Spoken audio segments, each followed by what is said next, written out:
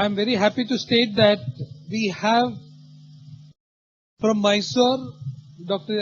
Anjali Siddesh and her group, and from Delhi Dr. Nupur and Dr. Amit and his group joining us for today's program.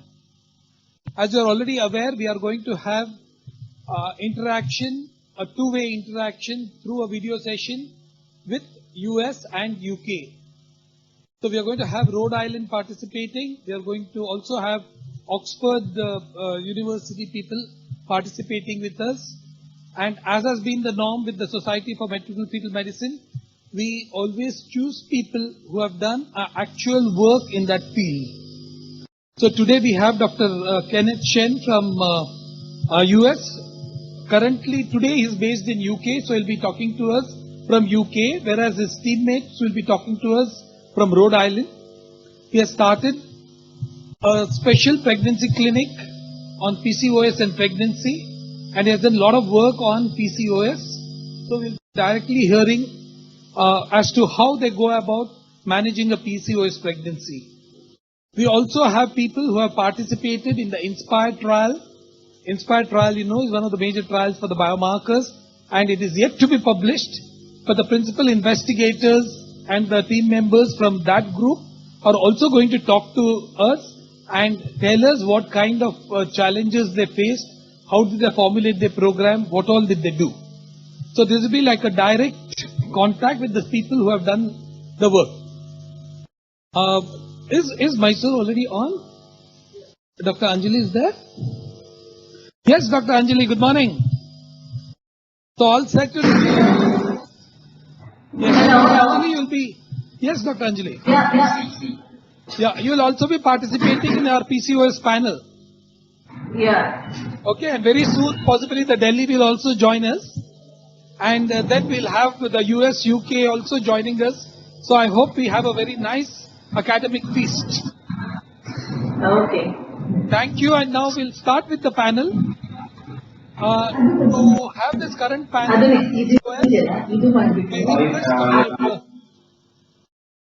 I request Dr. Sunita and Dr. Deepti to please come on the stage.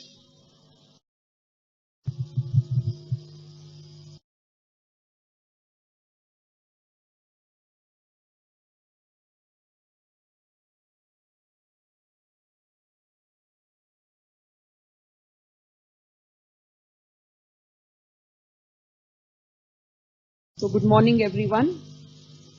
A warm welcome to one and all present here, and also to our Mysore and Delhi team who will be joining us. I'm sure that you will all enjoy today's session. PCOS has been selected as the topic for today.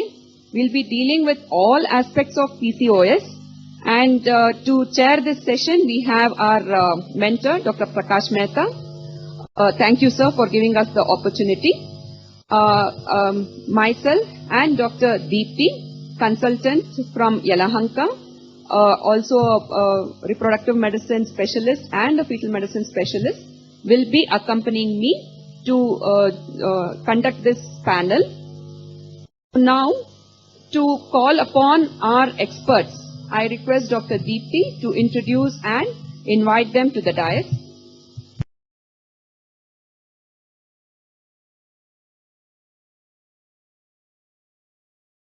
Good morning, everyone.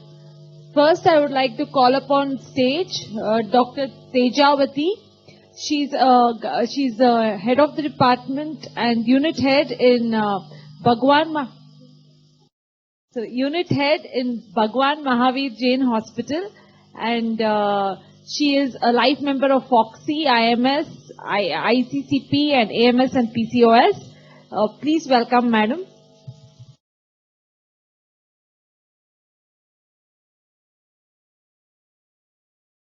Yes, the upcoming president of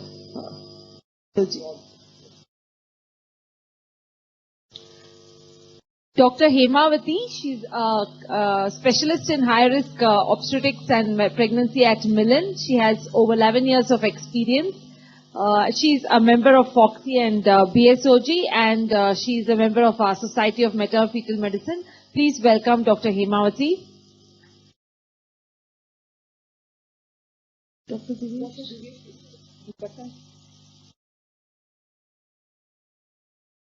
Dr. Divyashri, she is the scientific director in reproductive medicine at Milan Jayanagar branch, and she is our, she's going to represent the reproductive medicine and the endoscopy part for us. So please welcome Dr. Divyashri. So she is the guru for reproductive medicine, I would say. So to join us on this panel, we'll also be having Dr. Abhay. He'll be joining us shortly. He is endocrinologist from Jain Hospital. Prakash will go back now. Yes.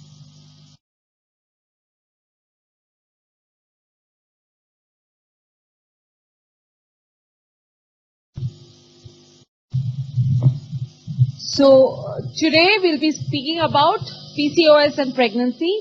PCOS, as we all know, is the most common endocrine disorder, and it affects almost 5 to 10% of the female population. To stump the experts, we have these people on the stage.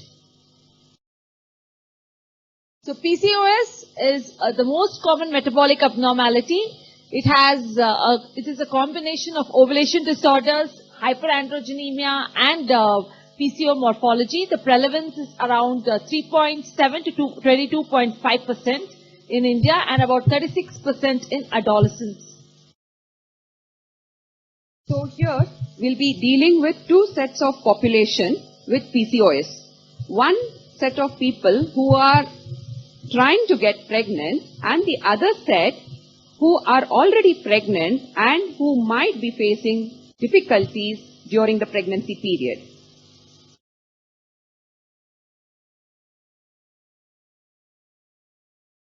So I'm sure that all of you will agree with me that PCOS is an enigmatic disorder with far-reaching effects and consequences. And now, to break this enigma, we have a panel of physicians and consultants in various fields who will be helping us to help the women. And I would name our PCOS lady as Pinky for today, who will help Pinky to go through her pregnancy uneventfully as far as possible and to have a healthy child. So, definition of PCOS. So, as PCOS is also an enigmatic disease, the definition itself is an enigma.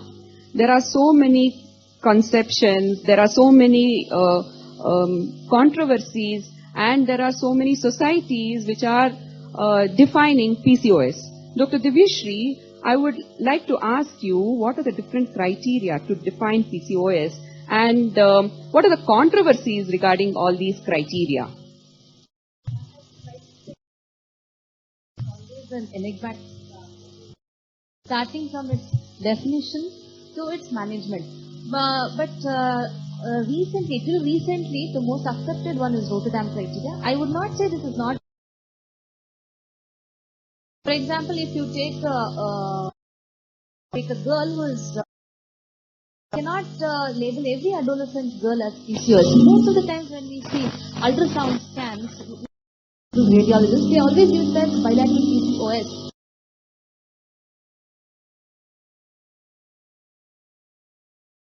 Actually, prevent overdiagnosis.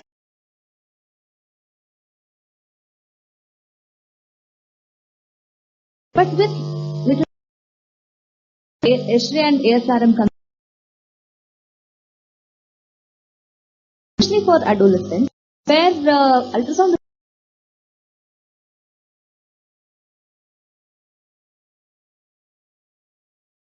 and but in a woman of one thing what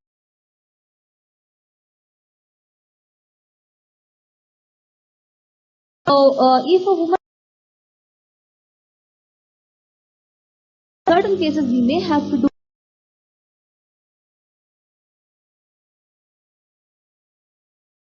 criteria from starting to various things, but still to keep it very simple and the most important thing now it has changed to Why this change to more than 20 follicles?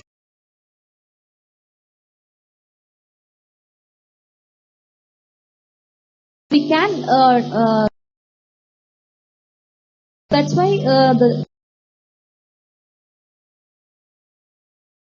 Yeah, so as you rightly pointed out, we give importance to history. So that's the beauty of all these consensus. So history taking is still going to remain as an important criteria when we try to decide who is a PCOS and not a PCOS. And history actually makes a lot of difference. So because history is such a simple criteria, we will not miss out on PCOS, and as you rightly said, we will not overdiagnose also PCOS.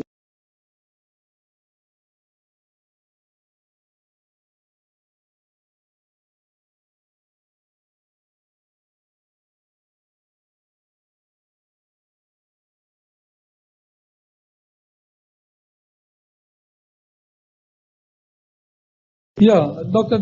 Divyashi has answered all the questions about the definition of PCOS. Dr. Anjali, if anyone from Mysore would like to ask any question regarding definition or regarding the disease itself. Do we have any questions from Mysore?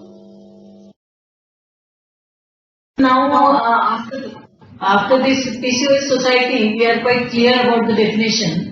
But still there are, as somebody told that history is very important point. Hello, can you hear me? Yes, yes. Please go ahead. Ultimately, history and the clinical examination ultimately will clinch the diagnosis. Absolutely. Yes. Revati, you would like to add something?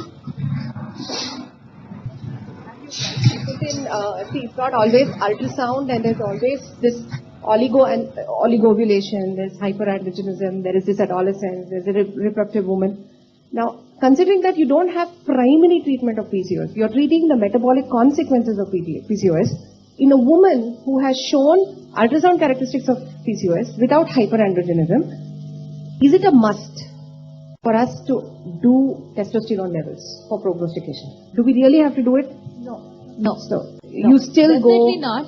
See, as I told you, if it is hyperandrogenemia, which we have to diagnose, it is only when we strongly feel she is PCOS, but we are not able to elicit hyperandrogenism on clinical examination. Okay. So only then we have to do testosterone levels, and testosterone level measurement is not without its own Defaults, yeah. because first thing is we cannot just assess free testosterone levels, and at the same time we have to assess free testosterone androgen index.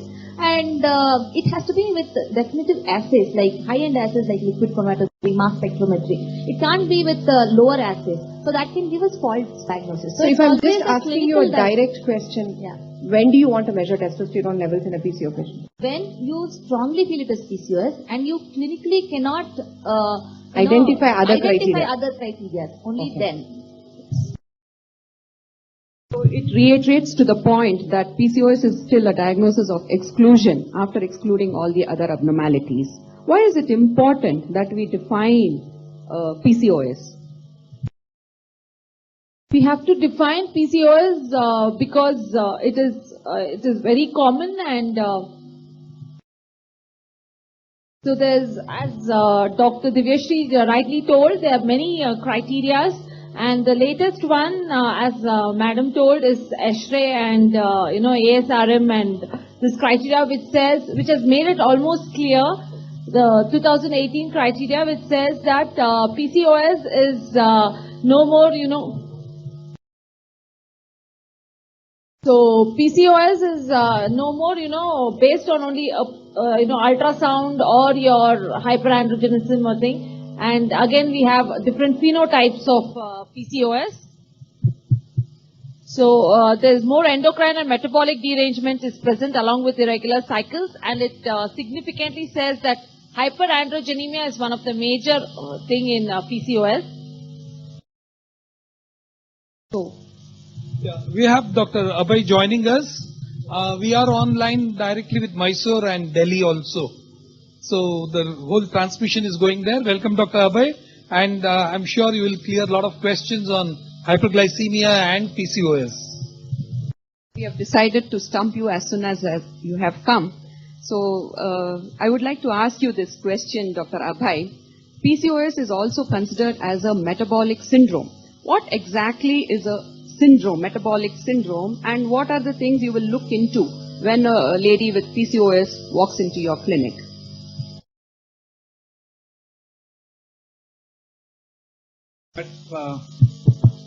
Metabolic syndrome is of concern because the end product is cardiac disease. So, the initial saying was that metabolic syndrome has got hypertension, diabetes mellitus, lipidemia, and obesity. These are the usual 4 components present in the metabolic syndrome. I think now we can include PCOD also in this. The reason being, PCOD to be a state of insulin. PCOD is considered to be a state of insulin resistance. So whenever there is insulin resistance, these factors, there is an increase in the incidence of diabetes, hypertension, dyslipidemia, and heart disease. So the implications are not felt today. For your consent would be that infertility might be a major issue. But these people, for the whole of their life, even when they consent, that a very, very high hypertension, and heart disease. The implications are beyond pregnancy in this set of patients. So definitely, Dr. Abhay, I agree with you. Syndrome is a collection of signs and features, and there is no single test which is available to be a diagnostic for the syndrome. So it is a combination of the endocrine and a metabolic dysfunction. PCOS has got heterogeneous presentation and various phenotypic expression, and genetic component is also been known to be associated with PCOS. PCOS, as Dr. Abhay rightly told, is a lifelong disease. So it changes from your young age, from pediatrics, to then you will have in your adolescent, and then we have during our refractive years and even in our perimenopausal age. So in your younger age, there are more of menstrual disorders, infertility. At the later age, we have this pregnancy complications. Your quality of life is altered because of the bleeding. You have more risk of cardiovascular disease, diabetes mellitus, and cancer risk. And this requires a multidisciplinary approach from the pediatrician, dermatologist, gynecologist, refractive medicine, endocrinologist, endoscopist, diabetologist, cardiologist, and even pediatrics. So if the moderators allow me, can I just say one thing? Here, as you could see, these PCOS, girls to, up to post-menopause, they have met the obstetrician and gynecologist at one point of time or the other. And in fact, in Amsterdam consensus, which was the gynecologists were majorly blamed because the long-term consequences were never looked into. So when, as doctors, we are not just about uterus and ovaries. We have to look at the patient as a whole, and we have to counsel them about these metabolic complications and to keep them under follow-up. So gynecologists, as gynecologists, we play a major role in preventing these metabolic syndromes. Definitely, Dr. Divyashree. I think the take-home message for all of us, when any girl, adolescent girl from the pubertal age group, anyone who walks into the clinic, give the treatment as a whole to that woman, because as you see, there is a shift from the reproductive disorders to what we are looking into, to a metabolic disease. And this metabolic disease actually forms the biggest burden to the society. As the age advances, the risk of all the 4 complications, what Dr. Abhay has rightly pointed out, they are going to form the major chunk of the disease prevalence in the society, and that is what we have to do. Like as clinicians, as public health priority, prevention and promotion of all the diseases, major diseases, is what we have to look into. Yes, Dr. Sunita, we are addressing a lot of problems, a lot of other mothers are more anxious when they are in 10th standard and 12th standard nearing exams, not getting cycles and, childhood obesity leading. All aware about PCOS and they say terms that, PCOS something. So that, we are putting them into OCP. Regularizing And leading to this, uterine cancers in later, infertility, start doing exercise. So all are going on. So catch them. No, it's not that. It's not just about Blaming. a few gynecologists, but majority of the gynecologists, they don't advise about or they don't educate them about long-term consequences.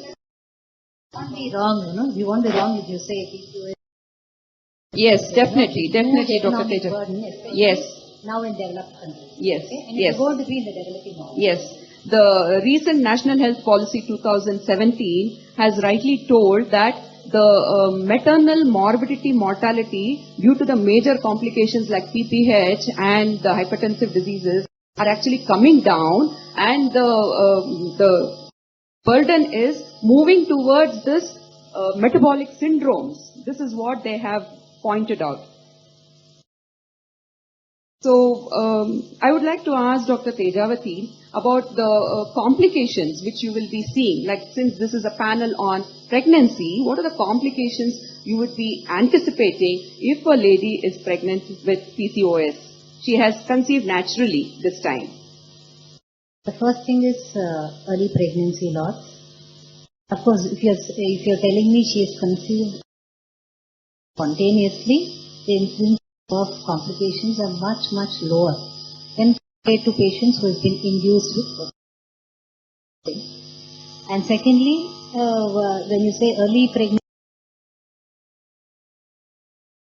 there are a number of reasons for it. Thing is increased LH, and then insulin resistance, and abnormal endometrial dysfunction, and obesity. So it forms like a spectrum Yes. of causes for early pregnancy loss. So there are various endocrine, paracrine and metabolic factors which might contribute to a pregnancy loss. So as you rightly pointed out, there can be the hormone related, endometrium related issues giving rise to a pregnancy loss. So this is what we need to remember. Dr. Tejavati said that if a woman conceives naturally who has PCOS, the risk of miscarriage is less. But even then, when compared to the general population, It's more. the There's risk no of, doubt. yes, the risk almost doubles. And if the PCOS woman has a recurrent pregnancy loss, the cause for PCOS causing recurrent pregnancy loss is almost up to 30%. So,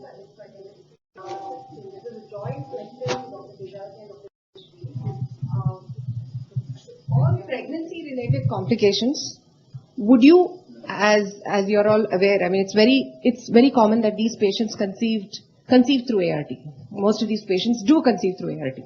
So, are we going to attribute pregnancy-related complications to PCOS phenotype because of hyperandrogenism, or are you going to attribute it to the ART technique? No, definitely to I mean, are we sure about this? Because this whole there is controversy. No, there is some contribution from ART also. I'm not saying no, but then the hyperandrogenism in PCOS is definitely attributable. Yes.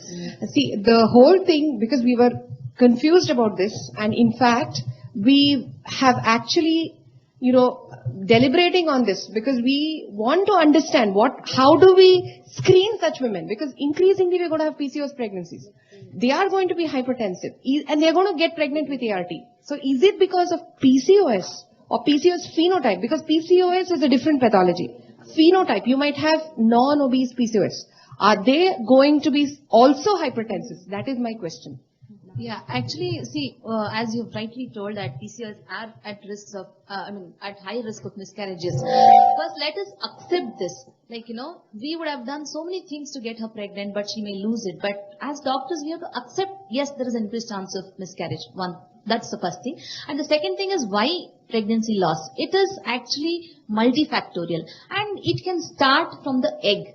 I mean, egg in the sense where? When she was inside the womb of her mother, what was the actually, I mean, in utero exposure, the programming, the fetal programming starts when she was a, fetus in her mother's womb. So it starts from the oocyte quality, it starts from the, hormonal milieu in which the oocyte had actually, started developing, and subsequently it goes on to her, metabolic issues or even endocrine, hormone dysregulation which she is having, compounded with metabolic disorders and also the endometrial dysregulation. And many a times we have seen actually the latest evidences are coming out on how exactly the PCOS pregnancies are going to be different in different treatment protocols, starting from if it is ovulation induction or even if it is, IUI conceptions, if it is IVF pregnancies, and in IVF pregnancies, what kind of endometrial preparation it is. If it, as we have seen large studies are there which shows that in HRT and PCOS, they are having a higher risk of miscarriages. Probably one, it could be because they are, phenotypically they are obese and hyperandrogenic, but also we may not see this corpus luteum in these women, which its function is not just production of progesterone. It has got a lot of immunological functions, the corpus luteum per se. So that could also be a contribution for, higher rates of miscarriage in these women. So to put it in a nutshell, the miscarriages are not just because of one factor. It is multifactorial, starting from the oocyte to the implantation to the endometrium and the associated hormonal metabolic dysregulations. Do we have any studies where it says that supposing a PCOS conceived spontaneously versus PCOS with ovulation induction versus PCOS with a full-blown ART? Because as a mental fetal medicine person, we always feel that whenever a patient has had ART, the complications are more. Definitely. So is it because the same kind of a rule applies in PCOS, or is it that the PCOS multiplies whatever the ART is doing and everything gets compounded? See, there are two phases to it, or two aspects to this question. One is, the hypothesis, and the other is evidence. The hypothesis itself, let's think that a woman conceives with PCOS and spontaneously, and let's think a woman has to conceive with ART, that is with IVF and embryo transfer. If a woman has to conceive naturally with PCOS, obviously the severity of the disease is much lesser. So if she has to go up to ART, that means the severity is much more. So she is a more severe PCO, and obviously she is going to have more complications, one. And the second thing is the studies supporting this also says that, those who are ovulatory PCO, they are, they don't have so many complications like a woman who is anovulatory PCO and hyperandrogenism and also metabolic disorders. And also, if a woman is obese, compounding to this, the miscarriages rate or even pregnancy complications are much higher.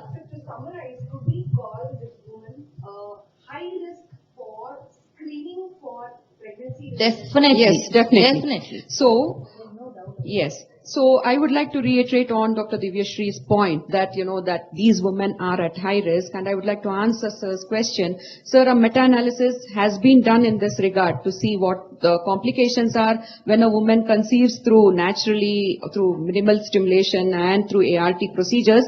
The risks they have analyzed not only based on the mode of conception, they have analyzed based on their phenotype.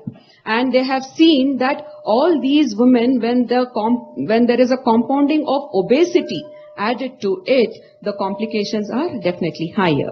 So the lean PCOS have a lesser chance of complications? Because I don't know whether that really holds true as compared to an obese. Yeah, Dr. Abhay, please. Yes. The lean phenotype is equally insulin resistant. Sir. Insulin resistant. There's a lot of insulin resistance in lean phenotype. Yes. Because even compared to the, for example, if you do exercise, the obese PCOS might start having periods. But for the lean phenotype, they usually don't require OCPs to induce. Yes. So because medications are required. The visceral fat is more in this lean phenotype. And these are more inflammatory than the obese phenotype. I think overall, they are more tough to treat rather than the obese phenotype. yes, what we need to understand is PCOS is not just a morphological picture. It also adds that hypoandrogenemia as well as hyperinsulinemia and the compounded phenotypic picture of the woman. So, Dr. Divyashree, the one which has no hyperandrogenemia, that phenotype has better pregnancies. Yes. Yes, definitely. So, So this is to Dr. Hemavati. So how is the first trimester screening different in PCOS? Are there any difficulties for us in our, your double marker, your beta HCG or PAPA, or in your NT scan? Any difference in your first trimester screening? Yeah, even though PCOS pregnancy has a high risk of developing pregnancy outcomes, adverse outcomes, but as such, no special protocols or for investigation.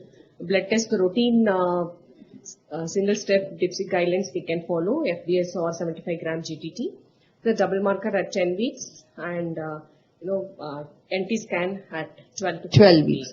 So maybe basically, we can look into little, extra the anomalies because they are more prone for GDM, cardiac or the spinal anomalies. Yeah, definitely. So basically the added risk will be because of the metabolic component of the PCOS, which adds to the pregnancy, not pregnancy per se. There will be no change in the screening protocols. The protocols will remain the same. But of course, when we screen, we'll also be including the PLGF because these are women who are at high risk for preeclampsia, hypertensive diseases, and GDM problems. Anticipating the GDM problems, we'll be having the anomaly screening itself in the first trimester. And I'm sure that fetal medicine specialists will also agree with me that there can be some kind of technical difficulties while doing the nuchal scan on such patients, obese women, and so there are some... Not necessary, we have a thin PCOS also. No. That is only for a phenotypic obese PCOS. Yeah. So this is to Anjali Madam in Mysore. Madam, we want you to be part of this panel discussion also. So we'll be posing a case. She's 26 years old with history of irregular cycles since menarche. She's our Pinky with BMI of 32. She's married for 1 year.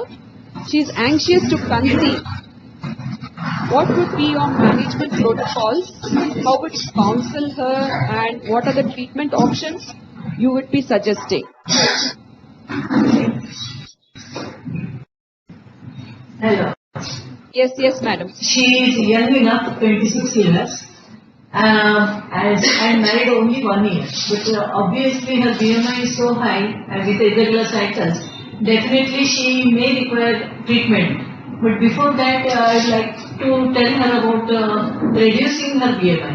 She needs to change her lifestyle, diet and exercise to reduce her BMI, and then she can conceive with maybe she can conceive spontaneously, or then she may require another ovulation induction method. So basically, like you would like to stress on lifestyle modification in her to help her to conceive. Because she is quite young enough and married only 1 year. Better option is change the lifestyle and reduce the weight with different methods, mainly diet and exercise. Yeah. Any other further investigations you would like to do on her to definitely we have to investigate her because she is already 1 year married life and irregular cycles. We have to investigate the basic things like her hormonal assessment, ultrasonography, and of course her husband's analysis also is required. Yeah, thank you, madam. So basically, the mode of management will differ from person to person, and what we need to remember, all the different strategies are available.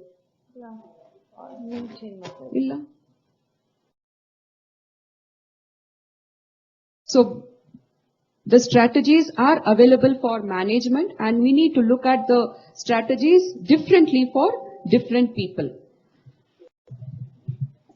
Delhi, anyone has joined? Prakash, Delhi? So, we'll ask. Yeah. So this is the question for our Eric. In the previous slide you have Yes. mention of BMI 32. Maybe this situation, maybe in OGTT, definitely would Yes. be. So basically evaluation. Yeah. So evaluate her. Not actually hormone profile. OGTT would definitely help. Yes. So this is a question which will be posed to Dr. Divyashree. What is the role of laparoscopy in PCOS? Too much or too less? First of all, I have to tell you, you are asking the wrong person, because I'm not a laparoscopic surgeon, and obviously, as a reproductive medicine specialist, I would definitely not, vouch for laparoscopy, because we have got very good drugs which can induce ovulation. So I would rather, stick on to ovulation induction drugs in these patients with PCOS. But nevertheless, which are the cases in which laparoscopy is indicated? In this current era of reproductive medicine, laparoscopy is indicated only when you suspect other pelvic pathologies, or when, ovulation inductions have failed and you are suspecting a tubal factor. Probably at that time I would, do a laparoscopy to assess pelvic pathologies.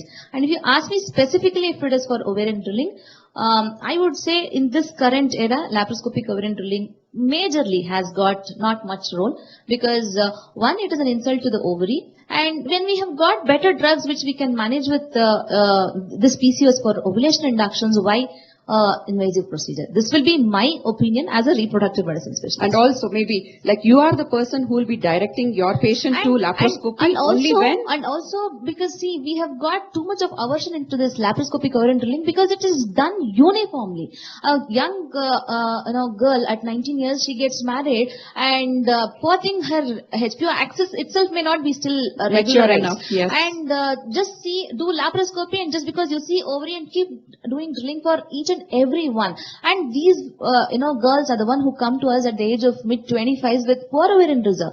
So we have to be really meticulous when we have to choose laparoscopic ovarian drilling. And I think as a reproductive medicine specialist, it is safe for me to tell that please don't do laparoscopic ovarian drilling, at least to prevent these young girls and women to land up in premature ovarian failure at a later stage. So when to do a laparoscopy is something like which everyone will have to understand and make sure that they follow all the rules before they decide for laparoscopy. Just because you see an ovary and then you want to, master that maneuvering of laparoscopic ovarian drilling, okay, let's do laparoscopic ovarian drilling, is totally unacceptable. Yes, and whatever studies have been done, like from PCOS patients who have undergone laparoscopy and who have not undergone laparoscopy, but they have been able to conceive with medications, with the hormonal medications, studies have shown equal outcomes. So there is no change in the outcomes of these women. So why laparoscopy unnecessarily? As Dr. Divyashree pointed out, they might land up with premature ovarian failure. So the main indications will be CC resistance, persistently high LH, and poor access to healthcare facilities. I beg to differ with this because this is old indications. Yeah. CC resistance, we can easily manage them with gonadotropins. And gonadotropins, if you're really scared that she's going to land up in OHSS, we have got different protocols to, get a monofollicular development. If it is persistent high LH, why can't we reduce LH with antagonists? Why can't we reduce LH with OCPs? And is it that high LH causes anovulation? It is just a manifestation. There are many more things which can actually cause anovulation. Poor access to healthcare facilities, I really don't agree with this, because just because you do an ovarian drilling and send them off, it is a wrong conception that they don't need any monitoring. And what is the percentage of ovulation post ovarian drilling is one thing which we also have to think. And how long this effect persists. Many patients from rural areas, they come that, so many fluid-filled follicles were there, it was treated with laparoscopy. Yes. So this is the misconception what we are creating among the, people after laparoscopy. Even after laparoscopy, if at all you have done drilling, and if it has to show some effects, monitor them and give them ovulation induction so that the probability of pregnancy is much better. And definitely, like even the outcome. See, once we start managing them as a whole, like not only with the medications, but when they keep coming to you, you will be reiterating on the facts of lifestyle modification, and that itself is going to go a long way rather than the surgery alone.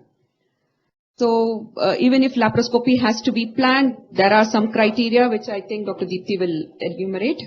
So the laparoscopy should be like, there's rule of 4. There's 4 punctures for 4 seconds at 40 watts and depth of 6 to 9 millimeters. Keep away from the hilum. There's but as you told now that they are gonadotropins. No, I'm not saying that. Even if you are doing laparoscopy, the rule of thumb is not just 4 punctures. When you have to activate the current, is Yes. very important. Yes, very so when important. the cautery or the monopolar cautery is into the ovary, then you activate the current. Not on the because surface. if you activate the current much before, you are going from the cortex to the stroma. Correct. So you are destroying significant amount of cortex which is actually containing the follicles. Correct. So that is more important, and also irrigate the ovary post procedure, which has got a lot of implications on reproductive outcome. Yes.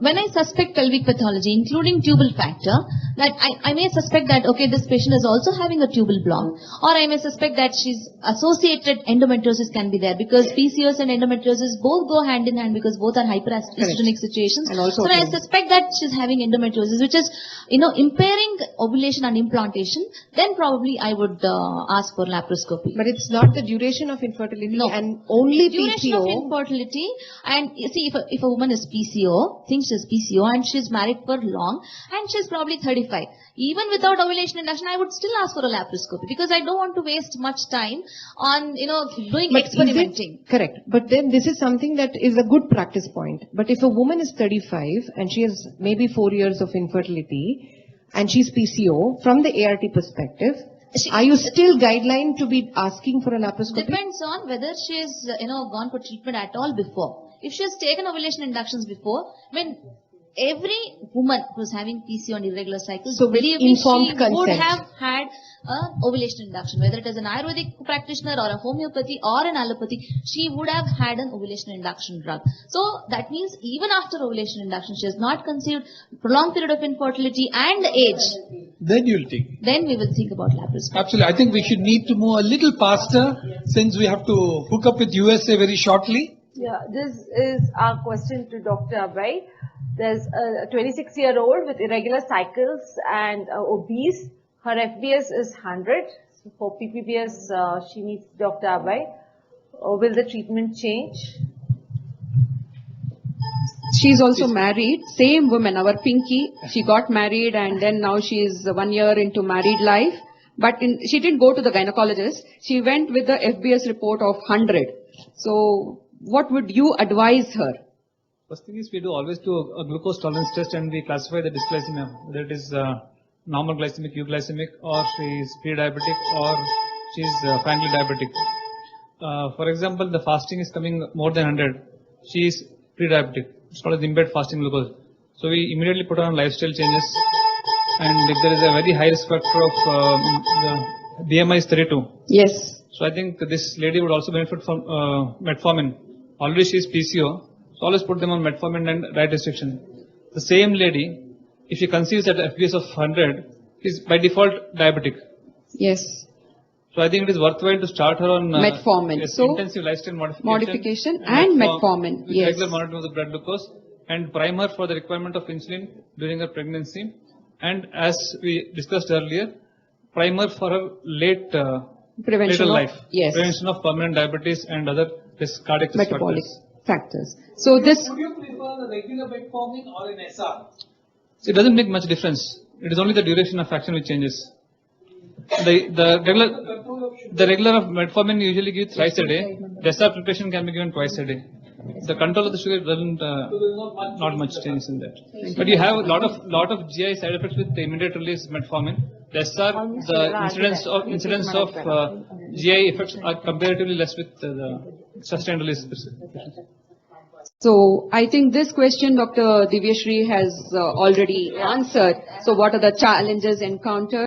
So basically you have already pointed out about the oocyte, embryo quality, and also the epigenetic influences resulting in poor fertilization rates. Okay. So basically, infertility treatment is like one tight rope, and so we have to decide what will be the mode of conception.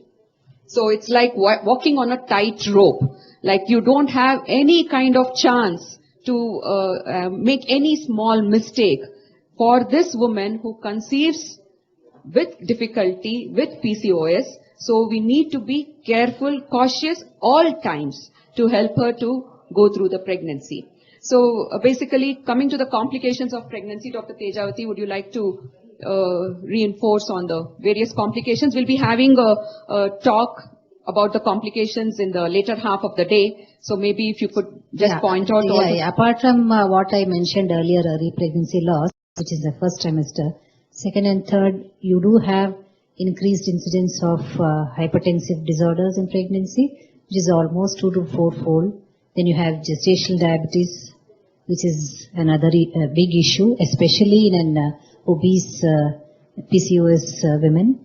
And then you do have multiple pregnancy in case if she's ART resulting multiple pregnancy. So again, multiple pregnancy adds on to the obstetric and complications. Neonatal complications. And then you have increased incidence of preterm births, small growth for, restrictions, small for gestational age, and also this adds to the neonatal complications. Neonatal, and then there is increase in assisted vaginal and cesarean, deliveries. So and also during delivery also we'll be encountering the difficulties because of macrosomia, shoulder dystocia, PPH, and the perineal tears and injury to the fetus. And in addition, they say that there is increased incidence of low UPCAR score and meconium aspiration and increased NICU admissions. Yes, the neonatal metabolic complications are also higher. These are all short term, but then long term, a lot of studies have been done in offsprings of PCOS, and they have found that increased incidence of metabolic and reproductive dysfunction in the offsprings of not only daughters but also sons of we'll be going into it. So this was one of the study which reinforced that the complications of pregnancy in a woman with PCOS, the complications are higher when compared to the general population, and they also made this conclusion that myoinositol supplementation can reduce the insulin resistance. I'd like to ask Dr. Abhay. Yes, we are coming. Myoinositol is required because I am very anti-myoinositol. Because we do not know how it acts. We do not really know whether it is helpful or not. And most of the conclusions have come from patients who are 30 patients and 40 patients. What so it is not your opinion? Not of much of help in PCOD, I think. Plain metformin, weight loss. Hyperglycemia. Hyperinsulinemia, myoinositol has been shown to reduce the complications. No, madam, it's not much helpful. So I think myoinositol doesn't have any role in your hyperinsulinism, and it is metformin and weight loss and regular exercise. Absolutely. I think what has been happening is we are seeing articles of 30 patients and 40 patients who are quite often quite biased if you go through the whole article. So I think we should be very careful when we use a drug, especially like myoinositol during pregnancy. See, I'm not worried whatever you use during non-pregnant state, because we do not know. No, at least I'm not worried as a maternal fetal medicine person. No, the thing is, but I would be worried pregnancy. No, the thing is anyway then she comes to you for pregnancy, but myoinositol is, we are quite skeptical. Actually the study started with decarinositol and then came to myoinositol. Then it was a combination. So it is basically at different organ levels. And yes, it is a, something which is promising research, but it is not that it is for, regular clinical practice. Yes. Not, definitely it is. So this is still a question mark. Role of supplements in supplementary molecules in the management of PCOS is still a questionable evidence, and we need to act rightly. The most articles which myoinositol, they end up with telling that further studies are required. Yes. So agree to it. So just to break the monotony, So here we have a woman with PCOS, and she has excessive hair growth, and is laser treatment allowed during pregnancy? Yes, we can allow her for any of the laser therapy for her.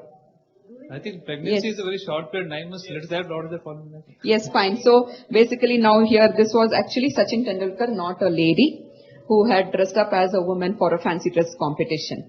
So What about the creams? creams for Helpers.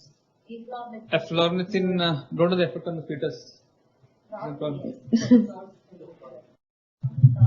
Again, I repeat, one thing we need to be careful during pregnancy is not to use anything which is not that required. Okay, now I've had patients with early pregnancy getting their acne treated, and the dermatologists have given up all kinds of drugs, and then we land up with problem. I've had patients who have started their laser therapy, and then they've got pregnant in between that laser therapy. And we really do not know what that short current does when the patient, especially in early pregnancy. We really do not know. We don't have that much of data with us. So once we don't have data, I don't think we should be using it. We should not be using it. And creams, of course, we all know every day new and new chemicals are being added, not only for causing effect on the current fetus, but on the current fetus's reproductive life. You know, so many new compounds have been being identified every day. So let us not use anything which is not proved. I would suggest, there are some patients who are very fussy and say, no, this hair is becoming more and all that. I'll say use haldi. That should be fine. So basically, like any extra form of treatment for during the pregnancy, we should take it with a pinch of salt. Give them the episode of Grahana, eclipse. So it is like an eclipsed treatment kind. So this is basically when you advise them for diet and exercise. So day will not be too far when you see people at home with their gadgets, and then you ask this person, Sardarji, to have one paratha. This is his size of a paratha. And maybe later on, we'll be having mummies with a headphone and a mobile. So this is what the technology has done to us. So I think Dr. Diveshri rightly pointed out, there are various strategies to prevent the complications in women with PCOS. And what we need to understand that one size of shoe doesn't fit all, and we need to customize the treatment to prevent the complications.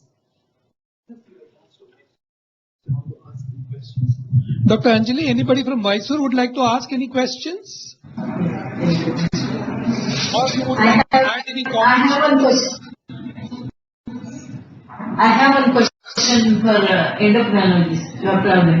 Abhay. Hello. Yes, please go ahead. No, we are giving folic acid for all pregnant women prior to also. But folic acid in the patient with PCOS who is about, when we are suspecting diabetes, that she could develop diabetes, whether we should give the same dose or whether we can avoid or whether we can regulate. What is your opinion regarding folic acid for any pregnant woman with PCOS? With PCOS or diabetes? It should not make any difference. I think the routine folic acid should be sufficient, I believe. It doesn't have any interaction with any diabetic drugs or with any. Because a lot of folic acid being all obstetrician gives. I think it's 5 mg once a day. 5 mg is what we are getting. Although the dose required, we know is only 0.3 milligrams. But since we don't have any such tablets, as it is, we are giving enough dose. So I don't think we really need to alter anything at that stage. Yeah, but what happens? Folic acid will be there in patients, some protein powder also. Again, we are giving One more separately. comment here that PCOS is known to be associated with hyperhomocystinemia. So once there is an association with hyperhomocystinemia, possibly the folic acid that you give would be much useful. I don't know whether we need to convert it into tetrahydrofolate or just the folic acid should be fine. But I think let us continue using whatever folic acid that we have been using. I think we should add B1, B6, B12, yeah, because it makes a lot of difference. Only folic acid like the olden days, I think it's time we should change. So this question.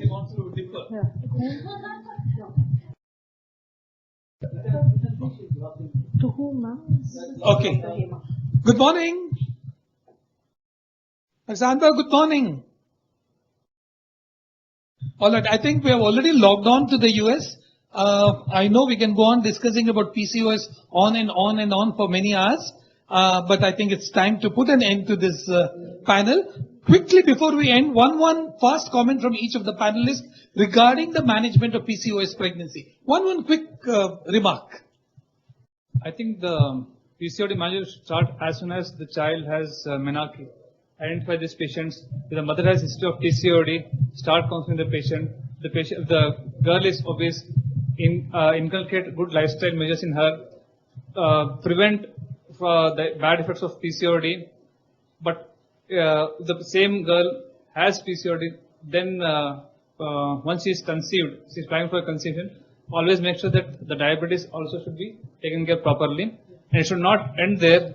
It should also be taken to the further life to prevent heart-related diseases. And it should not just end there. It is for the next generation wherein the incidence of PCOD and diabetes in males is also quite high. So the PCOD gives an opportunity to correct the generations, not just one single generation. Yes, Dr. Divyashri? I want to highlight 3 points. Lifestyle modification, and lifestyle modification. Perfect. Once a PCOS woman desires pregnancy, she is under high risk. She's coming, more adverse complications. So we have to optimize her health pre-conceptionally, as Dr. Divyashri said, with advice of diet and lifestyle modifications. So at any point of time, whether it is from adolescent to Or pre-conception, during conception, and also post-pregnancy. okay, Dr. Tejavati. Yeah, once I think preconception, she has come and you have asked her to reduce weight. She conceives, then they have to be made sure that they don't increase their weight gain, and the surveillance in these patients is very, very important to, to get a better maternal and fetal outcome. Thank you all very much, and Dr. Sunita and Dr. Dipti, thank you for conducting this wonderful panel. Please let's give them a big hand. Okay, now the US has already joined us, so we will just have a quick break for coffee, or are we starting with the US session? Yeah. We'll break for coffee and get back, but before that, I would request Dr. Revati to hand over a moment to all our panelists.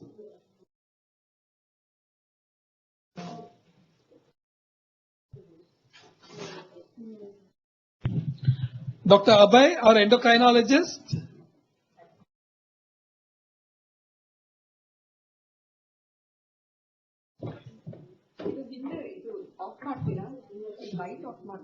Dr. Divyashri, reproductive endocrinologist.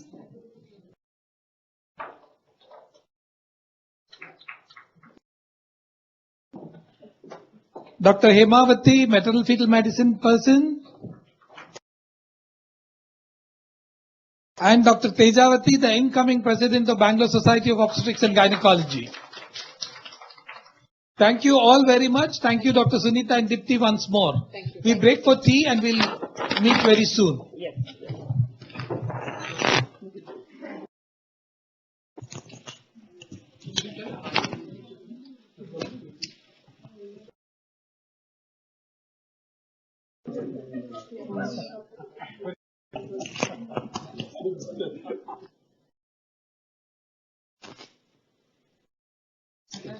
Sure.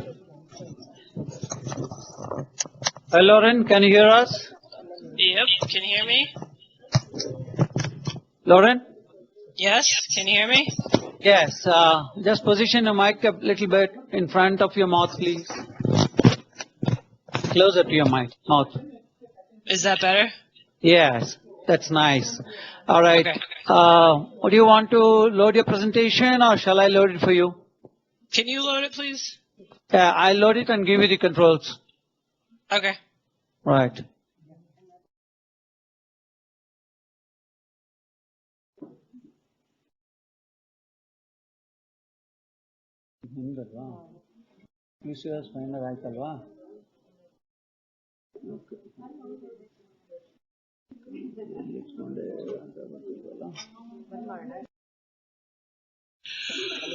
Yeah.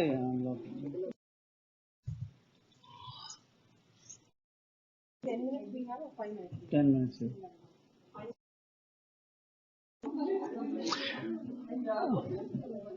What was the name of the presentation? Yours? It was, hold on a second. I'm just trying to figure out where I put it. Hold on. Oh, it's PCOS-SMFM. And All then right. Yeah. Got it. Okay. Got it. India, right.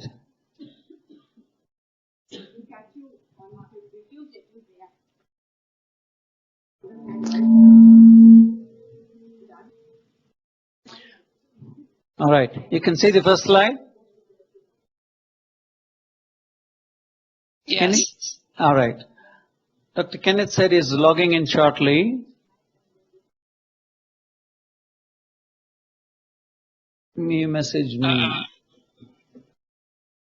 He said he's having trouble logging on. Okay, there's a call. Let me call him. Okay.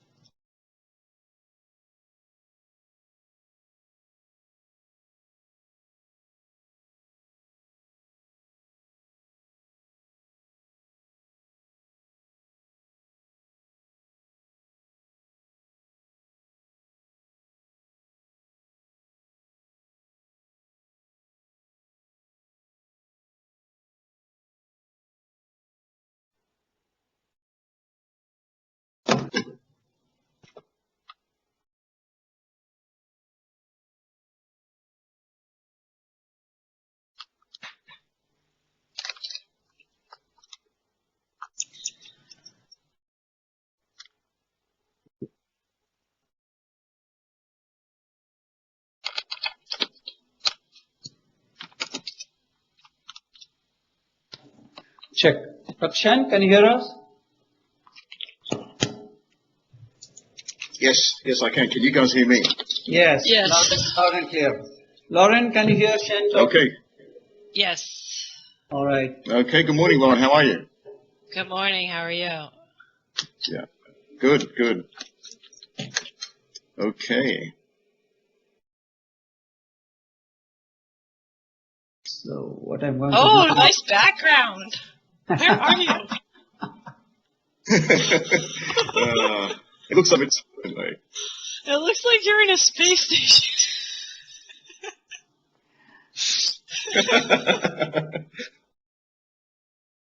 All right. I have actually opened up only both your audio and ours. And now, first, Dr. Kenneth, you're going to talk? I think he has got a poor connection. Here. Dr. Shen? Dr. Chen.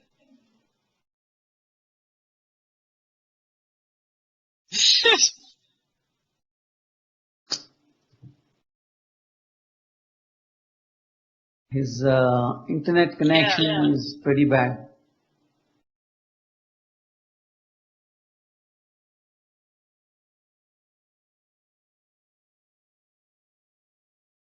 Dr. Chen? Uh-oh. Check.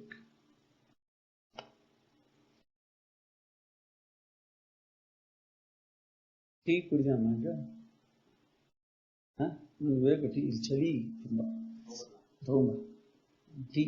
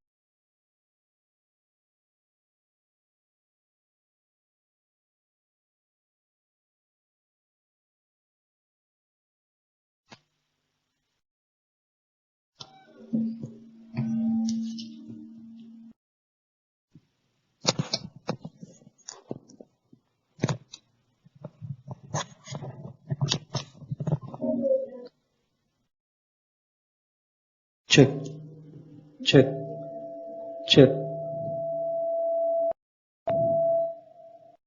check check check check check check check check check check check.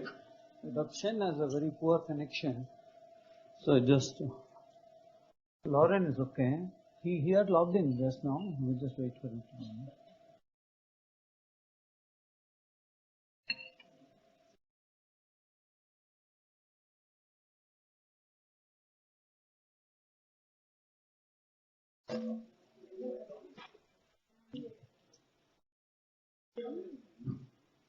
Hey, Lauren?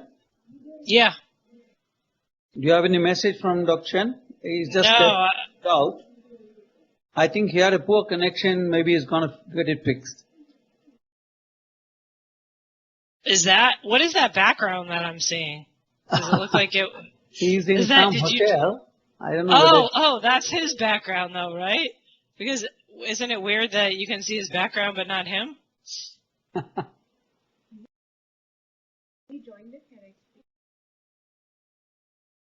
I just sent him a message and I'm not hearing anything. Yeah.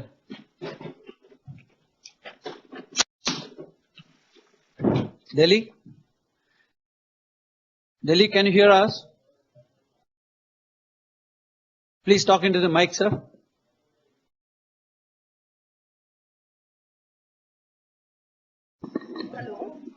Yes, hello. Hello, this is Dr. Revati.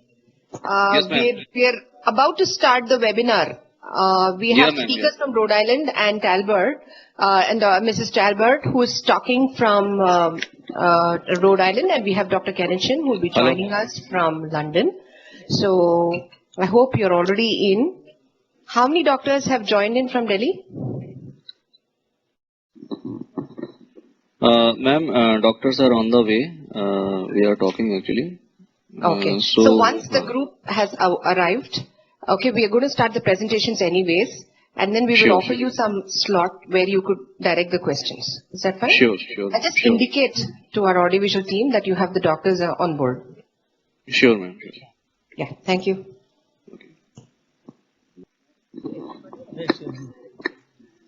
Dr. Shen? Dr. Shen, can you hear us?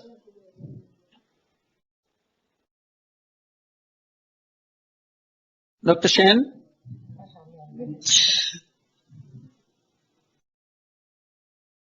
Lauren, you can hear us, right?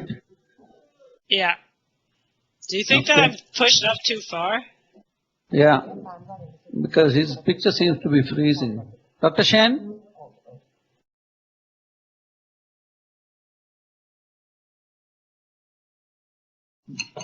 Dr. Shen, can you hear us? Looks like he's moving. I think he's moving. He's on Wi-Fi. Hi, Ms. Talbot. This is Dr. Revati. Hi, how are you? I'm fine. Good morning. So we're just going to do the introductions in a short while. We're just waiting for Dr. Kenneth to give us the green signal that he is logged in, and we will start off the presentations. Can you hear me? Okay. Yes. Just to elaborate, we have three teams. We have the on-site Bengaluru team with delegates. We have Mysore, which is also joining us from Karnataka state in India, and we have another team from Delhi. So all of us will be interacting with you live. Great. I think you need to move your mic closer to your mouth, Lauren. You are heard, but it's a bit low. Me?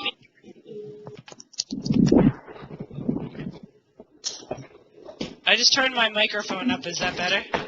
Yeah, I think you need to turn it up a little more.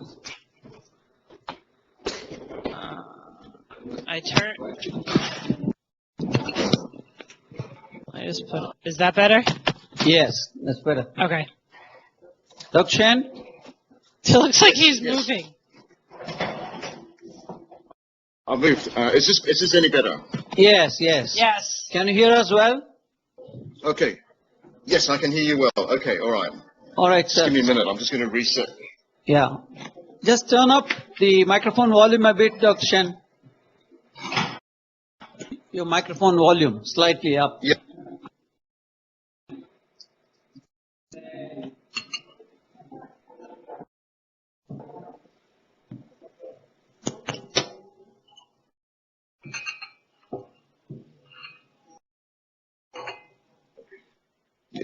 It's actually already at the maximum. Can you hear me okay? Yes. Yeah, that's fine. We can hear you. Okay. So, I'm just going to do one last thing. I'm just going to replug my laptop, all right, into the power. Come again? One. He's putting his laptop into the power. I'm just going to replug my laptop. I think it's 11. Can you all move a little bit right so that they focus?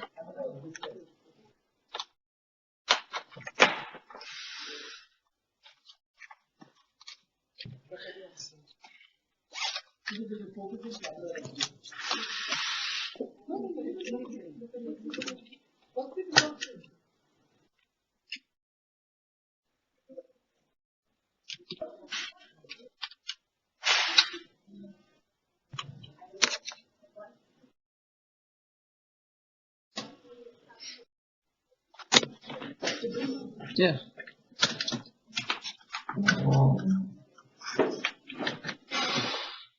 There. First is Dr. Shen, second is Lauren. Yeah. Good morning, Dr. Kenneth. Dr. Hey, good Kenneth, morning. How are you, Dr. Mehta? How are you? Yes, Dr. Mehta, how are you? It's Yeah, very we're good so to see glad you. that you're with us whenever we require you. Really happy. I'm in London, actually. Yes, I'm in London right now. Yeah. Yeah. And morning, Lauren. Welcome to the Good program. morning. Thank you. We are here in Bangalore, and the program is also going over to Mysore and Delhi. And those people are also going to be able to see you and talk with you. Mysore, Great. Delhi, Bangalore. These are the three centers we have connected. And I think we are US and UK, so we are almost like different parts of India and different parts of the world. Yes.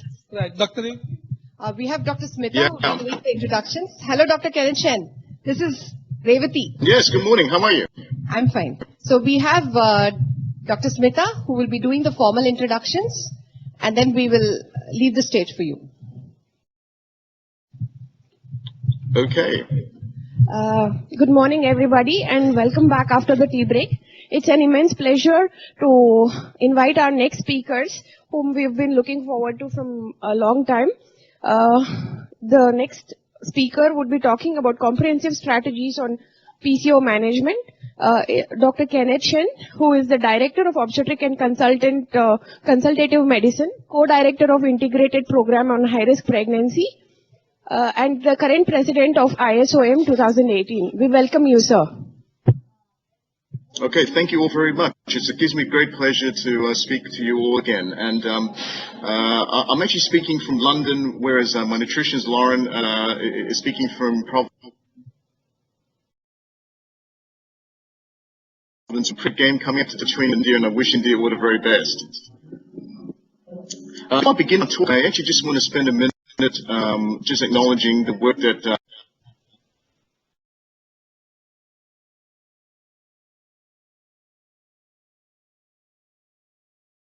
she's making me a very comprehensive program in polycystic ovarian syndrome. These are the kind of conditions that it takes a village to treat well, and here some very interesting research from recently, and I want to just acknowledge her involvement with my clinical work and in giving this presentation. So thank you very much, Lauren. I'm going to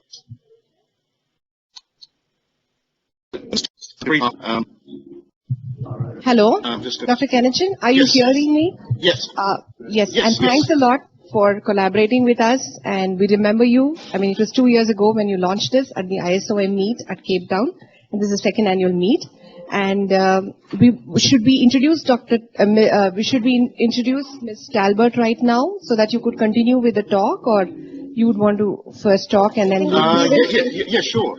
Yes, of course. We're also glad to have Lauren Talbot, who is a registered dietitian, Department of Medicine, Rhode Island, who is also playing an active role in the comprehensive PCO clinic and the metabolic clinic. We welcome you, ma'am. Thank you. Right. Yes, okay, and so we also have the Mysore team who's joining us. Mysore, are you there? Mysore, are you there? I mean, it's too many centers collaborating, and that's why we're just, having it slightly delayed. Mysore, are you in? That's not Mysore.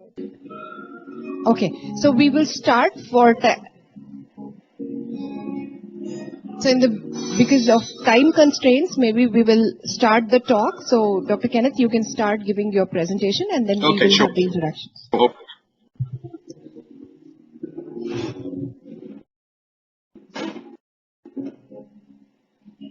Okay, so basically, I'm going to just give a very brief overview of PCOS at the beginning, and then I'm going to get Lauren to speak for about 13 to 15 minutes on the nutrition and PCOS specifically. Like I said, a lot of what we do relates to the nutrition for these patients, and as far as I'm concerned, Lauren's really key to what we do.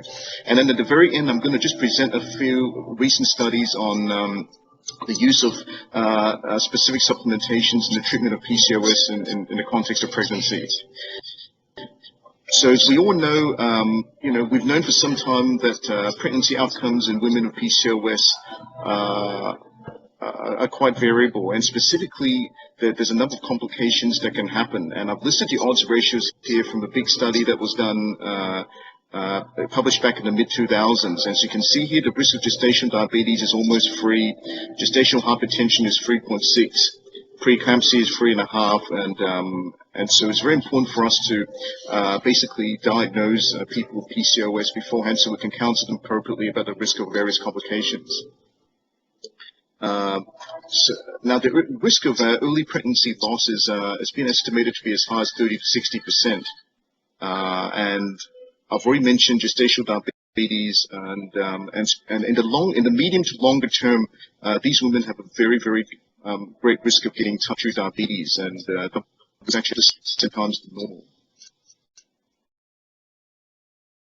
Now, the diagnosis of PCOS, according to the Rotterdam criteria, consists of at least one criteria and at least two of the following groups, okay? So, traditionally, people talk about seeing polycystic ovaries on ultrasound, but these days we know that these may not actually be seen, but if they have one of these two characteristics in both of these groups, then they can be deemed as having PCOS. So, in one group, if they have symptoms of an ovulation or irregular menstrual cycles, or indeed any clinical symptomology of hyperandrogenism, then they have PCOS, even if they don't have polycystic ovaries on imaging. The history of PCOS is quite interesting. It was actually first described in an academic way back in the mid-1930s by Stein and Leventhal, where they described in the American Journal of Obstetric Gynecology women with amenorrhea associated with bilateral polycystic ovaries. But back in the early 1920s, it was actually described by the French as women who had, basically features of diabetes, but who had also symptoms of hyperandrogenism. And it wasn't until 1980 that PCOS was found to be associated with hyperinsulinemia, and this was found to be due to insulin resistance. And at first there was some thought as to whether it was whether insulin resistance led to PCOS or whether it's a PCOS that was associated with insulin resistance. But ultimately found PCOS, the pathogen PCOS was very heavily related to reduced insulin sensitivity. Okay, so this diagram just highlights what insulin actually does to a number of organs in the body. So basically, as we know, insulin stimulates the storage of glycogen in the liver. It improves glucose uptake in the muscle and fat. And as well as that, it does a number of other things. It suppresses HDL cholesterol, which is the good cholesterol in our body. It also suppresses SHBG, and I'll discuss that more in detail. But specifically, it stimulates androgen secretion from both the adrenals and the ovary glands. And so, as you can see here, when the insulin levels rise, a number of these things the effects of a number of these things are increased. So specifically, androgen secretion is increased, as well as SHBG being profoundly suppressed. Okay, and as we know, gluconeogenesis also reduces, as well as reduced glucose uptake. So that's what leads to glucose intolerance. And just to recap, the free androgen index is defined as the total testosterone over the sex hormone binding globulin times 100. So as we can see there in the previous diagram, if the testosterone level goes up and then the SHBG level goes down, the FAI is going to increase. And we all know that FAI rises of hyperinsulinemia and PCOS. Now, anti-Müllerian hormone is another hormone, and I'm sure we discussed already in the symposium earlier on. But just to recap again, it's produced by the granulosa cells of the developing follicles and is a marker of ovarian reserve. But it also regulates the appropriate development of a mature follicle, and it prevents the release of an immature oocyte during ovulation. And in PCOS, this level is quite elevated due to the elevated number of resting antral follicles. And it is this very elevated AMH level that actually holds the follicular maturation process, which then subsequently leads to a lot of the apoptosis of these immature follicles, and which then leads to the formation of cysts in the ovaries. Okay, so the prevalence of type 2 diabetes and the glucose tolerance in PCOS patients aged 20 to 44 was described back in extensively back in the late 1990s. As you can see here, for these women, the rate of intake glucose tolerance is quite high, like above 30%, and so we really need to keep that in mind because it is this population in particular that we should be trying to identify early on. So what about gestational diabetes and PCOS? So the study back in the mid-2000s summarized that basically the risk of GDM for patients with PCOS is quite about three, like I said, up to about just almost 3 times the limit of people who don't have PCOS. And interestingly, in that study, they actually looked at women who have a definitive diagnosis of PCOS, but who had some various features of PCOS symptom-wise. And even the percent of people who had GDM at that group was higher, like it was 8.2% compared to 5.9%. Okay, now what about the pregnancy outcomes in infants born to mothers with PCOS? And again here, the key figure was that when the mothers were treated with metformin, the risk of GDM was about half compared to the mums who were not treated with any metformin. Okay, so it was at this point in time that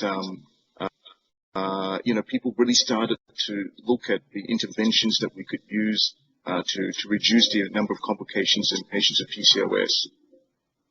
Okay, I'm just going to now finish off my introduction by going through the various treatment modalities that we use for PCOS, and I'll try to schematically show the different modalities that we have here. So this diagram just kind of summarizes that as insulin levels rise, various things start to stop occurring in an appropriate fashion. And as we can see here, the ways that we can treat high insulin levels is by exercise, obviously by using a good diet, by losing weight, and by using metformin to improve insulin sensitivity. And the key is we would like to try to do all these things stepwise and continue to the effects of all these things kind of like with exercise, diet, and metformin, which try to bring the insulin levels down so that ovulation is not inhibited and lipolysis is not inhibited. And just bear in mind that, the reason that we like to run a comprehensive PCOS program is not just about necessarily giving them treatment strategies. It's also about looking at ways to reduce their stress levels. Because it is well documented that people who have a lot of stress in their lives, they could be doing all of these things, but it's likely going to kind of increase their insulin levels as well. So at this point in time, I'd like to hand over to Lauren to go through various strategies that she discusses with patients about in relation to PCOS, and specifically she'll be describing some recent research that have come out in this area, and I'm sure you're all going to enjoy her talk very much. So thank you very much, Lauren. Thank you very much, and thank you very much for inviting me to present this morning. It's 1 in the morning here, so definitely very early. I labeled my presentation PCOS Stop Confusion, Start Control, because that's what I try to do with these patients that I have. So we're going to start off and test your nutrition knowledge with 3 truths and 1 lie. See if you can figure out which one is a lie. PCOS women that follow a plant-based diet can have a reduced weight and improved insulin sensitivity. B, omega-3 supplements have been shown to improve insulin sensitivity and lipid profile for PCOS patients. C, chromium supplements can have an effect on weight with regards to reduction in PCOS. And D, myo-inositol and D-cryo-inositol have been shown to improve metabolic, hormonal, and reproductive aspects. I'm not sure if anybody can respond, but I'll just give you the answer. It's C. So the research does not support the chromium supplements. So as as everybody probably knows, PCOS can be a confusing diagnosis for these patients, and I recently read a paper saying about 50% of women had to see 3 or more healthcare professionals before they get a diagnosis, and almost half of them did not receive any information for long-term complications or emotional support. So a lot of times when I'm seeing these patients, I'm definitely feeling their anxiety and depression. And it's also important to note that these patients can have an increased risk of some type of eating disorder. One recent study just showed about 60% of obese PCOS patients did admit to having binge eating disorder. So when I see these patients privately, my main goal is to stop their confusion with regards to this disease and start some control. I'll explain how I do so. So with the talk today, I'm going to touch upon diet, the relationship to fertility, specifically looking at the DASH diet, Mediterranean diet. And then I'm going to go on to some supplements, looking at omega-3 and inositol, and then briefly talk about a few others. So let's talk about dietary patterns.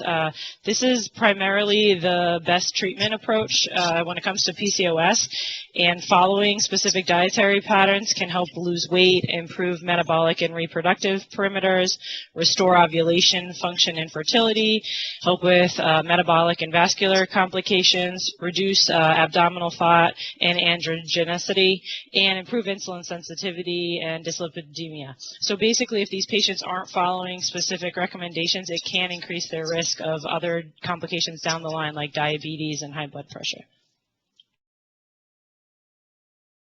So let's talk a little bit about what the DASH and the Mediterranean diet are. So the DASH diet stands for a dietary approach to stop hypertension, and there's a lot of research to support its use in many different diseases, but I'm going to obviously talk about PCOS. And these diets are basically plant-based diets. So you may hear those words, and there's no true definition of plant-based diets. It's more eating more plants and less animal products. So generally these diets are high in fiber, they're high in antioxidants, and they're generally low in saturated fat.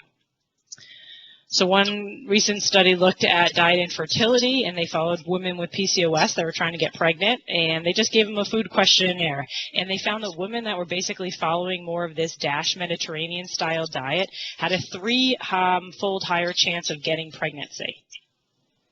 Pretty good numbers. When I'm working with my patients that have PCOS and trying to get pregnant, I definitely touch upon this research. So recently there have been about 3 different studies looking at the DASH diet for women with PCOS, and I tried to sum up their research just to highlight the big important points. And obviously the first one being that it helped with weight reduction, and again it helped with insulin sensitivity. Markers of inflammation such as CRP were decreased, and the high levels of the androgens were decreased as well. And just to note, 2 of these studies, the 2017 ones, were calorie restricted, so that may obviously play into part with weight reduction. And then in 2015, there was a really interesting study basically looking again at a plant-based diet. They labeled this Mediterranean-inspired low glycemic load anti-inflammatory. But if you can look at the definition of how they encourage patients to eat, it's very similar to the DASH diet. The difference would be that they did encourage 5 cups of green tea daily, and the results from this study were pretty interesting.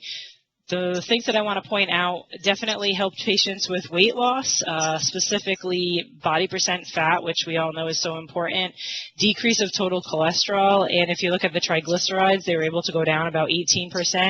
CRP went down 35%, and about 63% of the women were able to regain their menstrual cycle.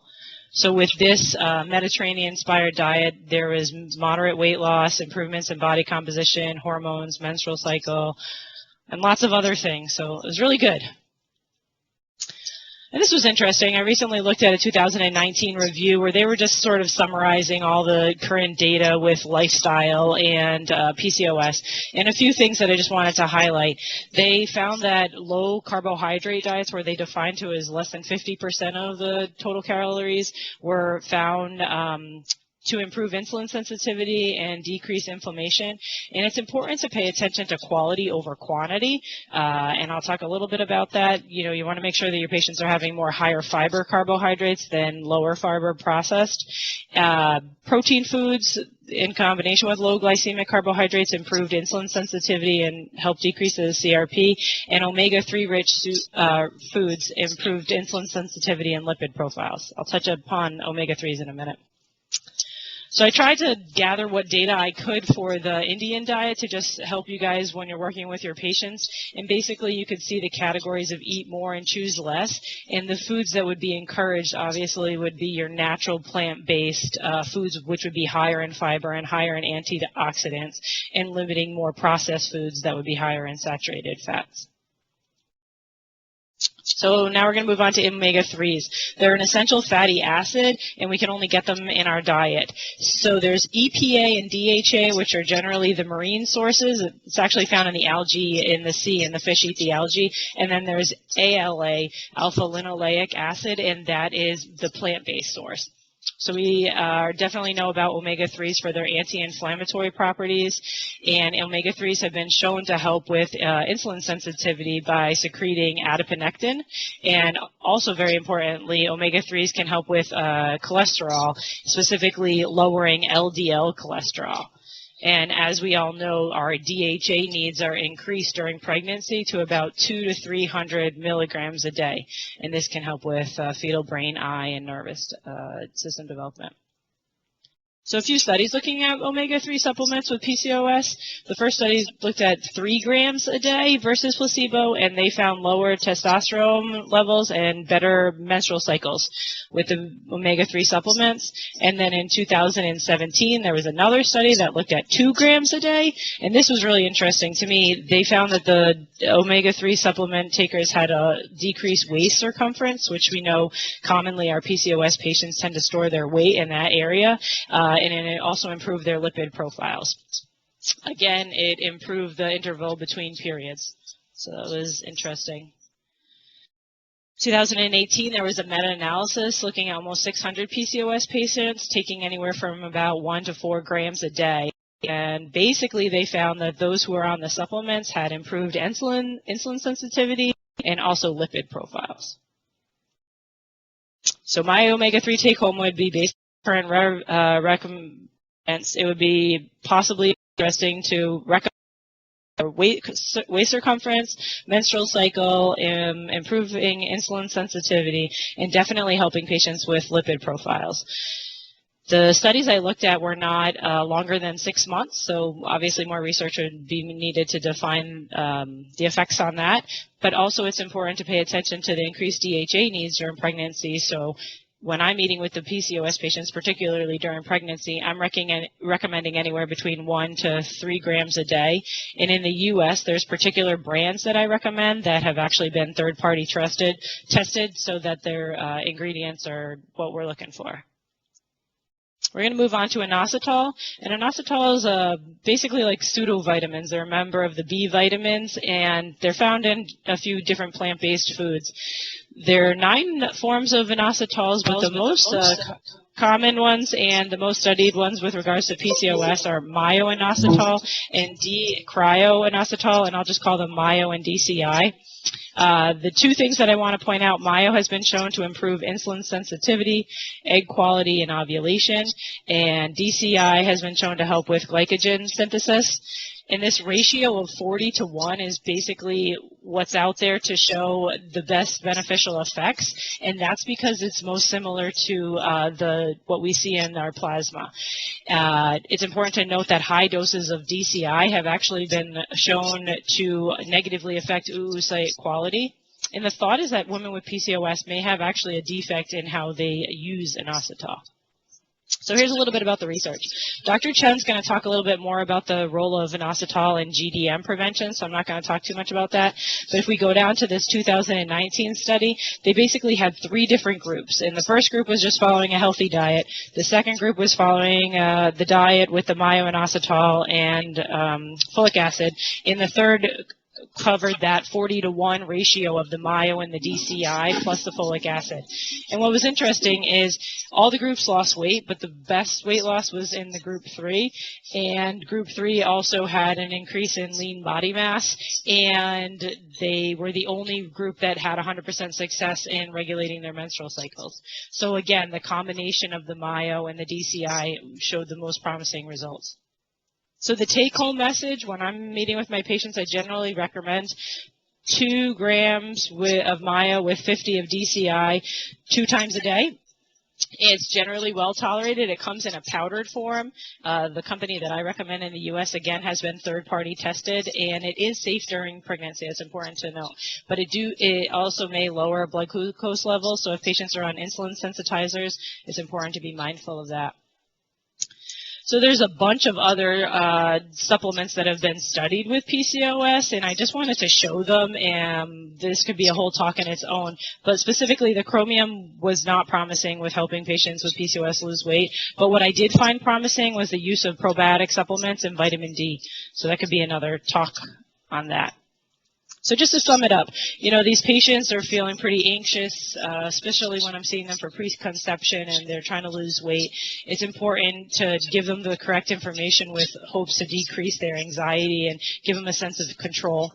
So again, recommending this plant-based style diet is obviously a big deal in terms of antioxidants and fiber and general health for other reasons.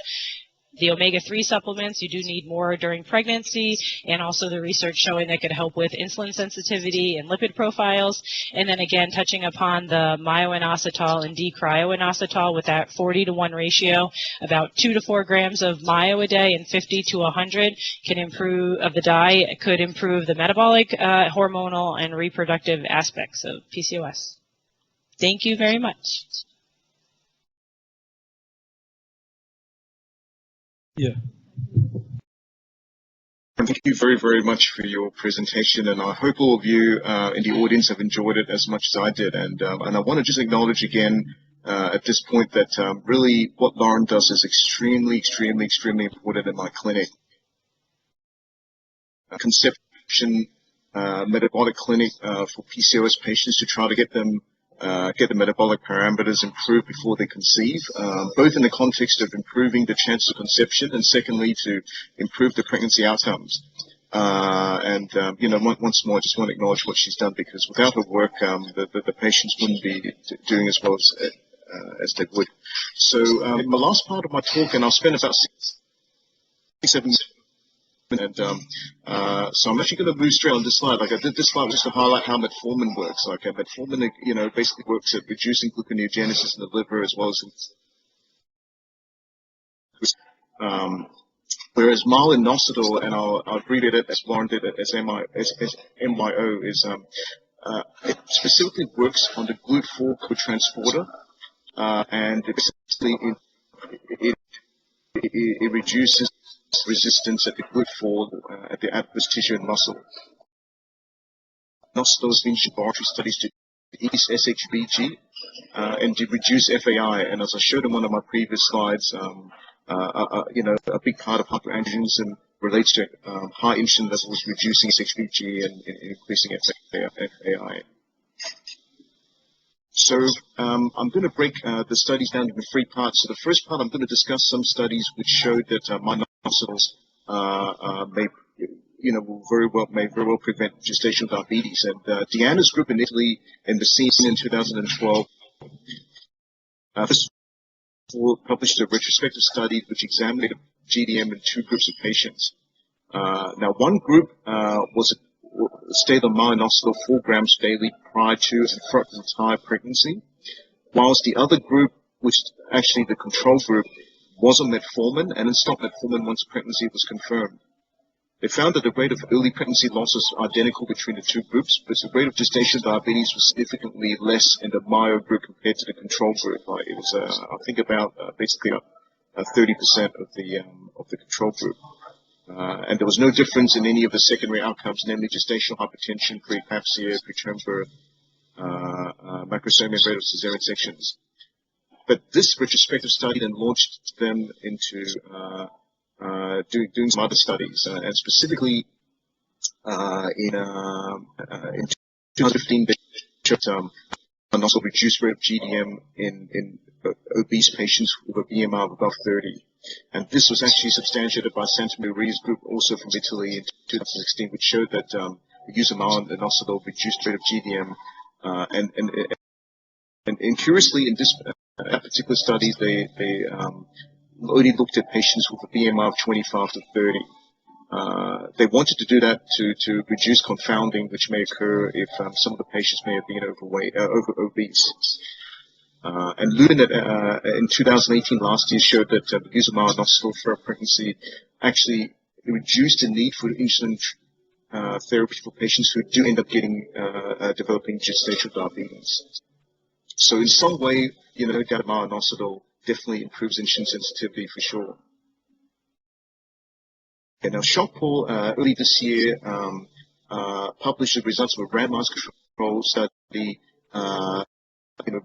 metformin. And so this study is, 53 women aged 18 to 40 PCOS by the Rotterdam criteria were mapped and they're actually using 50 milligrams a day or 4 grams daily, 12 weeks, and they brought patients in every 3 weeks to measure the anthropometric metrics, and they also measured the laboratory, in terms of the measures the glucose, the profile, and the hormone resistant kind of model.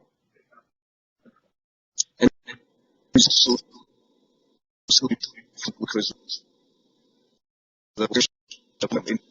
index, triglyceride, LDL cholesterol, and it also PPAR gamma as compared to metformin. PPAR gamma, just in a nutshell, is it's a very important model which helps control improve insulin sensitivity.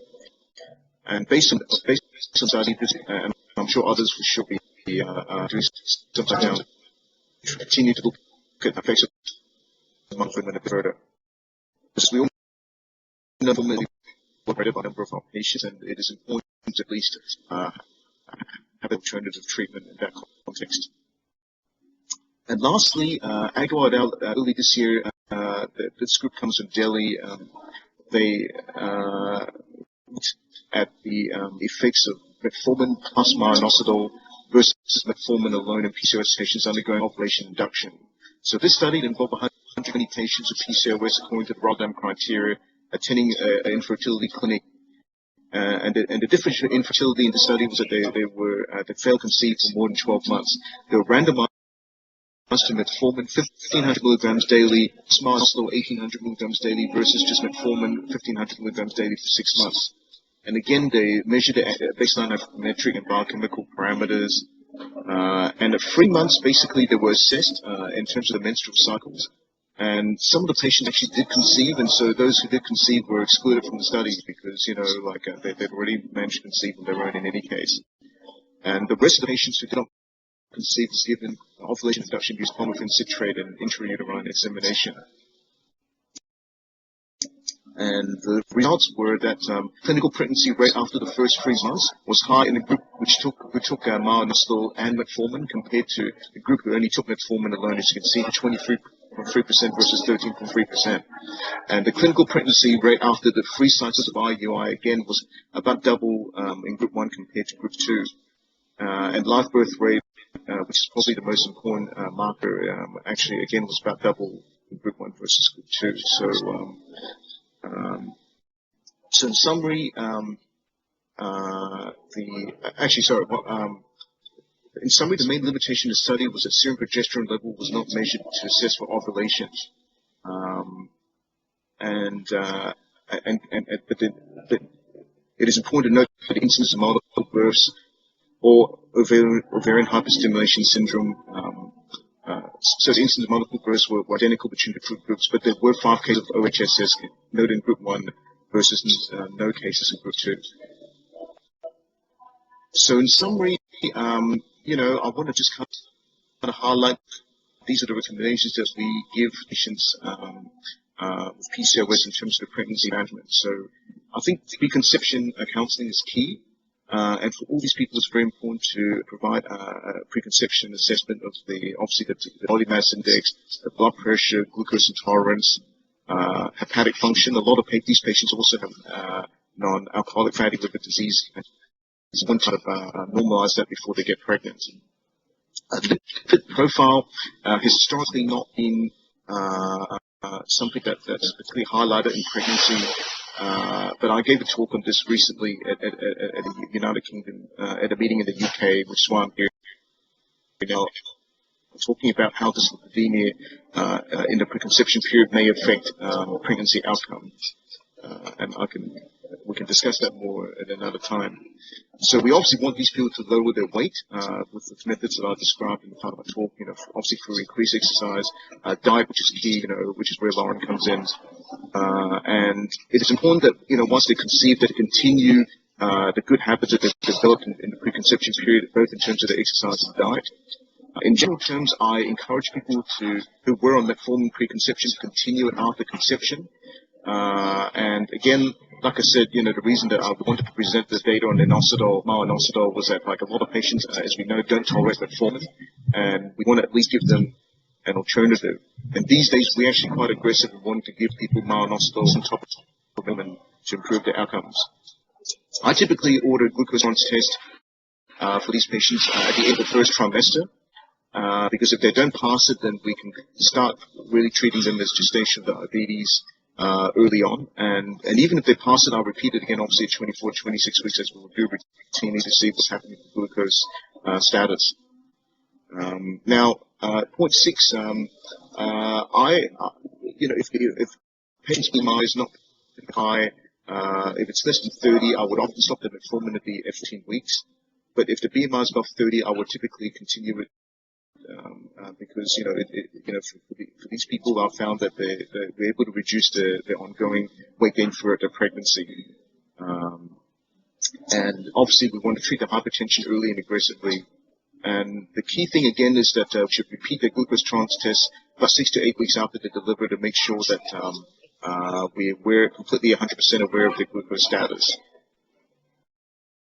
And then the last slide is, in summary, pregnancy in women PCOS is associated with a number of poorer pregnancy outcomes, including early pregnancy loss, gestational diabetes, hypertension and preeclampsia, and preterm birth.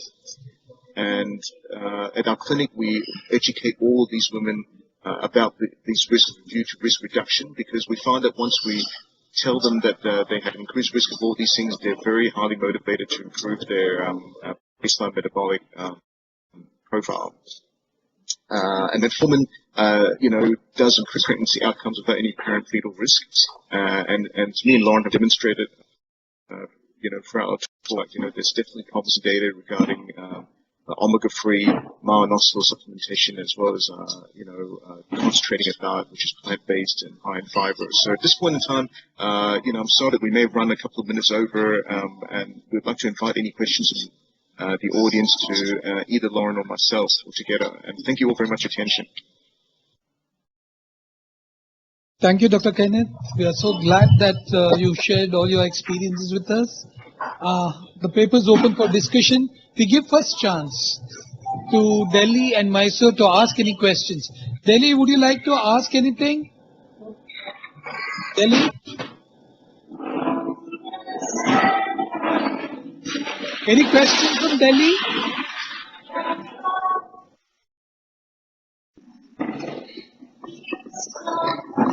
Hello. Yes, please go ahead. No questions, please. No questions. Okay, what about Mysore? Hello. Everybody is insisting on the myo-inositol. Hello. Can you hear me? Yes, please go ahead, Dr. Anjali. Everybody is talking about myo-inositol. What is your message? This take-home message, because myo-inositol is nice to prescribe, but the patient's compliance will not be there. I hope you got the question, Dr. Kenneth.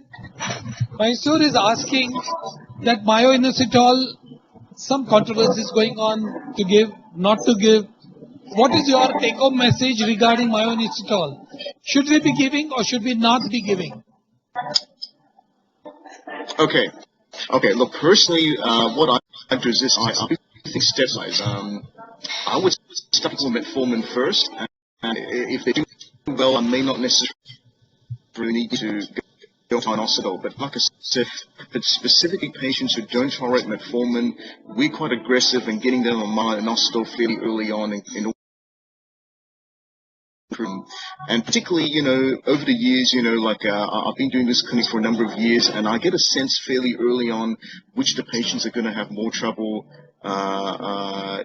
improving their metabolic parameters and getting pregnant. And for those patients, I found that being aggressive earlier, will improve the chances of having a successful pregnancy. And specifically, I want to discuss the context of age. Often, me and Lauren get these patients who are into the late 30s,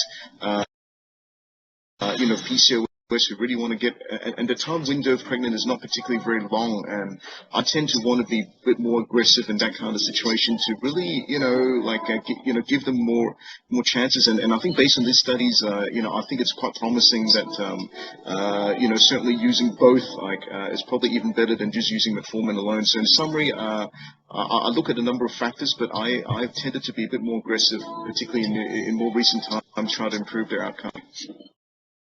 Sure, thank you. Dr. Revati, you have a question? Yes.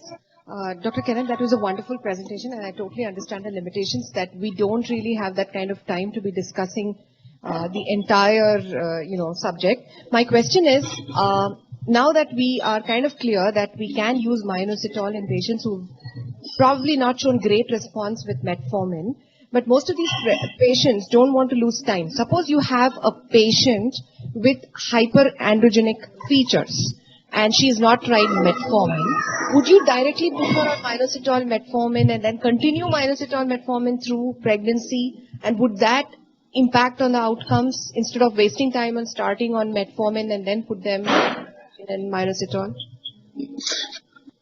Yeah, like I said, I look at a number of factors. So if they have a bit more time on our hands, I would do things stepwise. But you're absolutely right. I think for people who I don't feel like the window is particularly long, I really want to kind of just try and get them on everything early at once. And of course, this goes in conjunction with them doing more exercise, and of Lauren, giving them some, good nutritional counseling on the kind of things they should be eating.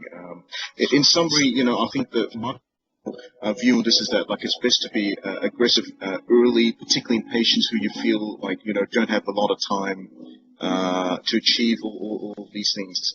I think that would be what I think in summary what we personally do clinically.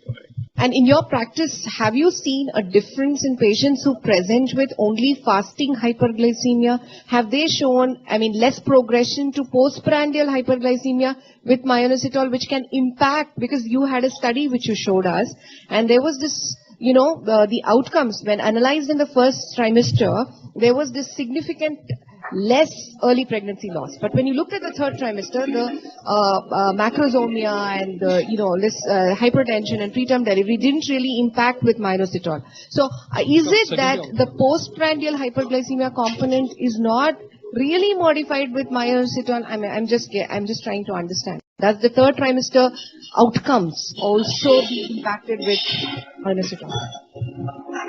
The secondary outcomes did not change. Correct. But that being said, the number was not particularly. Yes.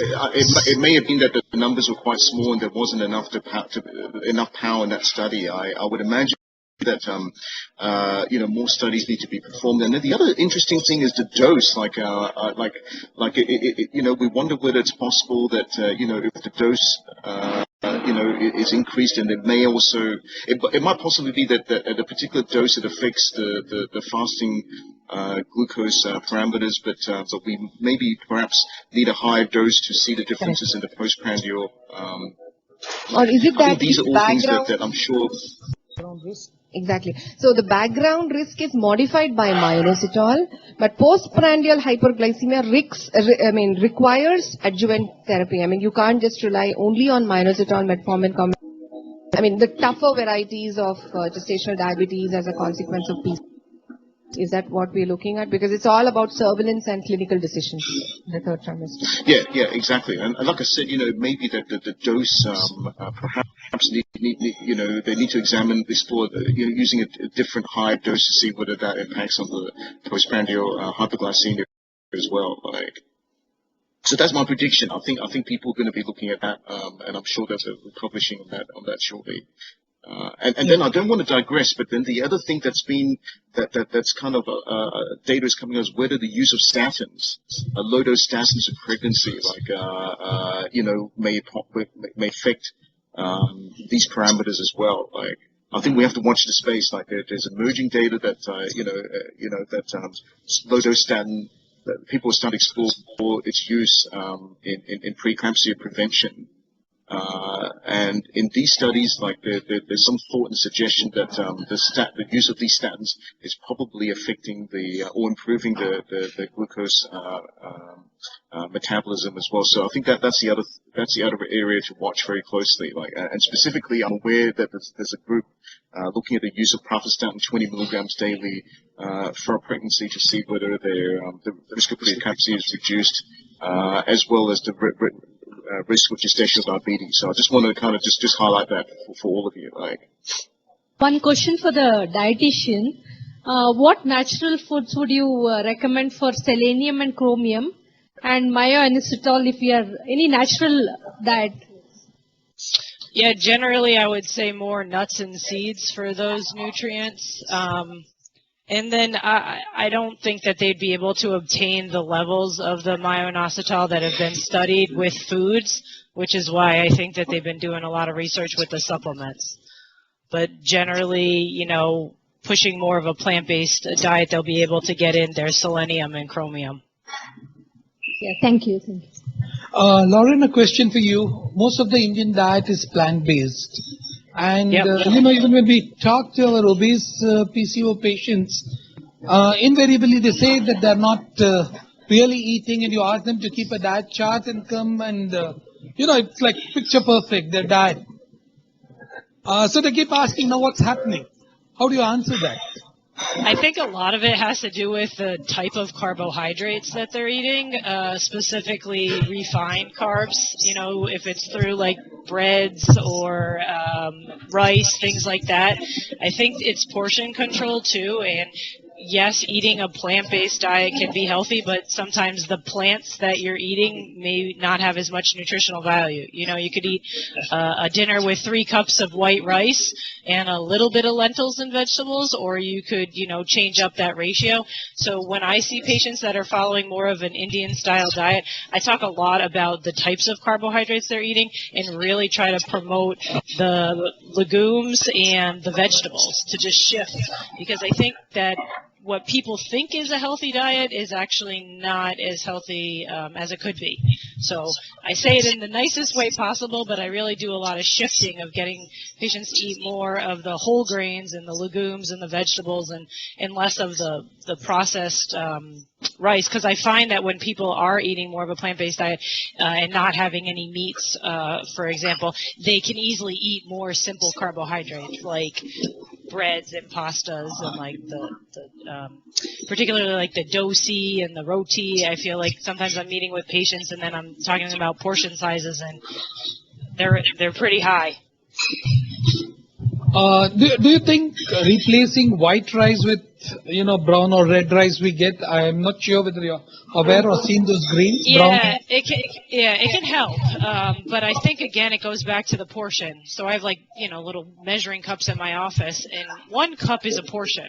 1 cup. That's what I tell patients. 1 cup or less of the starch at dinner, and people can't even get down to 2 cups. So if you look at the grams of carbs in that could be up to 90 grams of carbs just through the rice. That doesn't include the carbohydrates and the legumes and stuff. So I think it's more about shifting towards eating more vegetables. It'll give us the fiber and the antioxidants even more. I've never had a patient that I've said, you're eating enough vegetables. I say to everybody, eat more, eat more. How often are you able to succeed in, changing this kind of a diet for your patients? Because quite often we find in the practice that when you try to tell something to the patient, they nod their heads, but then go home and do the same kind of things all over again.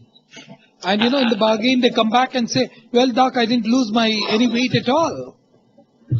Not to pat myself on the back, but I would say pretty successful I have with patients, but it's more about developing a relationship so I get them to trust me and realize that I'm here to support them. I'm not the food police.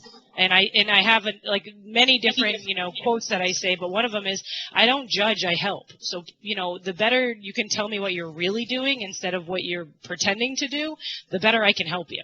And then if somebody comes back and they didn't, have the progress that they want, I hate to say it, but with nutrition, numbers don't lie. You either follow the rules and you see the numbers improve, or you're not following the rules as much as you'd like to, and, you don't see the numbers. So it's more about developing a relationship. And I think I have 3 children, I'm a woman. I think that these patients open up to me more. So because I can create that relationship, they're more likely to trust my recommendations. Thank you. One last question, Mr. Lauren. It was a very impressive talk. I just want to know the role of probiotics. I mean, you did mention that, you would suggest probiotics. So what exactly would you, and for how long would you recommend? I don't want to say specifically that I've actually read enough of the research to say exactly what I would recommend. If a patient is on probiotics during pregnancy, I would say talk to them about specific trusted brands. But with different strains, when it comes to probiotics, there's so many strains that I can't say that I know enough about particular strains with PCOS. I just did see a few papers that did show that probiotic supplements may be beneficial with regards to PCOS during pregnancy. But at this time, if I don't know enough of the research, I don't recommend it. So if a patient were to ask me about probiotics, I would not suggest it at this time. I would encourage more of the foods, like kefir, kimchi, things like that, versus the supplements. Dr. Shen, but there's so many probiotics available. I'm sure the oral probiotics, now they're coming up with the vaginal probiotics. What is your experience about it, sir?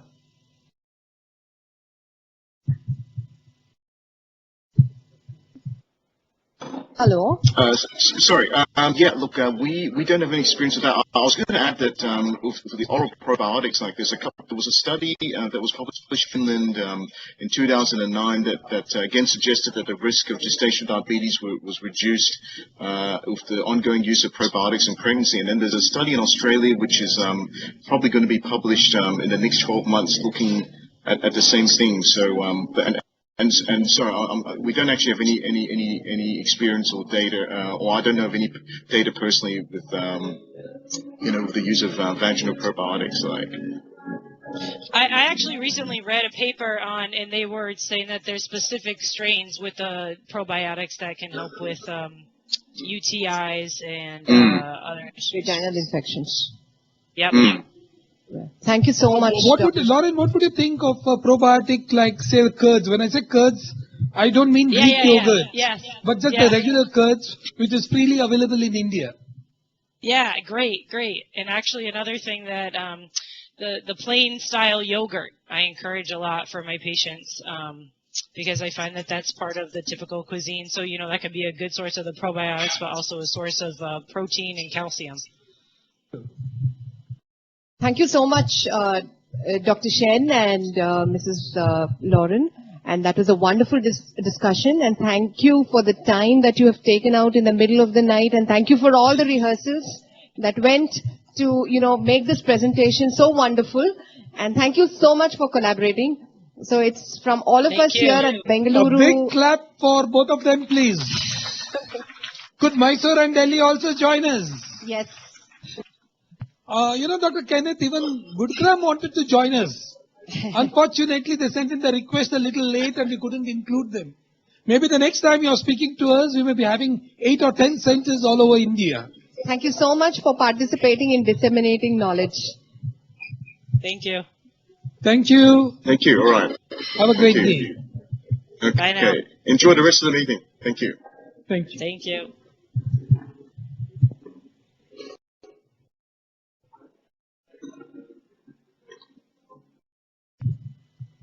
I think we're logging off.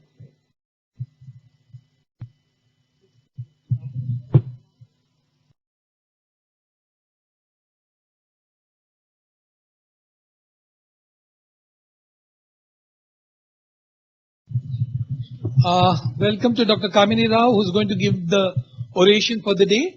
But before that, we have a small ceremony for the inauguration, the lighting of the lamp. Just to keep you updated, Kamini, we have Mysore with us, we have Delhi with us, and of course we already finished the session with Oxford and Rhode Island.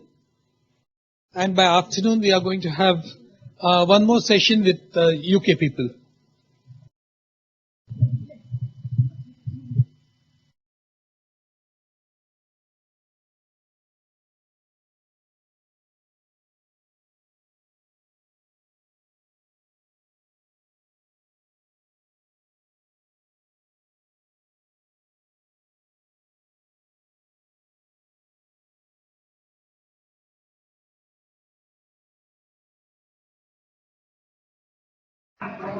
Group ಜಾಸ್ತಿ ಗಲಾಟೆ ಮಾಡಿ ನೀನ್ ನನ್ನ ಜೊತೆಗೆ ಒಂದ್ ದಿವಸ ಬಂದು ಕುತ್ಕೋ ಒಪ್ಪಿದೀನಿ.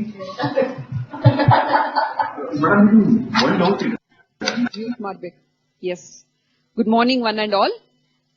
We start off with the most awaited inauguration of the annual CME of SMFMI. So I would like to start with a Doha. Kabir Doha. Guru Govind do khade, kaake lagu pai. Balihari Guru apne, Govind diye batai. So this actually gives the importance to Guru.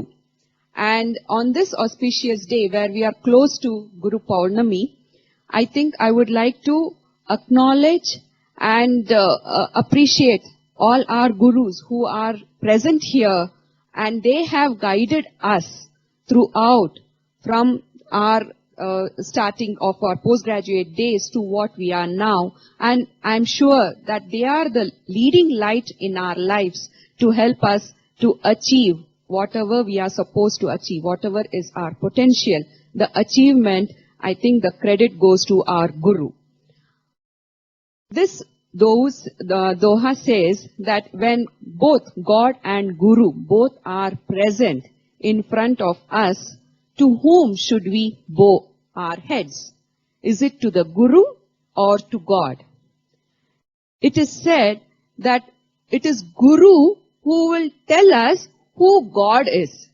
So he is the one who will lead us to godliness, who is the one who will lead us to divinity.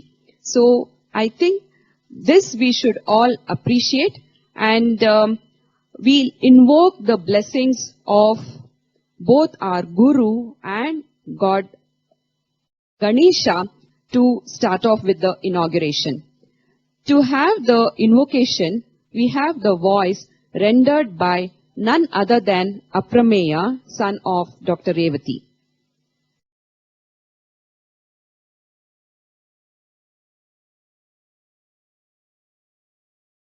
Vighnaraj Shri Vinayak Varasiddhi Namo Namo सुदे विघ्न विनायक वरसिद्धि नमो नमो सुदे विघ्न राजश्री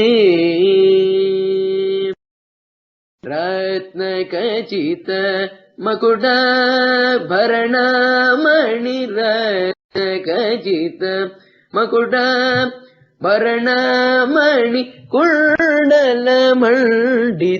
कुमार गुरुवर विनायक वरसिद्धि नमो नमो सुदे विघ्नराज सकार नाम गणेशवर गणप्रिय गण्य सेवित गकार नाम गणेशवर गणप्रिय गण्य सेवित गुणाकृतिधर गुणाकृतिधर गुणपरिपालक मूषिकवाहन Meenakshi सुतनुत विघ्नराजस्मि Vinayaka वरसिद्धिद Namo Namo सुदेविघ्न Shri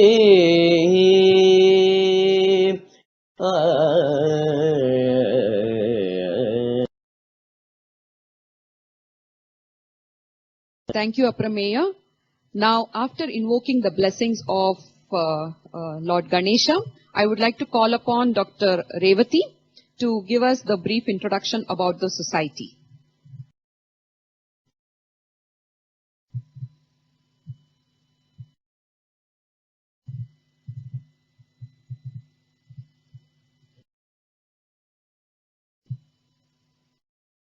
Dr. Revati?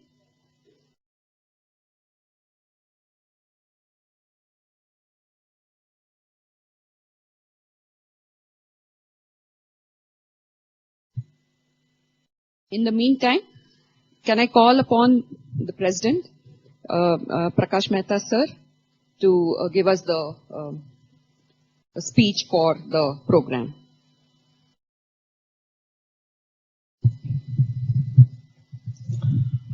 It was about 3 years ago that we started thinking of having a society for maternal fetal medicine. Now, most of the fellows were from Dr. Kamini's place.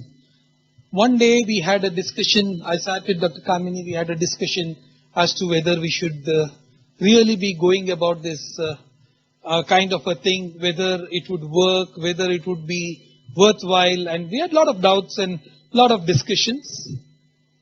Kamini said, go ahead, you should do it. Don't worry, things will change by itself. And then we started what we, at that time we called as the Maternal Fetal Medicine Forum, which we continued for about 1 year. And we had about, that time we were hardly 10 or 12. And we had 12 people coming together. And then we said, okay, we should also have a society, because maternal fetal medicine is still, I would not even say infancy stage, I would say it's in an embryonic stage in our country. Although maternal fetal medicine as a subspecialty has been established since 1975 in the United States. But even there it took almost about, till about 2005 to be established as an independent, totally independent body with its guidelines being recognized by the American College of Obstetrics and Gynecology also. So we said, okay, let us start off somewhere, and Kamini had always been behind us. She initially, though we didn't have anything, her staff was supporting us to hold our meetings, to have interaction with other people. So many small things come in, phone calls and all that kind of thing. Then we decided, no, we should have a society for maternal fetal medicine. We started with a bang, because we had the ISOM, the International Society of Obstetric Medicine, holding its meeting in Cape Town, and we kind of hooked up with them. And in our first meeting, about 3/4 of the day of ISOM was transmitted across to us, and we found a lot of encouragement from that, and we continued, and now we are really grown, I would say. We have quite a few members. And the most important thing is the discussions are very, very focused. They're very focused. And we have always, as I told you in the morning itself, that we have always made it a rule that those who have done the actual work in that particular field is whom we call. So most of the time it is not just, reading something and coming and talking before the audience, but most of them have participated, done some virgin work in what they are doing. So with that few words, if Revati is ready, I will call her over to introduce the society.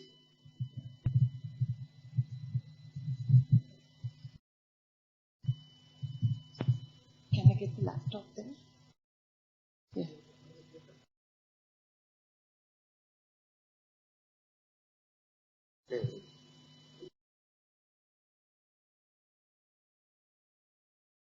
Good morning, everybody. And first of all, I would want to thank each and everybody who's present there, all our teachers who've made this day a reality. With this brief introduction, which Dr. Prakash Mehta has already given about the society, I just wanted to put some slides to show the evolution of the society. We've been adding slides every meet.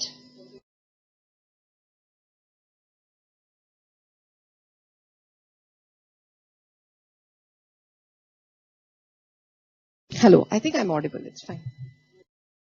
Yes. Mysore and Delhi are in too. So we would want more members from different parts of the country to collaborate with us. And that's the whole idea of disseminating this across the country and, collaborating globally.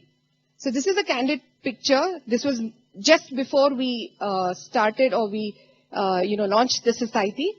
So we are a group of 3 members or the office bearers. Dr. Prakash Mehta is the president. I'm the secretary, and Dr. Smita is the treasurer of the society. And we also have 7 EC members apart from this. So they will all be joining us for the inauguration. And all of them are here to, be a part of this. The Society for Maternal Fetal Medicine India was a goal which was set and pursued by a group of like-minded clinicians from India who practiced maternal fetal medicine for about 10 years now. It is a focused academic group activity that started initially as the Maternal Fetal Medicine Initiative in the beginning, which subsequently shaped up into the society, which is the Society for Maternal Fetal Medicine India, which was officially registered on the 14th of March 2017 at Bengaluru. And it was launched internationally. It was virtual at the ISON, that is the International Society of Obstetric Medicine, Global Meet, March 2017, Cape Town, South Africa. The vision was to envisage safe motherhood strategies that is evidence-based to ensure a safe mother and a healthy baby in high-risk pregnancies. And the mission was to empower caregivers to deliver comprehensive and focused care to pregnant women, leading to improved maternal and perinatal outcomes. The objectives was to share a national responsibility in conducting and interpreting newer approaches for pregnancy-related issues and complications. The care imparted to be closely coordinated with general obstetricians and gynecologists. To be involved in sharing of knowledge regarding optimal care for complicated pregnancies with the rest of the medical fraternity and other support groups through educational courses, development of clinical protocols and research. And most importantly, to build affiliations, collaborations globally for educational activities and research in maternal fetal medicine. So MFM the society is going places. We've been collaborating with a lot of people who've done a lot of good work and supported us to grow and to what we are today. So to acknowledge, we have Dr. Kambi Rao, who's been our support from the day we started thinking about this to today and forever. Dr. Prakash Mehta has always been mentoring us every day, each time. And we also have had our Dr. Ramurthy, who's been, a strong support. And he was there yesterday conducting the workshop, which was very well appreciated. And we have international collaborators. We have Dr. Kenneth Shen, who is the current president of the International Society of Obstetric Medicine and who's been participating for disseminating information on obstetric medicine globally. And he was there right now talking about PCOS pregnancy. We have Dr. Sarosh Rana, who's been participating or who's been mentoring us for a lot of collaborative research in maternal fetal medicine. She wants to disseminate maternal fetal medicine in this part of the world. Dr. Laura Maggie, who is the current president of the International Society of Hypertension Pregnancy, is not there. She would have participated in the meet, but for some personal reason, she was not able to participate. She's well aware of the society and she would also want to collaborate with us for research in hypertensive disorders in pregnancy. So the academic meets, which started off with the society, the goals were to dissipate scientific information, and that is guidelines, as well as good practice points based on the latest research performed globally and through evidence-based medicine, to discuss strategies for clinical implementation, very, very important, because not all guidelines are implemented, of newer guidelines relevant to maternal fetal medicine practice in our country, which is also very important. And to collaborate with other academic bodies, individual clinicians, very important, and researchers, which could lead to enhanced patient care through research affiliations. So these are the list of academic meets that we've held. The first two were under the Maternal Fetal Medicine Initiative. We've had a dedicated meet on hypertension. We've had a dedicated meet on preterm labor. And most of these are focus sessions with a lot of interaction with global collaborations. We've had meets on viral infections. Then we had 2 annual meets. This is the second annual meet. The first annual meet had preeclampsia, thrombophilia, and nutrition. This is the glimpses of the first annual meet. And we've been virtually connecting. We've connected to University of Chicago with a lot of researchers from there. We've connected to Rhode Island. We just now connected to Rhode Island. We've been connecting with regional faculty. We've talked to Professor Yagnik from Pune, who's been with us for us to collaborate with in utero programming studies. We've been connecting to Delhi. We had Dr. Kalyani Gomati Nayakam, who actually participated to share her experience on the Ebola virus in one of the meets. And we've been transmitting to audience. We transmitted to Bahrain, we transmitted to Ahmedabad, Idapal, Delhi, Mumbai, and Mysore. The way forward, we want to structure and support a curriculum in maternal fetal medicine to train postgraduates in postdoctoral courses in maternal fetal medicine who would be empowered from the maternal fetal medicine perspective in formulating national guidelines. And we want to, very soon we're going to have the fellowship program in high-risk pregnancy and perinatology. The groundwork and the background work is on through the national board for a period of 2 years, starting from 2019-20 at Jain Hospital, which is attached to a clinical research posting in maternal fetal medicine for 1 month at the maternal fetal medicine department, Dr. Rana's Preeclampsia Laboratory, University of Chicago, Illinois. And this is under the mentorship of Dr. Sarosh Rana. There's been a lot of brainstorming as to how we can get this fellowship program. We've actually, found it really difficult to find something which is acceptable to the students, still communicate, put in all the information that is required to empower them to become independent maternal fetal medicine consultants. And also, most importantly, put in ideas of public health and research, which is very, very important for maternal fetal medicine to actually flourish. So a little progress each day adds up to big results. So with this, I thank you all once again for patient hearing and leave the stage again to Dr. Sunita to coordinate. Yes. Thank you, Dr. Revati, for giving us a beautiful insight about the society, the activities and the programs. And as she already pointed out, the main aim of the society is to dissipate knowledge. And as a symbolic event for dissipating knowledge, we have the lighting of the lamp by our mentors, Dr. Kamini Rao, Dr. Prakash Mehta sir, Dr. Tejavati madam, and all the EC members of the society. I request all of you to please come over to the dais to light the lamp.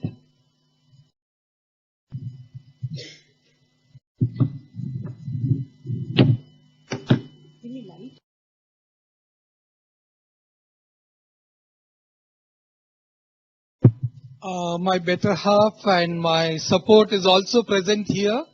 And I think without her support, I would have never reached this stage. I request Asha to also come on the stage.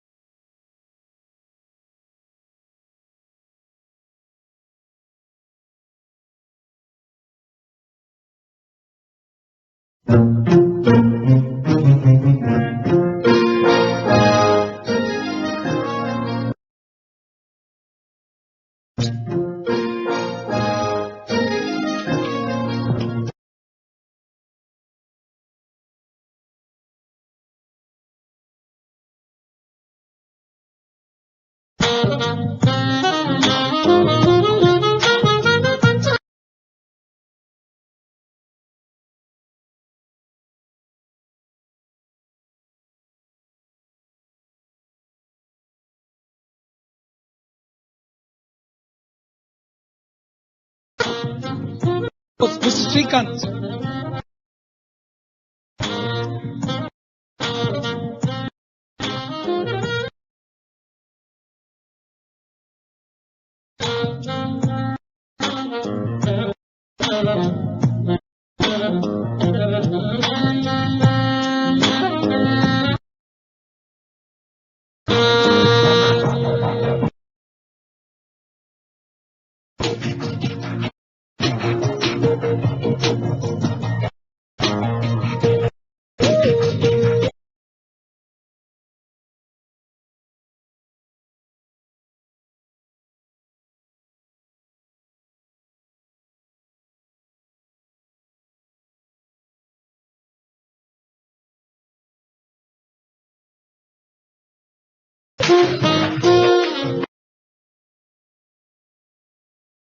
Yes. The vote of thanks. Vote of thanks. Smita. Smita, kindly please stay over the dais to give a small vote of thanks to all the people who have helped us.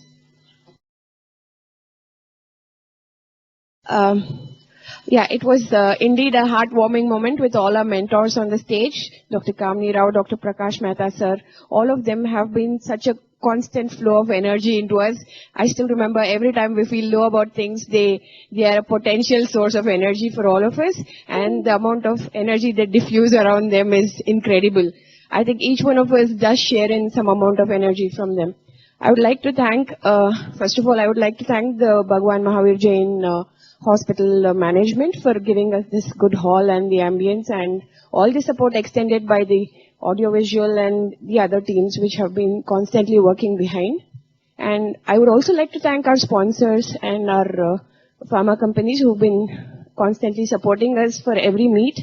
And obviously, Asha ma'am has been here through the cultural program and always a constant silent support for all of us.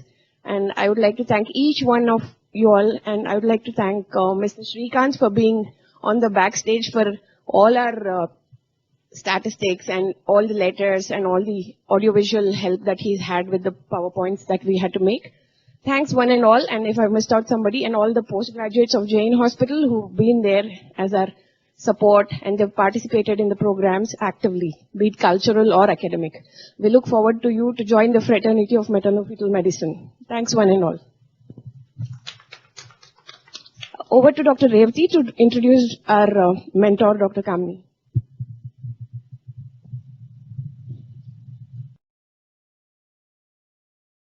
With this, we have the most sought after oration or the event of today, and that's the prestigious SMFMI oration. And this is awarded to people or clinicians, senior clinicians and researchers who have done some inspirational work and exceptional work in their fields to inspire and motivate youngsters to be pursuing what they want to do in a focused manner. So with this, I have the privilege to be introducing my teacher and mentor, Dr. Kamini Rao. I don't really have to do this because everyone knows who Dr. Kamini is, but I would want to take the privilege because I would take this, honor to be introducing her. She's the medical director of Milan, the Fertility Center, which is a unit of VSSC Healthcare from 1990 to date.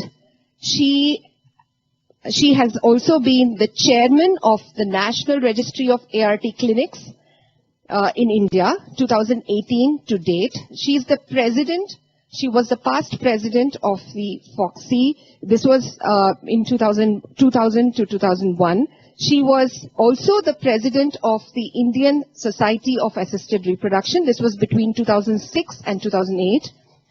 And she has received the prestigious Padma Shri Award, which was awarded by the Government of India in recognition of distinguished service in the field of reproductive medicine. And this was on the 26th April 2014. And this was awarded by none other than the President himself. And she also received the Karnataka State Award, that is the Rajyotsava Award, for invaluable service in the field of medicine in 1997. She has received the Lifetime Achievement Award from FOXI, ISAD, name it, and all the organizations like Kasoga, BSOG, etc. She has also been awarded recently the honorary PhD from Bangalore University by Vice President of India in 2019, recently. She's had more than 50 medical textbooks and 41 publications in national and international journals, and her special interests have been in fertility, fetal medicine, reproductive endocrinology, assisted reproductive techniques. And most importantly, she has been such a wonderful teacher, a very inspirational and a motivating orator. And with all this, we have a very interesting topic for her to give us today, and that is the era of subspecialization in OBG. With this, I welcome you, madam, to give us the oration.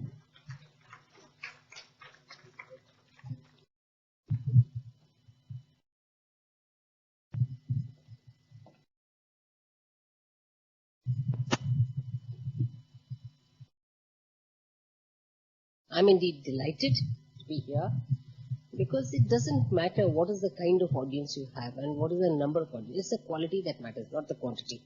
Because I would certainly believe if I have two people who don't take selfies outside, okay, and who sit here and listen to what is being discussed, I think our job is done. And today, because a lot of my young fetal maternal medicine doctors who wanted to do this, I said, fantastic, because fetal medicine, maternal medicine has been my passion. Infertility is a profession for me. So when I came in here to this country, I came in with only fetal medicine. I did my MCH in fetal medicine. But in the days in which I came in, people just said, anyway, this baby is abnormal, terminate. Let's take the next one. Nobody was interested in conserving that pregnancy. So I came too early on the scene, not only for that, but also for medical ethics when I started Pegasus. And I said, doctors need to be empowered in law. Doctors need to be empowered that the fetus is a second patient. I tried to talk from all platforms, but believe me, whether I put the needle into the fetal bladder or got a skin biopsy or did a cord transfusion or did any of those prenatal diagnoses, etc., people still felt, ಅದೇ ಚೆನ್ನಾಗಿಲ್ವಲ್ಲ ಅದ ತೆಗ್ದಾಕ್ಬಿಡೋಣ next one ನೋಡೋಣ ಯಾಕೆ ಅಷ್ಟು ದುಡ್ಡು ಖರ್ಚು ಮಾಡಬೇಕು. See, that was the concept people had. So I said, how am I going to do it? So therefore I decided that let me look at something else through which I can reach fetal medicine. And then I told myself, okay, fair enough. Medico-social disorder, infertility. What is the problem? There's no babies. What is the solution? There could be a solution of the tubes, the uterus, the ovaries, and whatnot, and also the cystoid.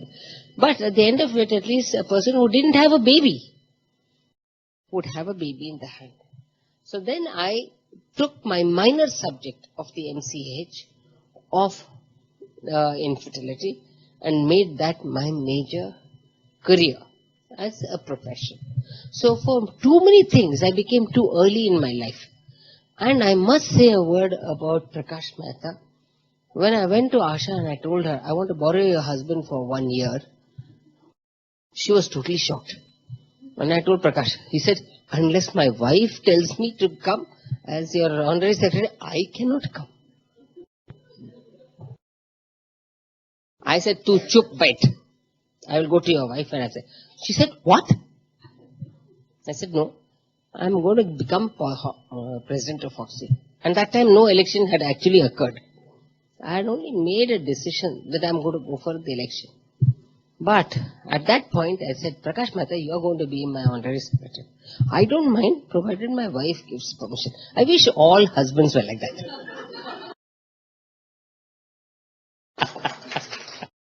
Then we wouldn't have bothered about, problems of wife battering and all those kind of things. That's why Asha, not only the Asha Sweets is popular there, but you are also extremely popular because I came to you asking and she said, oh, only for that, then no problem. Okay, so I want to just get this across from you people and say that what is it that really made a difference for fetal medicine? Though this was my first goal, to establish a maternal fetal medicine, but more importantly, a fetal medicine registry, to say that search, that is diagnose, and then treat, and then conserve. Not search and destroy. So in the mind of everybody, it was always an ultrasound diagnosis. Oh, it's got some ear in this position, or it's got a leg in that position, or one foot is gone, or one hand is gone. Terminate. They're saying, who is going to marry this person? Be it boy or girl, it doesn't matter. That was the era that I came in, and all of you here today are in the post-era of what I had come in. I came in 1989, and 1990 I started this. So that is what really impressed me to say, look, this is the way I'm going to go forward. Then my father told me, look, today, Infertility, it's an overpopulous country. So if you come and do this, then you'll be on the street. I said, why? He said, because pregnancy and delivery is an easy way of doing things. I said, what of those who don't get pregnant? Oh, that's a minuscule 10%. Why are you worried? I said, I'm worried about that 10%. Because for that 90% that get pregnant, there is enough people to do it. I will look at that 10%. So he said, you're mad. I said, okay, I'm mad. Then I said, I learned so much. Not everyone comes to learn. And I was privileged by the hand of God to be able to get across to the UK at a time when many people thought it was just not possible. And I got first-hand education as well as hands-on training. And I said, this is what I'm going to give it to the society. So from the day I joined in 1990, I decided that I must train. Because today, what is the barrier for fetal medicine is the training. What is the barrier is the ability to pay for the training. What is the barrier is not the patient or this thing. It's just that there's enough of patients that need it. But where is the finance for it? And therefore I thought, if I don't bring this in, then nobody's going to bring it in. And our glorious BSOG society still did not think it was important at all. I'm sorry to say, today people are very enthusiastic to do it, but at the time when I did, I was even called a papi. Neen yake ellargunu helkodtiya? Neen ishtella kaltkondu bandiya, nee duddu madu. I'm not going to tell you who said this, but I'm just telling you this was the mindset at the time when I came in. So I would like to put across, ದುಡ್ಡು ಮಾಡೋದು ನಾವು ಊಟ ಮಾಡೋದು ಎರಡೇ ಸಲ ಊಟ. ನಾವು ಏನ್ ತಿಂದ್ರೂ the stomach size is the same, particularly those who want to have a scaphoid abdomen. But if you want to walk with your tummy first and then you behind, then that's the greed. It's not the need. Do you understand? So I want to tell you that how did that come in? So let me start with the first slide. Okay? The profession of medicine has evolved into an extremely specialized occupation. Yes, of course. So, what is the meaning of a specialist? Maybe in 1960s, 70s, 80s, the MBBS doctor was a head-to-toe physician. But today in 2019, we are looking at a right eye specialist and a left eye specialist. Maybe we'll have a left fallopian tube and a right fallopian tube specialist in infertility. We don't know. We're perhaps going to have that. So, the specialist definition itself has changed, isn't it? So, obstetrician gynecologists who are undertaking appropriate training in recognized specialty, okay, and acquired the special expertise in the relevant field would devote at least half and probably more of their working time to subspecialty. Many of the people who come for training in infertility are looking at giving an 1 hour at the end of the day when everyone is tired and they say, now infertility patient. Ayyo, idu insemination, ba ma, ton ba. Ayyo, Caesar bantu. Alle hogi mugisidana. DNC bantu, adu mugisan. Ayyo, hysterectomy heng bidakkagutte, at least adu uterus ide, patient ide, naan idini, anesthetist idare, uterus adru aache kade agutte. Ee ammange pregnancy kodadu henge. So, the idea was totally different. So, I told myself, no, we have to work on this. It is a subspecialty and maternal fetal medicine is a subspecialty. You can't ignore it. So, what is the Indian subspecialization saga? We have how many women? We have 587.6 million women who are there for us to treat. Okay? And our strength, look at the strength that we have. We have 30,000 registered with Foxy, 35 they say, but 35,000 out of the Foxy, only 5 to 7,000, okay, are postgraduate students. Look at that population. And around 80,000 obs and gynae practitioners who are not in that Foxy. So we don't even have 50% of representation in Foxy. So if you say that, oh, Foxy has given that the guidelines of who the hell cares, yeah? Who the hell in that public sector who's got almost 200 patients to treat, what guidelines are they going to do? 200 patients. I mean, imagine the life of that government doctor there as a medical officer, or whether it's a PG, or whether they don't even know where they're going to be sleeping, whether it's in the duty room infested with rats and all that, or are they going to go back and they don't know about their food, they don't know this thing, and they're talking about malnutrition. What about malnutrition for doctors? Nobody's even talking about it. So, let's look at the next one. What do women seek in a healthcare? There is a control of fertility and sexual health, which is a large part. Then there is a healthy pregnancy and childbirth. Then there is a prevention of disease. And there is a prompt and effective healthcare across the life course of this individual, from menarche to menopause. Alright? So, this is what we should be looking at. So, the current scenario here, that India faces a very high burden of infertility with 22 to 33 million couples in the reproductive age group. We talked about 568 million, but if you take the reproductive age group, this is the kind of group that we have. And female factor accounts for almost 40%. And assuming that the marital rate in 2020 is similar to the current rate, you will the number of infertile couples could increase from 220 in 2015 to almost 244. Look at the burden that we have today. Okay? So, new cases in all the specialties, whether you look at oral cavity, colorectal, other cancers, breast, cervix, everything, you'll see that spread that we have over here. And so, the era of specialization has come. So, the moment a person does an MD or an MS in OBG, that XYZ doctor thinks they are an obstetrician, gynecologist, reproductive medicine, embryologist, laparoscopic surgeon, fetal medicine, oncologist and urogynecologist. Because they think they know everything. But the problem is that they don't know. So the three categories of people that I have found is people who don't know, they will seek help. People who know will practice their medicine. But how do you deal with the third category? People who don't know that they don't know. That's the category we have to look. You can't make this infertilologist, laparoscopist, hysteroscopist. Are there any terminologies like this? How can you become a fetal medicine expert if you have not done enough of adequate research?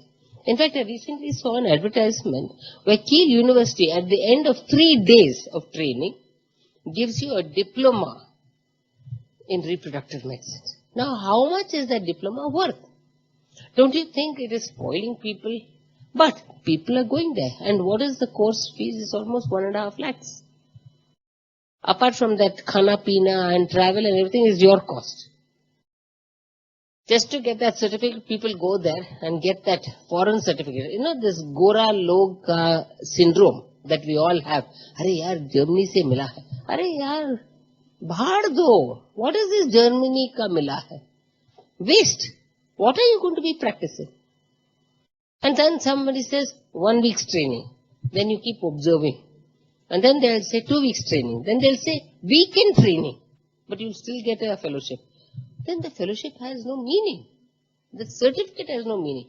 It's worth a tissue paper that you can wipe either your bottom or some kind of infection material that is there to throw out into a dustbin. Okay? So, jack of all trades and master of none is what the MD, MS gynecologist is today. She is or he is at the crossroads where they don't know which way to turn because there's so many subspecialties coming and that is eroding into their practice. The first thing, if they don't get pregnant with one IUI, they'll say, can you refer to a specialist? Then they start wondering, my God, if this is the trend, that I may be left with no patients. And I think BSOG must be looking at that. You must have effective courses to be able to take into consideration this master of none. So master in OBG is almost like midwifery today. Other than that, what is there? So, era of specialization. The recognition that it has become impossible for an individual to master in depth all or even most of the areas of obstetric and gynecology is the reason because when you did your MD in 1980, 1995, That MD was different to what is being done in 2017. So what of those doctors who have passed in 2000, for example, 1995? I'd say they have to keep up with CMEs. But CMEs is not enough for you to go in and practice high risk obstetrics. You must be in a field, you have to be as a student, you have to learn. Because for us, we are students all our lives. So there's no way that we are going to be looking at and saying that, okay, I did MD, so I am master, I don't have to look. The day you don't publish, you perish. And that's what's happening. So physically we go nicely in kanchi saris to work every day, but mentally we have already been, the obituary has been written. Only physically we are burnt after another, say, decade, 2 decades. So for me, in my age group now, I'm only looking in the obituary column. I don't look in any other column because I have come in that stage where I have to only be looking at who's there. So every day when you live, you say, oh, thank you God, I am alive today. So, but we have to be made sure that this is how we have to do. How many people have we treated? How many students have we actually been bringing up? I want to see that when we do any kind of courses, are there courses which will go across the rank and file irrespective of economic considerations so that people will learn? And that is what we need to do. Today an MD doctor passes out of MD, she would have paid hell of a lot of money to pass out of MD, and then she has to do 2 years in infertility, another 1 year in fetal medicine, then she wants to go to endoscopy, she wants to do another 1 year. Then when is she going to practice? But look at a software engineer. Hardly have they completed 20 years, 2 decades in their life, they're earning 5-figure salaries. And here, doctors, the employers are wondering, why is this doctor to be paid 20,000? Why is they paid 30,000? Imagine what is the state. And look at the amount of reading you people have done. Therefore, doctors needed to be treated like that because they don't open their bloody mouth. They only bitch of another doctor. And that's why we are in a position like this, is because we have created that position for ourselves. And therefore, unless you stand up and say, this is not possible, and you will not come and bring down another doctor, and you will fight for your rights to get that education and that training, believe me, the area of subspecialization is only a dream. Okay? It needs hard-hitting people to will come forward and say that this is the area of specialization. Let all the gynecologists also specialize. Why should they be even left behind? They should be given that opportunity. And I think they should be given a tatkal kind of way to get into that particular thing. I don't think they should be sidelined. Just because some whiz kid comes from US and Harvard and all that will want to go. Well, our doctors also should be given that opportunity. And that's what I feel is equal opportunities. Okay? The journey from King's College London to Bangalore Assisted Conception Center was a long one. I came very bright-eyed to do fetal medicine.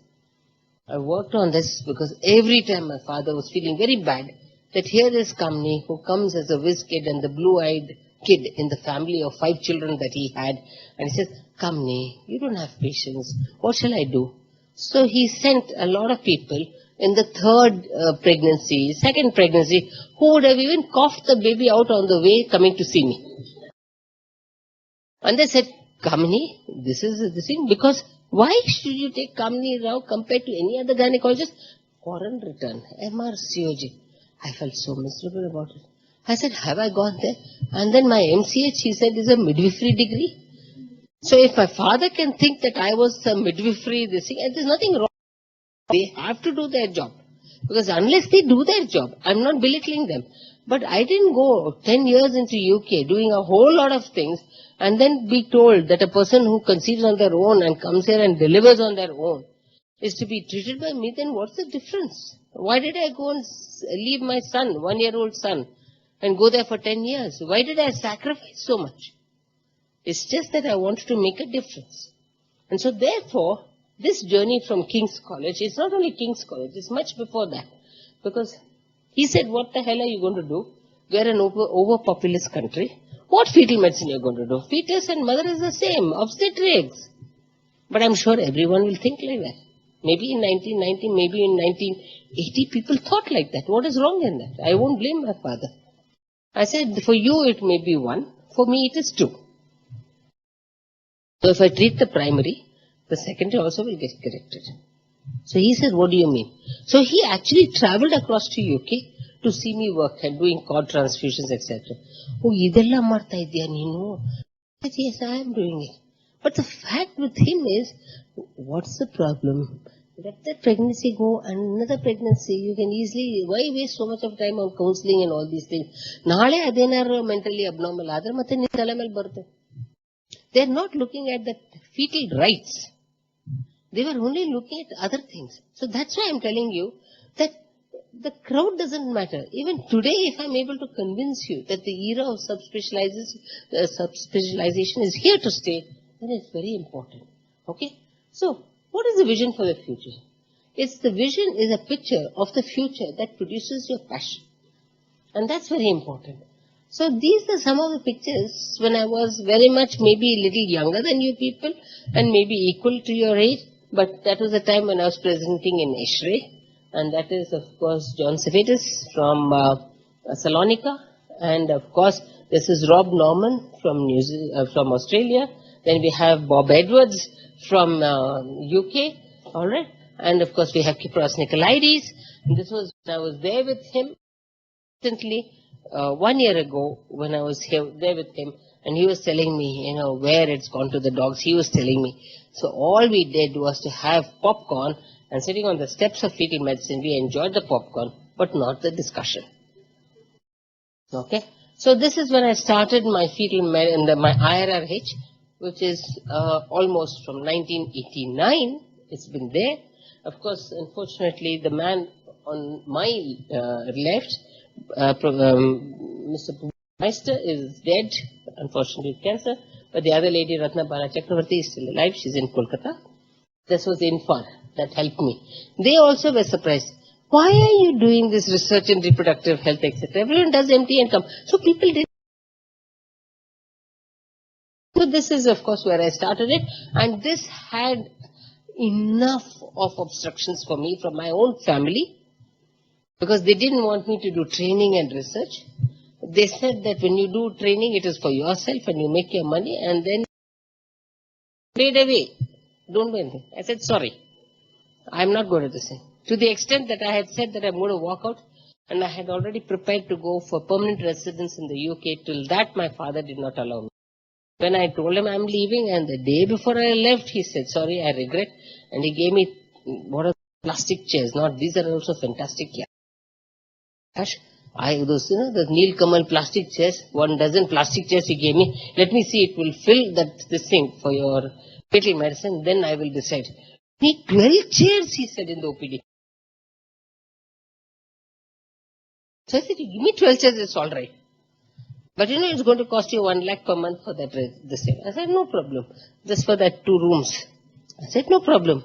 See, when your father only says that, I'm not blaming him, but what I'm trying to put across, I went through so many hurdles, including my own family, it doesn't work.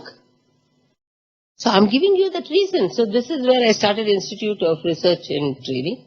Then my father was extremely angry. He didn't talk to me for a month. I said, after a month, you'll talk to me. He's not a father. No, blood is thicker than water. So I said, okay, you don't talk to me. It's all right. We'll go ahead. And I said, we agree to disagree. That's it. So he says, you are incorrigible. I said, thank you very much. Okay. So this is from 1999, the education vertical started. And then if you look at 2001, the PhD programs in Rajiv Gandhi started. And this is way back when people didn't even think that you have a PhD in embryology. I started in 2001. And then, of course, the National Board started in 2003. Then 2006, the Rajiv Gandhi Fellowship started. Medicine. And, of course, 2008, the Fellowship in Maternal Fetal Medicine started. And BACC Healthcare Institutional Fellowship started in 2012. And we have in 2000 the VIT, Vellore Institute of Technology, NITE, Bangalore University PhD program started. And 2015, DCGI recognized the Ethics Committee came into place, and Merck Africa as an ambassador for Africa and Asia. I became its ambassador in 2020. So this didn't stop there. And today, I would like to tell you that we have MSc programs.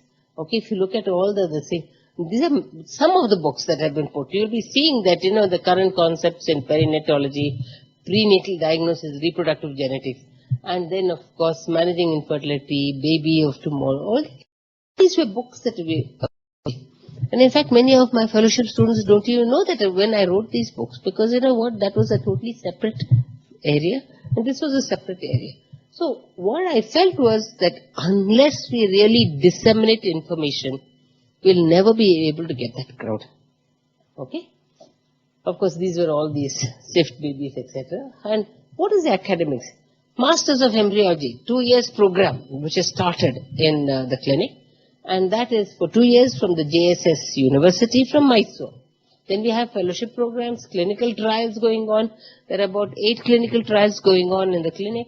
Then we have a scientific journal which is already indexed. And we have training courses. And we have webcasts, online programs, and live conference. And all of you know about live conference and also PhD program. I mean, for a small private institution, many of the big institutions will not be able to do this. But then they have problems because they have to face a whole lot of trustees and 101 people. So even if they want to do, the paperwork itself will drown them. You will not be able to get it. Then they'll say, please tell me, what is the return on this thing, investments that we do? Can we make 2x? Can we make 3x?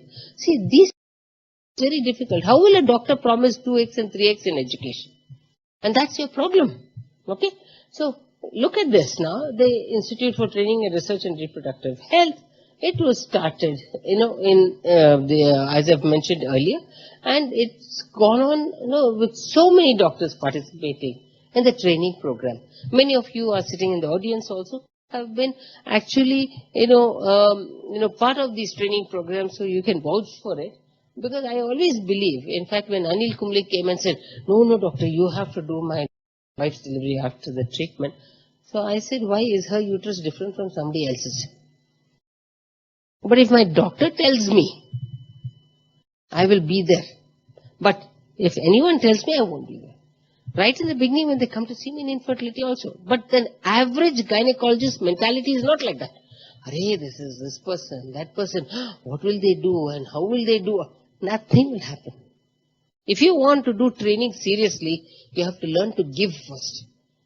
Not get. You have to give. And unless you give. And the selfishness of the gynecologist is the reason why subspecialization has not been able to come up the way it can. It's just because of the selfishness. But the problem is they don't see 5 years down the line. They're seeing at the end of the nose.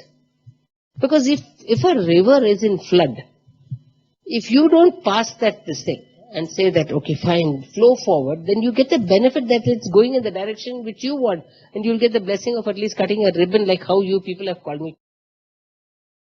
But if you don't give that, then it will make different paths and go. Because a person who wants to learn will anyway learn. Only you would have lost that opportunity. You will make a competitor rather than a complement person. So if you want a person to complement what work you've done, at least help them and say, this is your life, this is also this much only, but the youngsters can move forward. What is wrong in that? There's nothing wrong in that.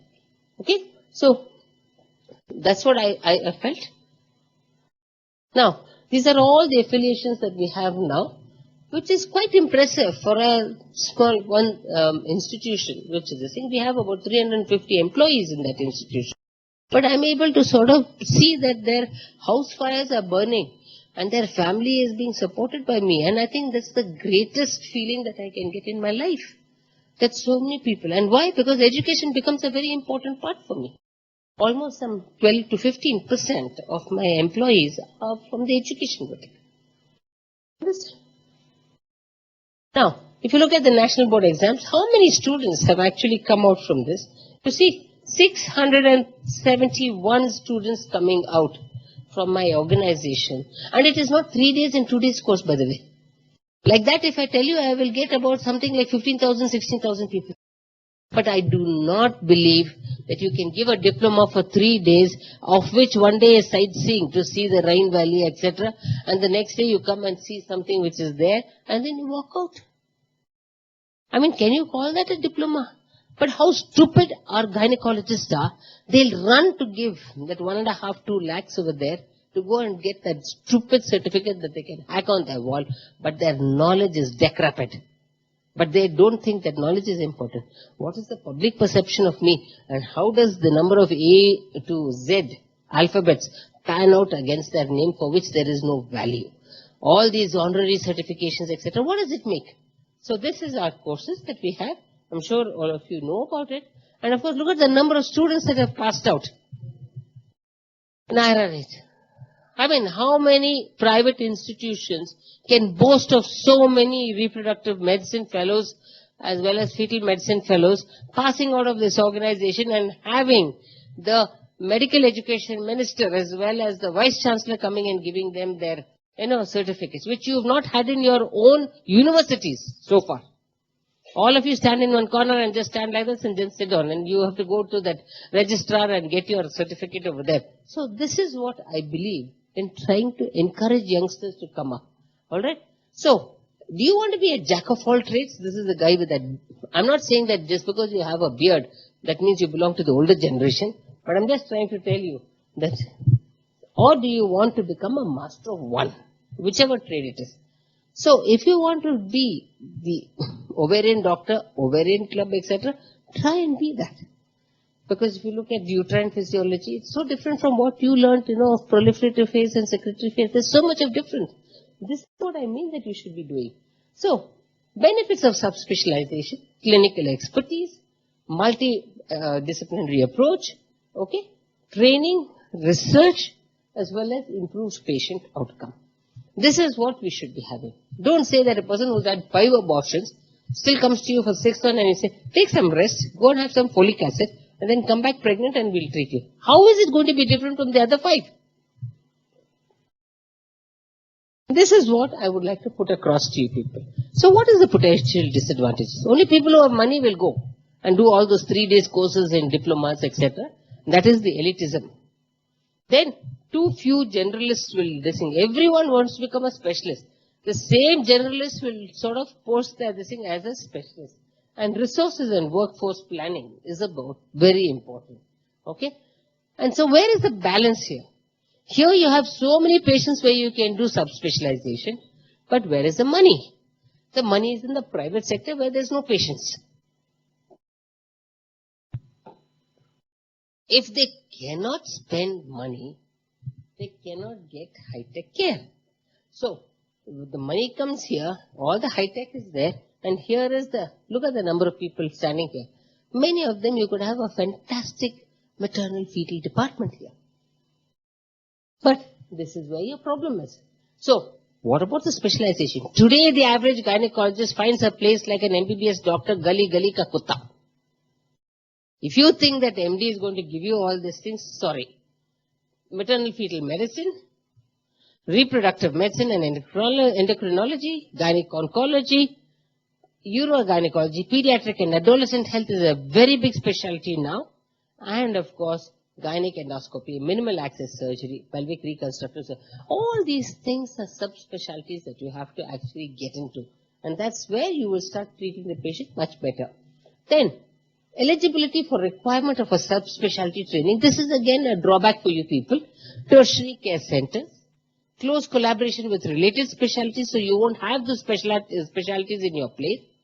Then adequate workload. Otherwise, why will any student come to work with you if you don't have that workload?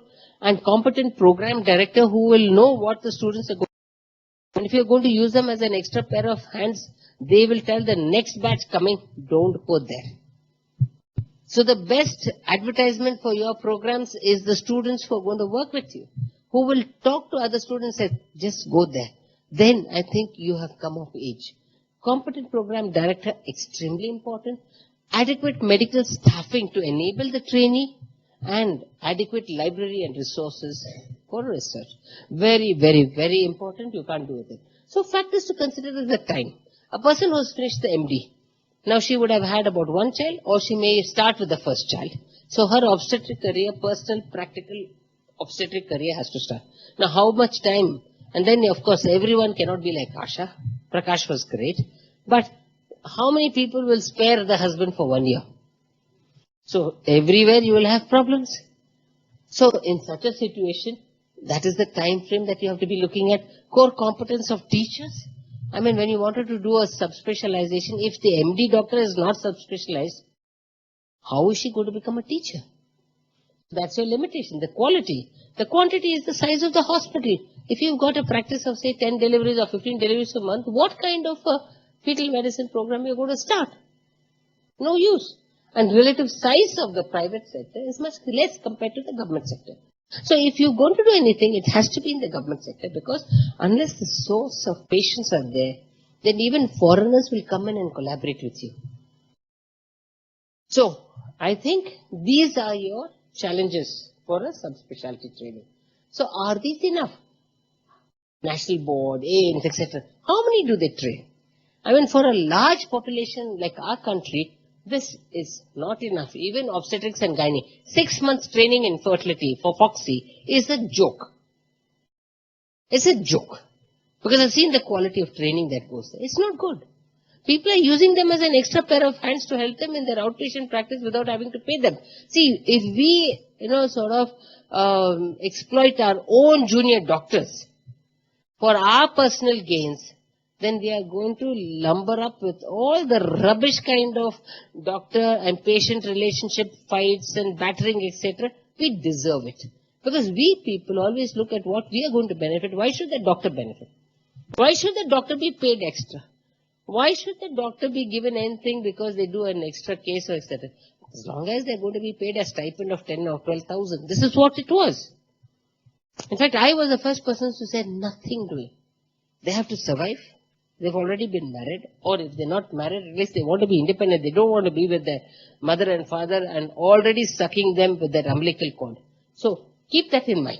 So moving forward, survey of centers that can deliver subspecialty training, census of obs and gynae consultants with special interest in these things are important, and setting standards for accreditation of centers and supervisors, and of course trainees. The very important challenges is to identify clinical research, financial trends that will define the specialty as well as the subspecialty.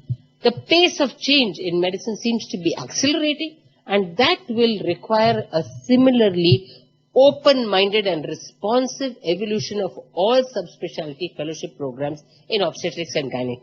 I'll tell you, the obstetrician gynecologist, generalist obstetrician gynecologist is the biggest impediment for subspecialty training. And I can put it across absolutely point blank that until their mind opens and say that youngsters have to go and subspecialize, the 70% of the infertile population is stuck with the average gynecologist, who will go on doing infertility in terms of IUI on the wrong time. And by the time they have no money in the pocket and the pocket is inside out, then they'll send it to infertility specialists and there's an AMH of 0.1 or 0.2. And that's what is going to happen. So unless the mindset of our MD gynecologists who've come out and are practicing, employ people who can then do subspecialization with them, then only this whole thing will improve. So to best serve our patients and our field, we should broaden our fellowship and not constrict them.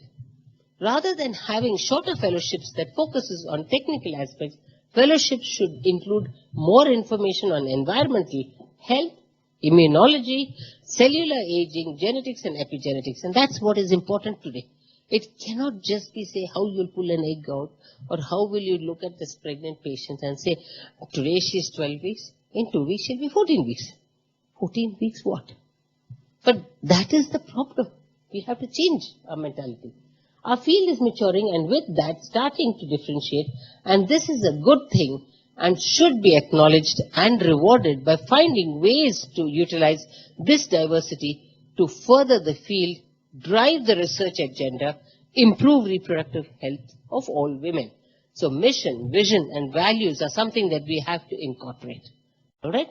If I can envision this in the 1980s, way back in 1980s, much younger than all of you, why not you today? And this is what I feel.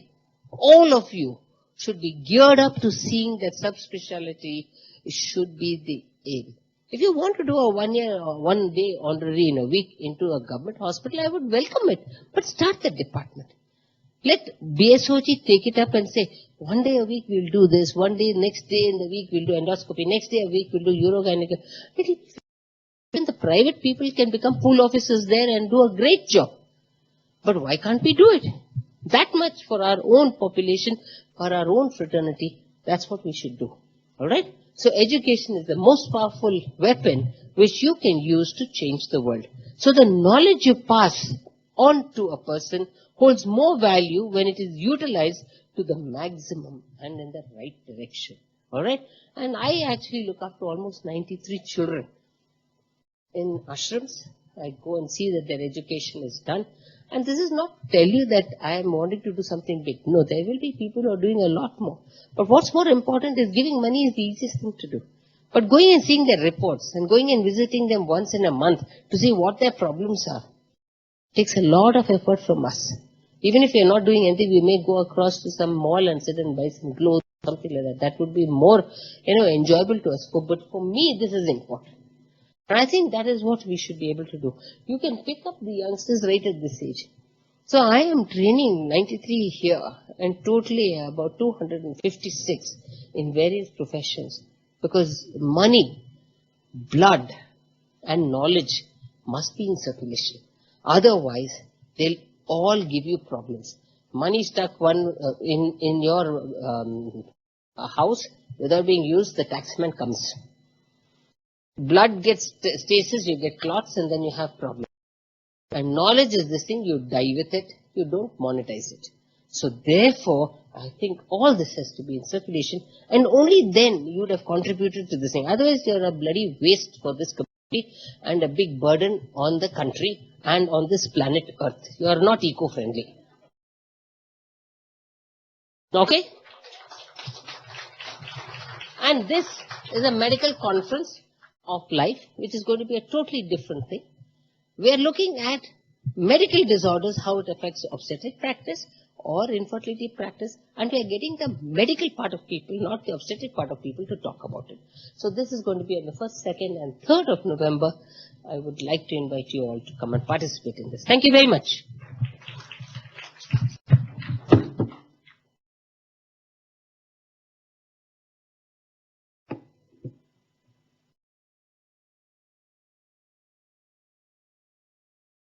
Thank you so much, madam. We needed this talk. It was very inspiring and motivating. There's so much for us to do now.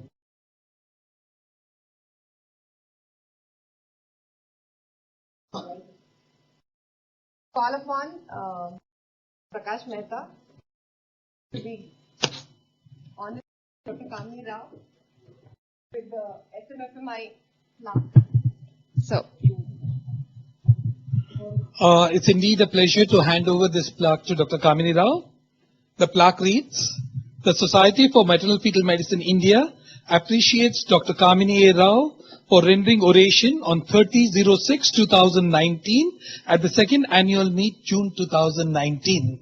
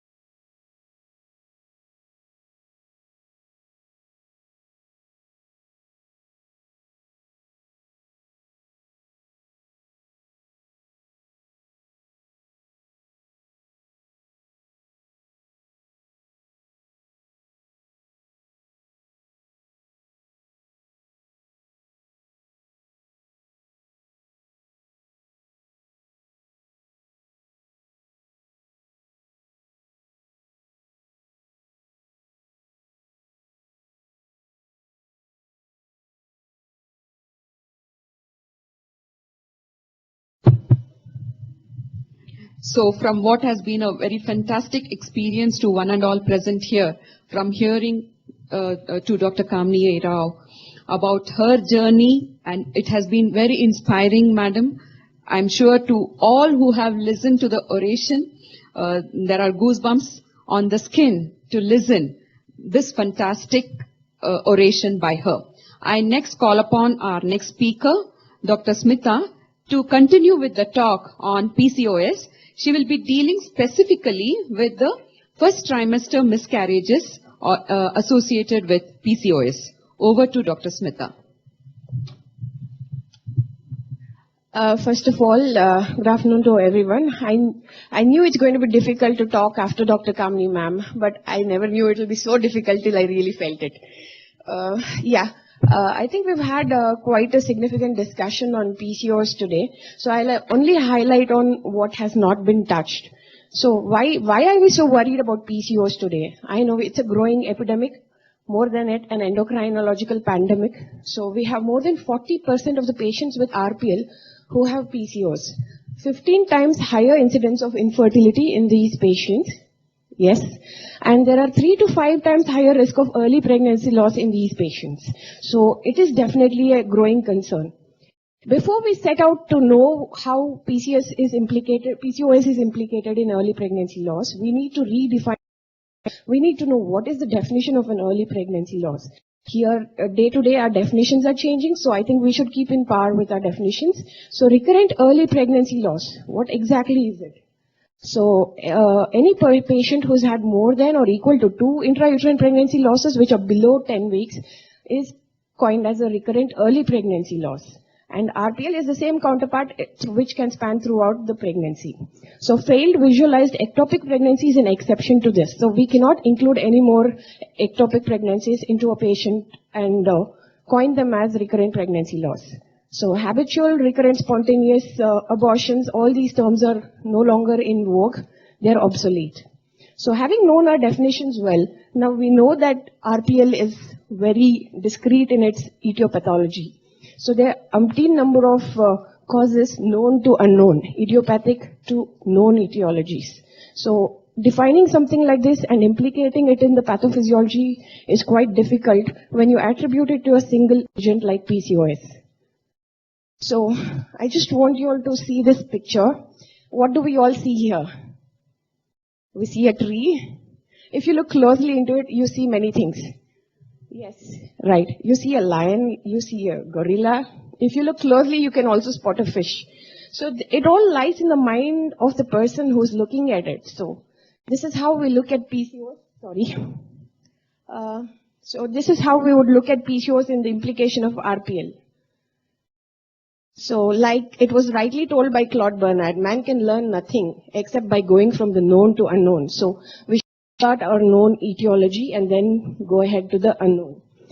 Though this is out of context, I just wanted to bring this in. It is in the Human Reproduction 2008. The treatment and the recommended tests, it's always a gray zone as to what are the tests in RPL. So I like this. This is themed on the traffic signals, the green, yellow, and the red zones. The green zone is what is absolutely recommended in an RPL. The yellow zone is the selectively recommended test, and the red zone is for us to not do it in a routine scenario. So the APL, thyroid abnormalities, ultrasound screens for uterine anomalies are definitely recommended to everybody. And selective recommendation of genetic tests, the immunological test, sperm DNA fragmentation test, screen for hereditary thrombophilia. And the red zone would be undefined, newly emerging immunological tests and metabolic and hormonal tests. So I think this will help us in triaging the test to all the patients and not use blanket therapy. Moving on to it, how significant is PCOS? By looking at this slide, you will know that history taking includes in the past history a terminology called PCOS. So it's become so common to ask a patient, do you suffer from PCOS? So it's as easy as that for a patient to tell us, yes, I have PCOS. You see every third patient walking into your OPD saying, ma'am, I have polycystic ovaries. So how does PCOS cause RPL? We really need to look at this and what we really need to know about this. Yes. So if you look at the pathophysiology, we all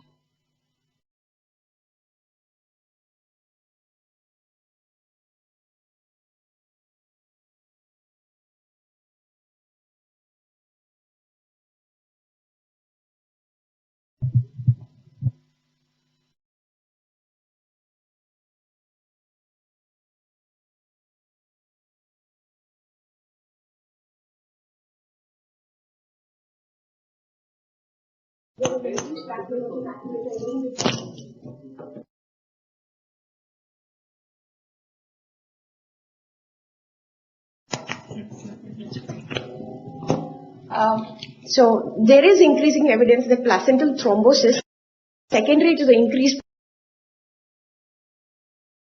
positive factor of this thrombosis. So there have also been gene mutations which have been implicated cohorts, but there's been no contributory large RCTs which have involved and which have confirmed the association of thrombosis. So insulin resistance in itself can increase the plasminogen activator inhibition 1 levels. So they're counterproductive basically. So if you look at hyperinsulinemia, again it is counterproductive like I earlier said, and the treatment with metformin reduces hyperinsulinemia and thereby reduces there is the PAI1 activity is something which will be very the fibrinolytic activity in the patient also is altered when you put the patient on metformin. So I think there's growing evidence to use metformins in PCO. So there is increased incidence of RPL which is normally reduced when the patient is on metformin.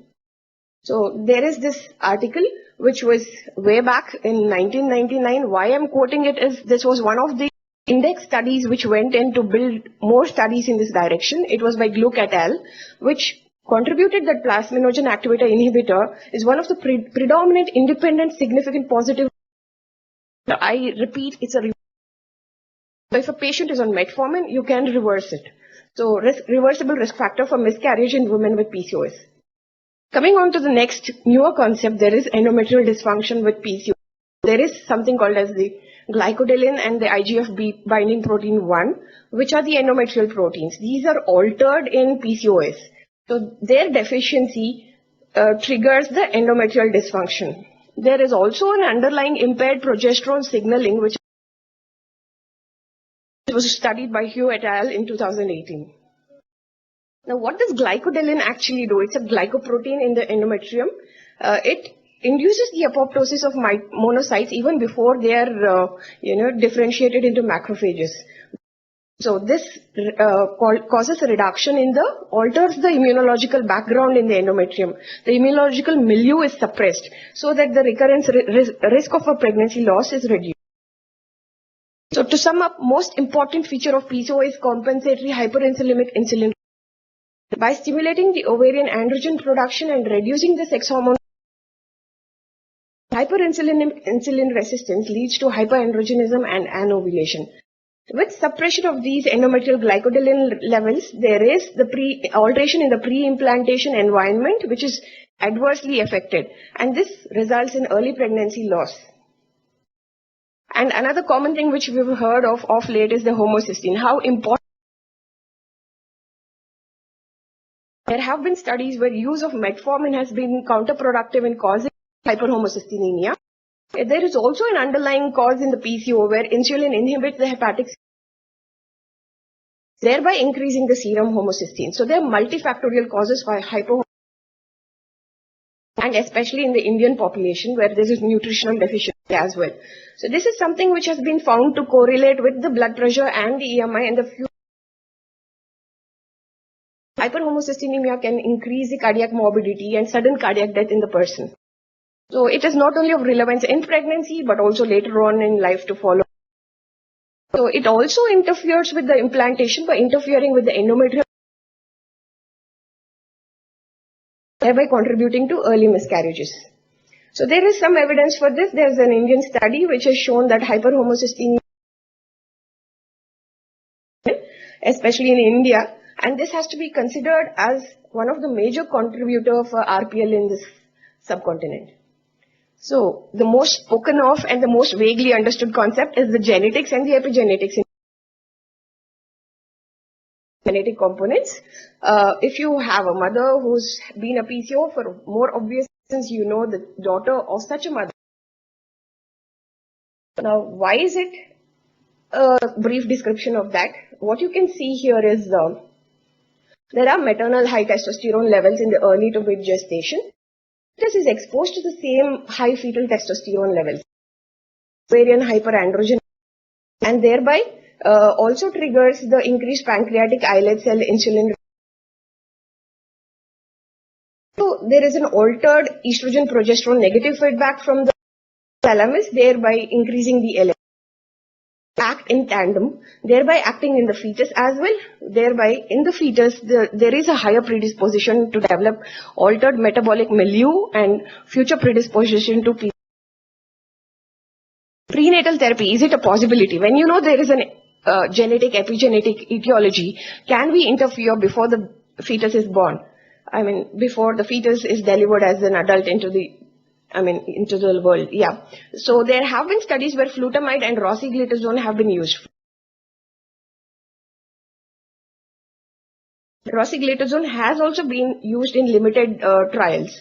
So what else we could do in a safer scenario? We know that metformin is very much. We'll be coming to the guidelines onto it now in the next few slides. So therapy with metformin does cause a little bit of increase in weight gain in the fetus, but the more important change is the high AMH and E2 levels are normalized in a fetus in whose mother metformin therapy was initiated. I think metformin therapy is a must. So moving on to the next slide. So as we all understood from this, the crux of the problem initiates cascade of abnormalities and causes early pregnancy. So we can blame it all happily on PCOS, but we should also understand that it's a multifactorial etiology. There could be overlapping diabetes, there could be overlapping other pathologies which also need to be looked at. So if we knew one wonder drug which would work for PCOS, I would say at the moment it's only metformin, and it also possesses anti-inflammatory effects like we just discussed. There is an alteration in the immunological milieu, the stimulation of CD3 cells, which causes anti-inflammatory effect. So this also suppresses the pro-inflammatory mediators, thereby favoring the immunology. So safety of metformin is definitely established and it's FDA category, so we can safely use it in pregnancy. So this was one article which I just wanted to mention because this is the kind of a combination we would like to use in pregnancy. Pregnancy loss, PCO, thrombophilia, hypofibrinolysis, enoxaparin, metformin. The title itself has all the words, starting from the etiology to the treatment. So I 6 words if I had to treat a patient with PCO, though there is not much evidence for us to support enoxaparin in everybody. So again, metformin, as per the recent studies, lowers the risk of late pregnancy loss and preterm birth.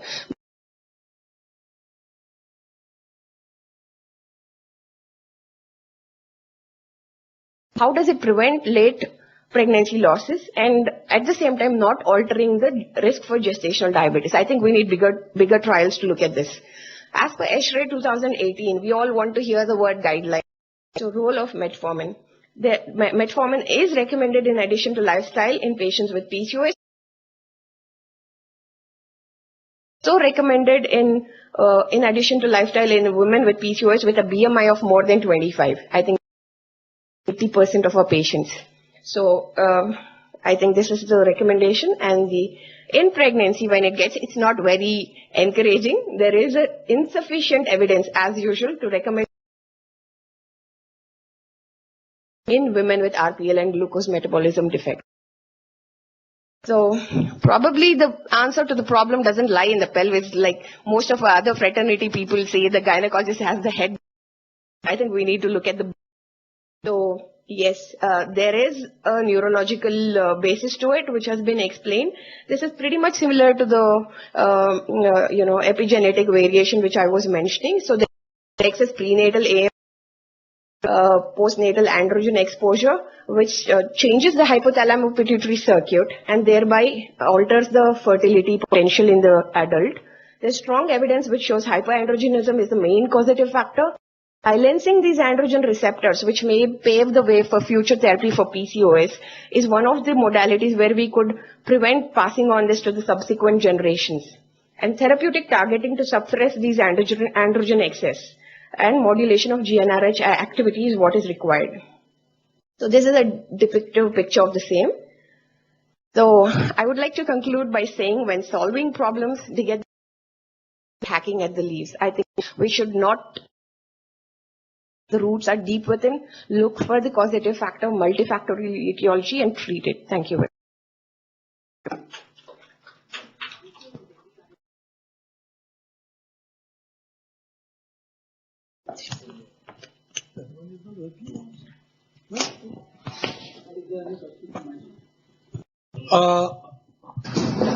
Thank you, Dr. Smita, for a wonderful lecture on PCOS, possible etiologies.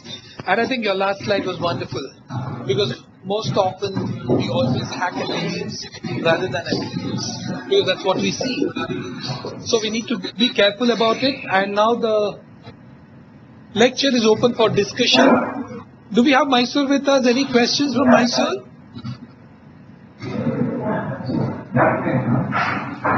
Do we have any questions coming in from Mysore?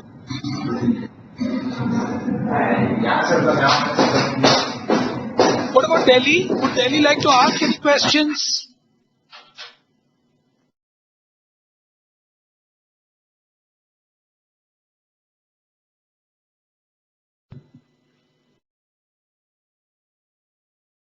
I'm sure everybody has had a lot of experience on PCOS. Please go ahead. Hi, Dr. Prakash. I'm Dr. Nupur from the Delhi. First of all, I would like happy that you joined us today, and we hope to have you again in future sometimes. Thank you so much. First of all, I would like to thank Dr. Smita for such an informative talk. It's a very interesting topic, and we face this issue often about PCOS having early miscarriages. But PCOS now, currently the definition of PCOS is changing. Earlier we used to define PCOS as 12 follicles in a single ovary. Now the definition has changed to 20 follicles in an ovary. By this, what I mean to ask is that, is there any marker, any inflammatory marker like C-reactive protein or anything like how we can measure the insulin resistance, severity, and where we can segregate the patients based on that who are at increased risk of miscarriages? Or we have to put all the PCOS patient in one group and we have to be all the patients are at risk of miscarriages? Or can we segregate them based on their certain markers or inflammation?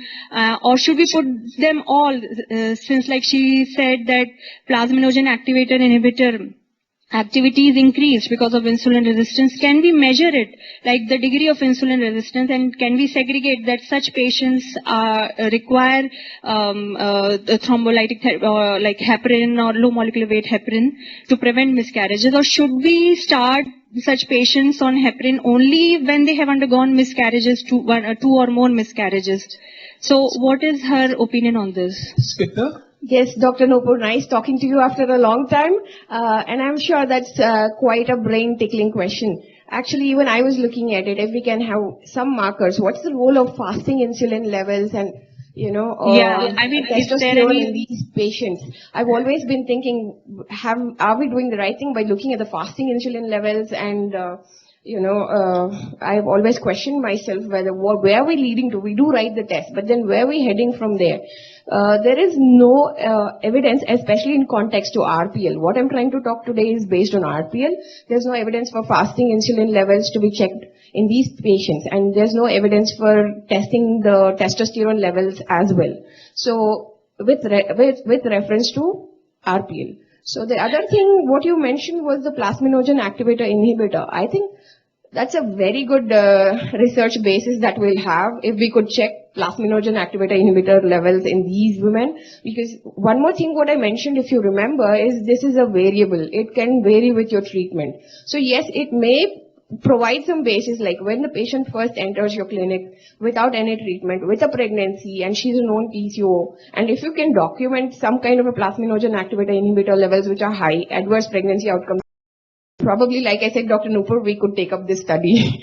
I really don't know how feasible it is to check plasminogen activator inhibitor 1 levels as of now. Maybe we should look at it as a future research perspective. And the last thing, the heparin blanket therapy, I wouldn't agree.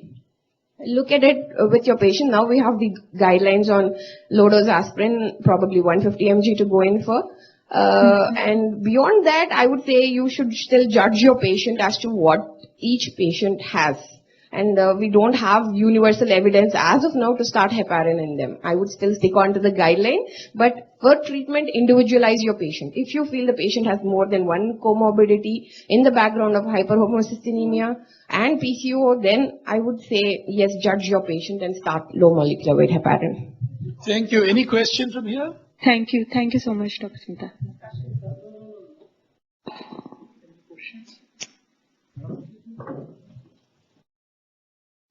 Just to complement this discussion, Smita, I think earlier during the day we were talking with Dr. Kenneth Chen, and he was like of the opinion that metformin can reduce early pregnancy loss.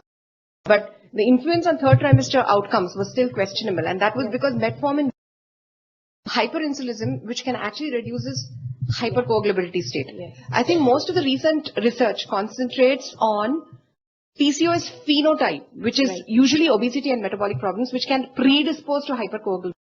And that could be fluctuant because the degree of oxidative damage could be different. Yes. So I think we cannot blanket state that every PCO patient in each one of our pregnancy is subject to same amount of oxidative stress, which can probably lead to those losses. That's where the markers come in, Dr. Revati. I think like what you're doing for preeclampsia, we should have for PCOS also. Not just for PCOS, I think high-risk pregnancy problem. Probably, Dr. Nupur, you could come up with it. And there's one more thing that I want to put. When you look at that Dr. Chakravarti study, because I was very, very curious when I actually read that study, he had actually used heparin in patients who had documented one clinical loss, first trimester loss, with hyperhomocystinemia. So he was confident that the degree of hyperhomocystinemia in this individual was so serious that it had caused a loss, and he did protect all the other pregnancies in the first trimester, and then probably moved on to again looking at their risks in the first trimester, maybe by the uterine artery Doppler, and then deciding whether they required heparin long term. So it is not that we can use blanket heparin in all patients with PCOS, definitely. And we should probably treat pregnancy which loss, are equally which important. Can occur. Yes. And most importantly, we should modify the metabolic rather than saying every PCOS patient is the going to put future of on heparin. metabolomics. I think we should look at it, proteomics and metabolomics. Yes, sir. I think it's coming in a big way. Hopefully in the next 5 years, we should have some answer with that. Any other question? Any other question from the audience? Hema, anything? All right, Dr. Smita, thank you very much for such a detailed lecture.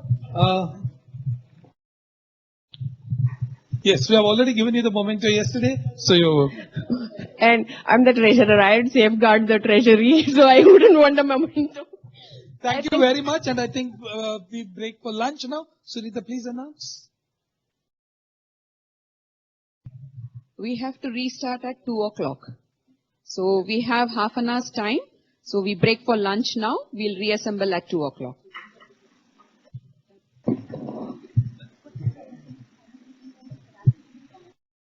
नहीं हम नहीं कराते because हम बहुत ही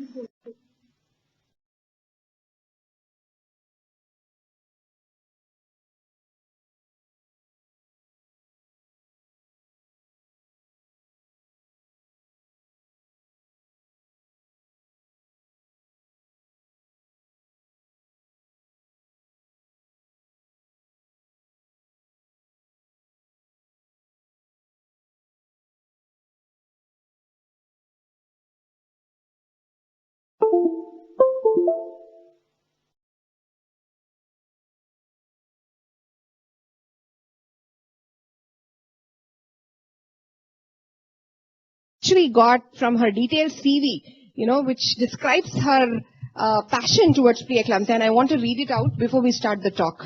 With your permission, Dr. Sophia. Of course, yes, thank you. It's an immense pleasure to invite Dr. Sophia, who is a PhD from Harvard University 2014. She's had her specialty registry in Oxford University Hospital 2004, and then she's been a lecturer there till 2017. Her areas of interest are preeclampsia. We welcome you, ma'am. With this, Thank you so much. Yes, I want to read this paragraph from her detailed CV. Dr. Sardera completed her MD degree in 2003, and following foundation years, she started her specialty training in obstetrics and gynecology in 2005. While in training, she was stricken by the fact that preeclampsia is a devastating disease with no treatment other than delivery. So she interrupted residency in 2008 to join a PhD program for MDs and moved to Dr. Karumanchi's laboratory, one of those very, important laboratories in the world that actually research on hypertensive disorders in pregnancy and especially the biomarkers at the Beth Israel Deaconess Medical Center in Harvard Medical School, Boston, US, to actively pursue research in preeclampsia. She's been very, very passionate about collaborative preeclampsia research in order to better understand this disease.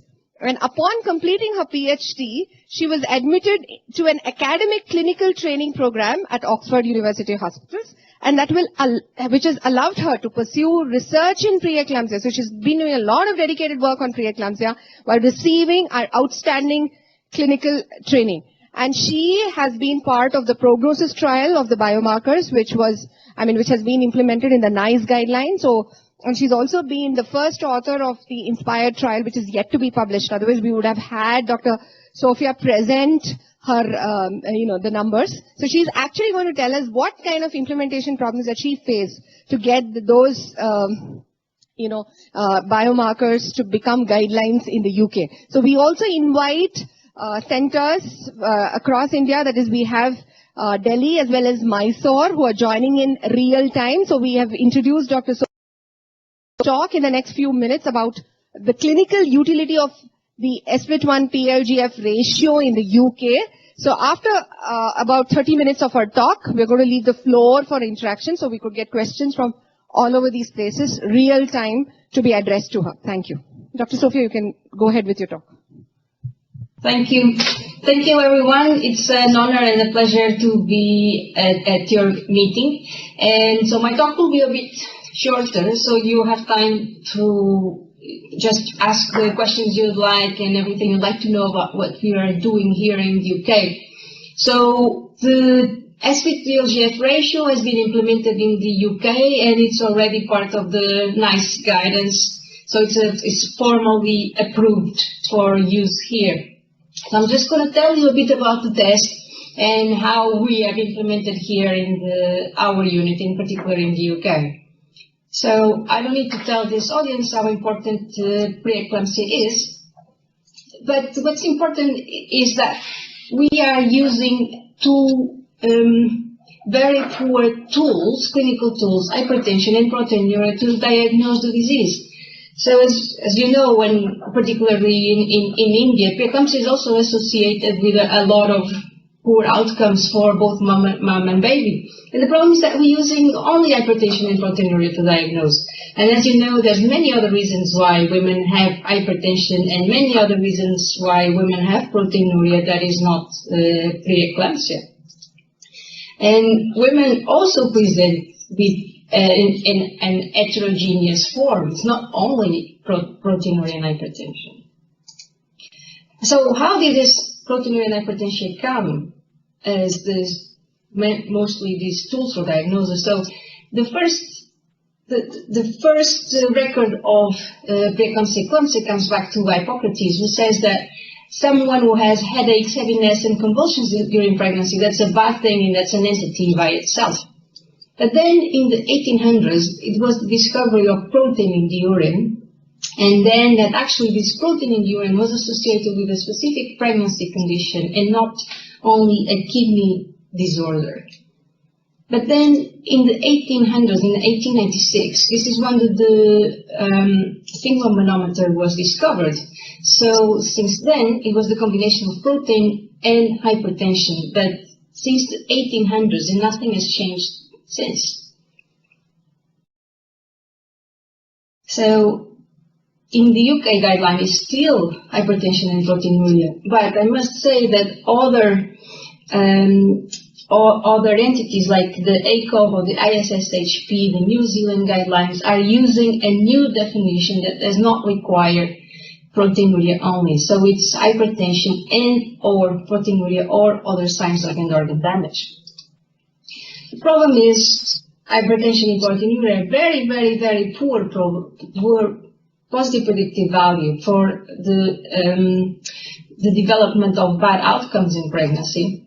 So we don't have good clinical tools.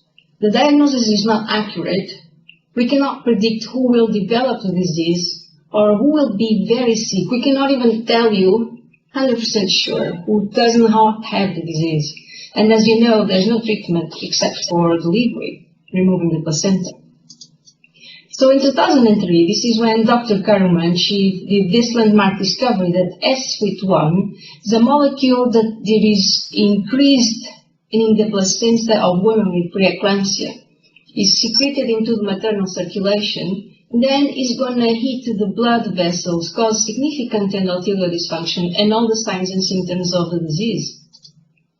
So what does S-FLT do? In normal pregnancy, PLGF and VEGF, which are growth factors, they bind to their receptors in the membrane of the endothelial cells. And that sends a signal of health and vascular relaxation. In preeclampsia, there is an increased number of circulating soluble FLT1. So soluble FLT1 is a truncated form of the full-length receptor. So what it does is that it binds to VEGF and PLGF in the circulation. So it acts as a sponge, as a scavenger, doesn't allow them to bind to their own transmembrane receptors. So therefore, there is endothelial dysfunction and impaired relaxation, which are the hallmark of the disease. So as you can imagine, so endothelium, of course, backs all organs and systems, and this is how you're going to get kidney dysfunction, renal dysfunction, seizures, and everything else. So this is the first paper published in New England from 2004, also from Dr. Karumanchi, where they have assessed the S-FLT levels along pregnancy. So here you can see in black, these are the women who have preeclampsia. Their levels are very, very high compared to these women in red. So these women in red are women who don't have preeclampsia yet, but they will develop preeclampsia in the future. And these are higher than the controls. The controls are women who don't have preeclampsia. So S-FLT is higher in women with preeclampsia. And then you can see the counterpart, the PLGF. So you can see in black here, women with PLGF, women with preeclampsia, have very low levels of PLGF compared to women who don't have preeclampsia yet, here in red, but will develop it later on. And these are lower than the controls, women who never had preeclampsia. So the summary from this is that women with preeclampsia have very high S-FLT levels and very low PLGF levels. So then you can see that now we have a molecule that is associated with the disease, pathogenesis, so you can use it for a treatment. The molecule that is higher in women who currently have the disease, and that is increasing in women who will later on develop the disease. So then you can use it for diagnosis and for prediction. So you can measure S-FLT, you can measure PLGF, and you can come up with a ratio, the S-FLT to PLGF ratio. But then we need to find out what are the cutoff values, what are the values we can use so that we can say with this value someone will develop, it has preeclampsia, with this value someone does not have preeclampsia. So this was a study by Stefan Bolleren that was published in Hypertension in 2014. So they came up with two main cutoffs for the diagnosis of preeclampsia. So women with a cutoff higher than 85 and lower than 34 weeks, they have a high likelihood of having preeclampsia. With women more than 34 weeks, with a ratio higher than 110, they have high likelihood of having preeclampsia. So the take-home message from this slide is women with less than 34 weeks, the cutoff is 85. For women with more than 34 weeks, the cutoff is 110. So more than 85 or more than 110, depending on gestational age, is highly indicative of the presence of preeclampsia. So now we need lower value where we can tell safely these women will not develop preeclampsia or don't have preeclampsia at the moment. And this was the prognosis study where my current mentor, Dr. Manu Batish, who's here also at the University of Oxford, is the PI of the studies that I'm doing. He was also one of the authors of the study. So what's important to know about the study was it was done on women with signs and symptoms of preeclampsia. So this was not done in asymptomatic women. So these are the women you encounter in the clinic that come and complain of headaches or vision changes or have proteinuria, something that makes you think that you need to exclude or at least study the possibility of they being developing preeclampsia. So what they wanted to know what was a cutoff that could rule out the disease in 7 days, meaning patients with values lower than a certain level, they could safely say they will not develop preeclampsia in 7 days. So that value is 38. So women who come in with signs and suspicions of preeclampsia, who have the test done, and their ratio, independently of gestational age, is less than 38, they have a negative predictive value for the development of the disease of 99.3%. So that is quite significant. There's few tests that perform like this in any specialty, and particularly in obstetrics. That's a big, big improvement. That is very significant. So basically, someone comes suspected of preeclampsia, ratio lower than 38, you can safely tell the person that the likelihood of that person having preeclampsia in the next 7 days is very, very, very low. 99.3% chances she will not have the disease in 7 days. So that is very important because then that would allow us to make decisions in terms of admission or not admission and follow-up of these patients. So what are the clinical implications of this test then? If you see here, 38 and 110 is for higher than 34 weeks. These are the cutoffs for higher than 34 weeks. 38 and 85 are the cutoffs for lower than 34 weeks. So if a patient comes with signs and suspicion of preeclampsia and that patient has a cutoff of 38, it excludes preeclampsia within a week. So you can safely send the patient home unless there are other signs of other things you are concerned with.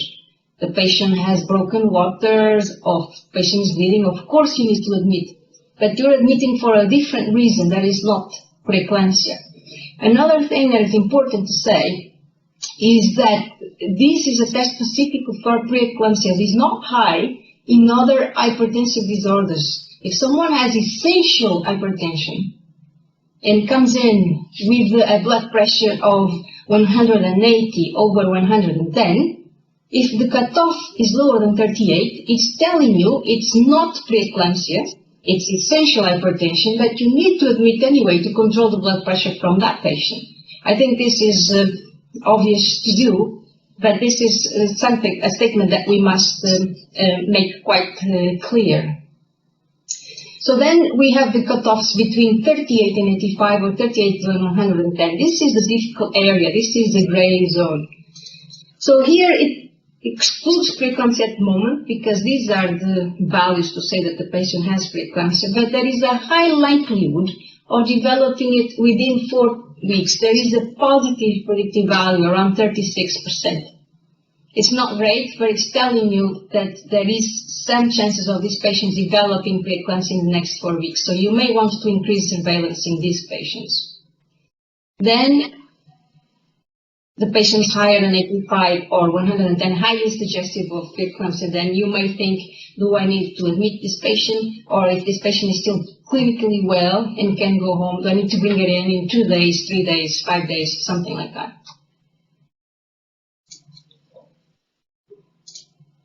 So based on this, and particularly based on this test, and this results from this prognosis study, so this is the prognosis study, we designed our clinical trial, and our clinical trial is the first ever trial that is assessing the value of the SIT-PLGF ratio in real life and the performance in real life, because so far all the data from the prognosis study was observational. So everything was observational. We don't know how it would perform in real life, in real world. So what we have done is in patients who came in to our unit with signs and suspicion of preeclampsia, patients who come to our maternity assessment unit, we randomized them in two arms. One arm where the test was not revealed, and one arm where the test was revealed, meaning if the test was not revealed, the clinical team would not know the results, so the management would be the current clinical management according to the old guidelines. If the test was revealed, then we would use the clinical judgment together with the test result. And so if the patient, I'll show you the protocol and guideline we wrote later regarding this. So if the patient had a ratio lower than 38, the patient would have been sent home unless had other concerning features, and I mean blood pressure of 200, something like that. If the patient had a ratio higher than 85, we strongly consider admission. If the patient had a ratio in between, we would make a clinical judgment together with other features of the patient. We would either admit or increase the follow-up of these patients. So, unfortunately, the study has been accepted for publication, which is very good. So we will come out on hypertension quite soon. But unfortunately, it's not published yet, and we are under embargo. So it means that I cannot show you the figures of our results. But I can tell you, just on an informal basis, that what we did is that we definitely increased the quality, improved the quality and the accuracy of our admissions. So we admitted patients who were more high risk, and we sent home patients who were more low risk. So we could clearly discriminate the two populations compared with current clinical practice, because current clinical practice is based on hypertension and proteinuria only.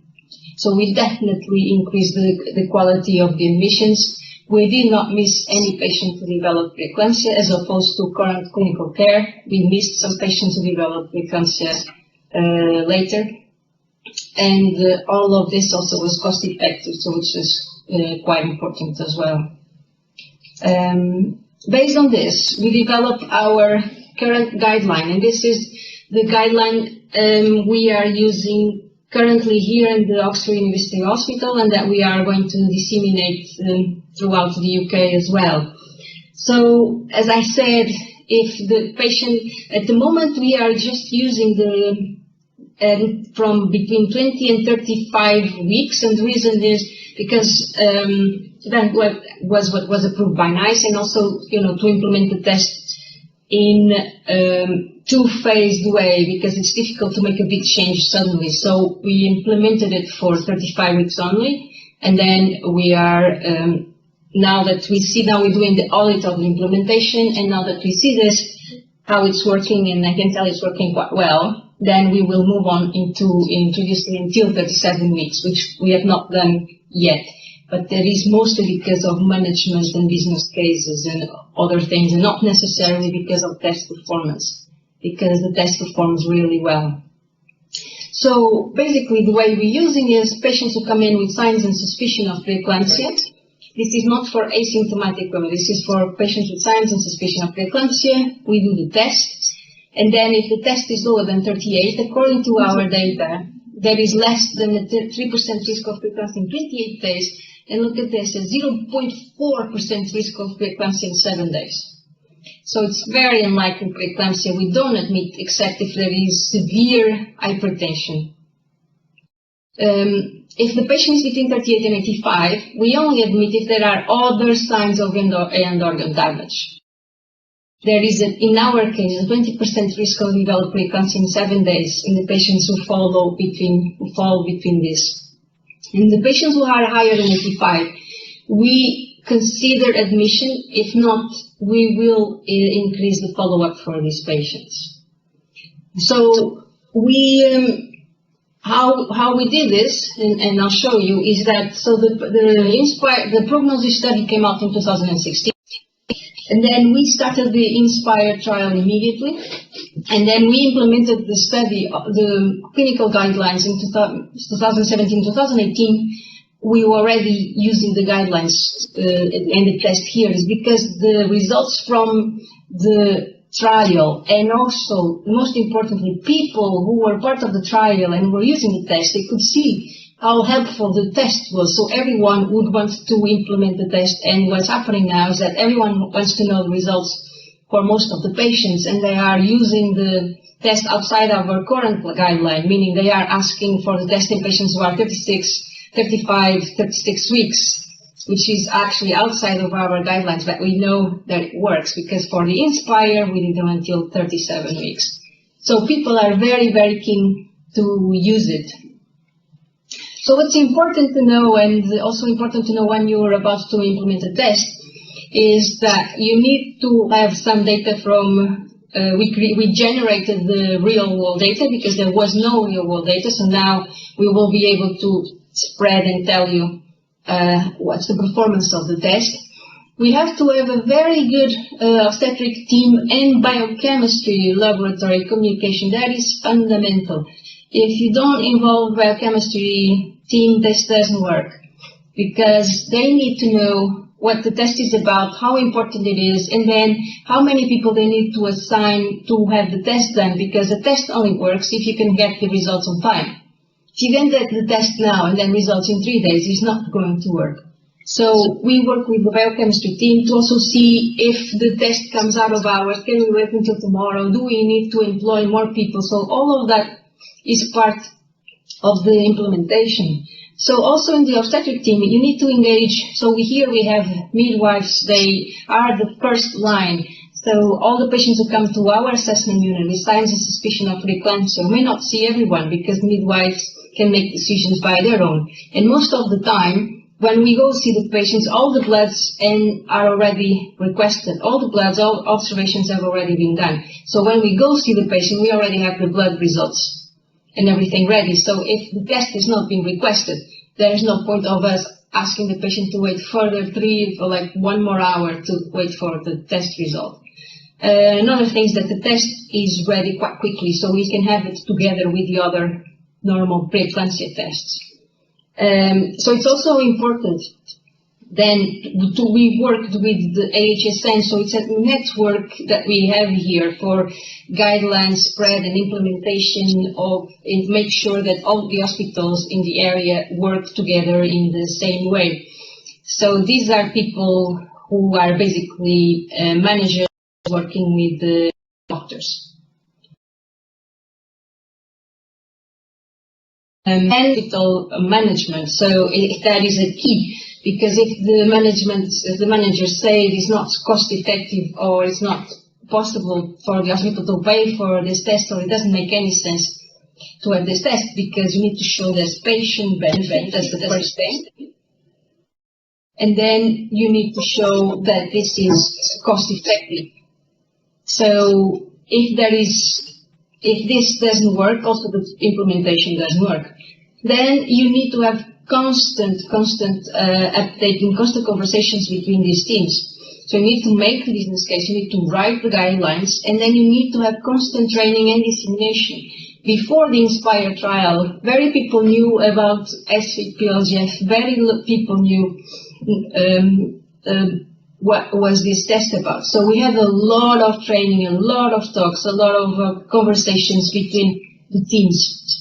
And now, in less than 2 years, everyone knows how to use it and is very keen to use it. So, because of this, we won a partnership award here in the UK due to the swift implementation and the fast implementation of the test. And this was incorporated in the NHS accelerated pathway, which is something that the NHS has, that recognizes that the test is very important for clinical practice. So the NHS will provide money to start the use of this test in several hospitals, and then only the hospitals will be able to get funds for using the test. So that is quite an important achievement. So with this, I'll leave you with the last slide, and of course I need to acknowledge all the people that contributed to this. So it's, as you see, it's a big team. It would not be possible to put the names of everyone in here. So it's all the midwives, the doctors, the consultants, the clinical biochemistry team, and everything.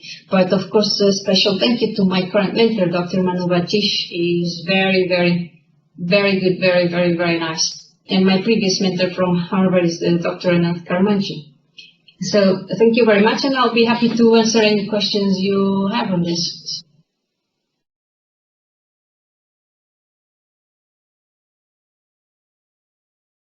Thank you for a very wonderful and a very clear presentation about the biomarkers.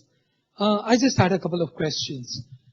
Since growth restriction is also related to placental dysfunction, especially the late onset growth restriction, any experience with its use for growth restriction? Fetal growth restriction. Yes. So it's correct. You can use it for fetal growth restriction because this is a marker of placental dysfunction and not only preeclampsia. So it will also be high in growth restriction. So one thing we do is if someone comes and doesn't have any signs or symptoms of preeclampsia, we ask for, if someone has a very high ratio, particularly with a low PLGF, then we ask for an ultrasound scan. Now, in terms of how can we use this test in combination with the current markers that we have for growth restriction, meaning, so here in the UK, what we do is that we do a 20-week scan, and then we study the uterine artery Dopplers, and then if they are raised, we do further scans, 28, 32. So we follow these babies by measuring their growth, AC, velocity, and if there is any AC drop, then we will increase the number of scans. But we are not currently using them together. But definitely that is something that is a potential for the test, and that will be used in the future. There is definitely data that says that you can use this test as well. But how we will use it, which values, will we use it in replacement of the ultrasound, or we will use it together with the ultrasound? There's no data about that yet. But if you ask me, I think in 5 years from now, there will be a guideline for that. Yeah. The second question was, how would you compare this set of biomarkers with the other biomarkers that are available, for example, glycine, the glycosylated fibronectin, which is available as a point of care? I get the result in 10 minutes in front of the patient. Any experience with that? Because we are doing right now a study on glycosylated fibronectin in preeclampsia. So as a prognosticator, like which preeclampsia is likely to become severe, which preeclampsia is unlikely to become severe. Something actually whatever you have used in the INSPIRE study, the second part of it. So we are doing it with glycosylated fibronectin. So we are not using glycosylated fibronectin here. We have no experience. So we only use fibronectin for preterm delivery prediction. So because it has a very high negative predictive value. So we have no experience. So if you're doing that, that's wonderful, and I will be looking forward to hear what your results are. Okay, we have Mysore and Delhi with us. I think we'll. I lost everyone. Some power fluctuation. Apologies, because I'm not hearing. Okay, right. Yes, now I have you. Yes. So we have Mysore and Delhi with us. I think let's ask them if they have any questions for you. Sure. Mysore, any questions regarding the SFLT-PLGF ratio and its use?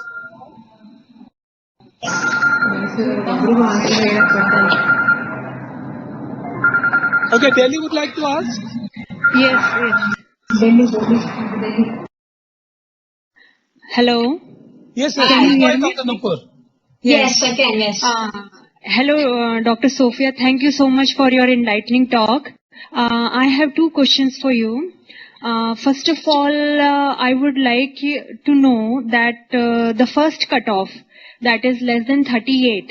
So, this test is done only in the patients who we are suspicious of preeclampsia, right? Who come with headache and hypertension, suspected preeclampsia. So, if the test turns out to be less than 38, so they are less likely to develop preeclampsia in next 7 days.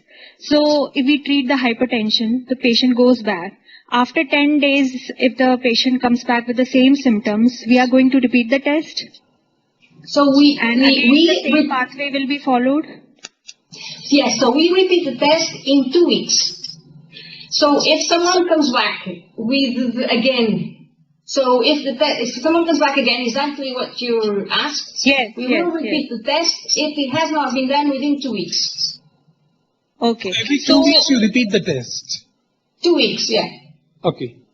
Okay, and the second group, that is the cutoff between 38 to 85, how do you follow up those patients? So we increase the follow-up with the midwives, outpatient. We have very, very, very good midwifery care outside the hospital. So we can ask the patients to be seen by the midwife every week if we need, to blood pressure and protein in the urine. And we can even ask every 2 weeks, but every 2 weeks, apologies. We can even, every week is still is acceptable. If you are really concerned and you think you yourself need to see the patient, you can book an appointment in 2 weeks. For instance, in our assessment, you have a day assessment unit where you can see where we will see the patients as an outpatient based. But it's, as I said, it will be dependent on the global picture of the patient, but we will increase the outpatient surveillance. So instead of like every 4 weeks midwife, we can either ask to see it in 2 weeks or in 1 week, depending on the clinical scenario of the patient. And the advantage is if you do the test a little earlier in the suspicious cases where the values are not too sure, there are intermediate values. What happens if you repeat the test, let's say, at the end of 3 days or 5 days or 7 days? The way we repeat the Dopplers whenever they are suspicious. So between 38 and 85, we are not repeating the Dopplers for the baby. We are just doing surveillance on hypertension and proteinuria. If the woman develops either hypertension or proteinuria, with this intermediate ratio, it's yes, then we'll ask for again everything, bloods and everything, because we know this patient is high risk. If there are signs of end organ damage, meaning creatinine or liver problems, then we admit the patient. If not, we can let her go for 1 more week, again seen by the midwife, hypertension, proteinuria. Midwife can even do bloods, and if there's any concern, they will send it back to us. But we have this patient in a tight control, as opposed, because otherwise, if we don't do anything, the patient will be seen only in 4 weeks by the midwife. So that's how it works here. If all is well, it would be 4 weeks. So we don't let it go for 4 weeks without seeing anyone. Okay. Yes, Dr. Nupur? And the role of this test in first trimester, do we have any role in first trimester for this test in screening of the patients who are likely to develop preeclampsia or any pregnancy-induced complications later in mid-trimester? So you have this role as the first trimester screening for preeclampsia. You will use the PLGF value from this test. So only PLGF, and you don't recommend the ratio in first trimester, but only PLGF? So what we would recommend, if you want to do like the best screening that has proven efficiency at the moment, is to use the Kypros Nicolaides system. So you see the ASPRE trial that he published in the New England, and you can also have access to his fetal medicine unit guidelines online, and there is an algorithm you can use from him, and this algorithm includes PLGF. So, but the problem is, for these cases, you need to measure everything else he measures on the ultrasound, and everyone needs to be very consistent and very good at using it. So you need to do all the measures that she's asking for, including uterines, everything. And the nose, you need to get the nuke, everything's like super perfect. And this is when you would use the PLGF only at the moment, but incorporated in that algorithm. And then you will give aspirin or not give aspirin, all these things. Yeah. Okay. Thank you so much. Any questions from Mysore? Yes, sure. Mysore, any questions?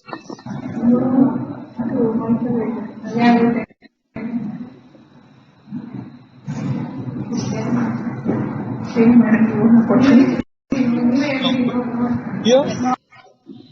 Dr. Sophia, this is Dr. Revati again. Yes. You know that I've discussed this with you.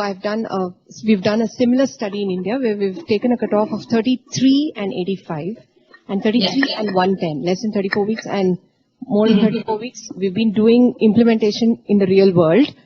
Just one question. I mean, my curiosity, I don't want you to reveal the numbers from the INSPIRE trial, but I just wanted to ask you, did you do serial surveillance, the guideline? I mean, did you stick to something like somebody who was intermediate screen positive?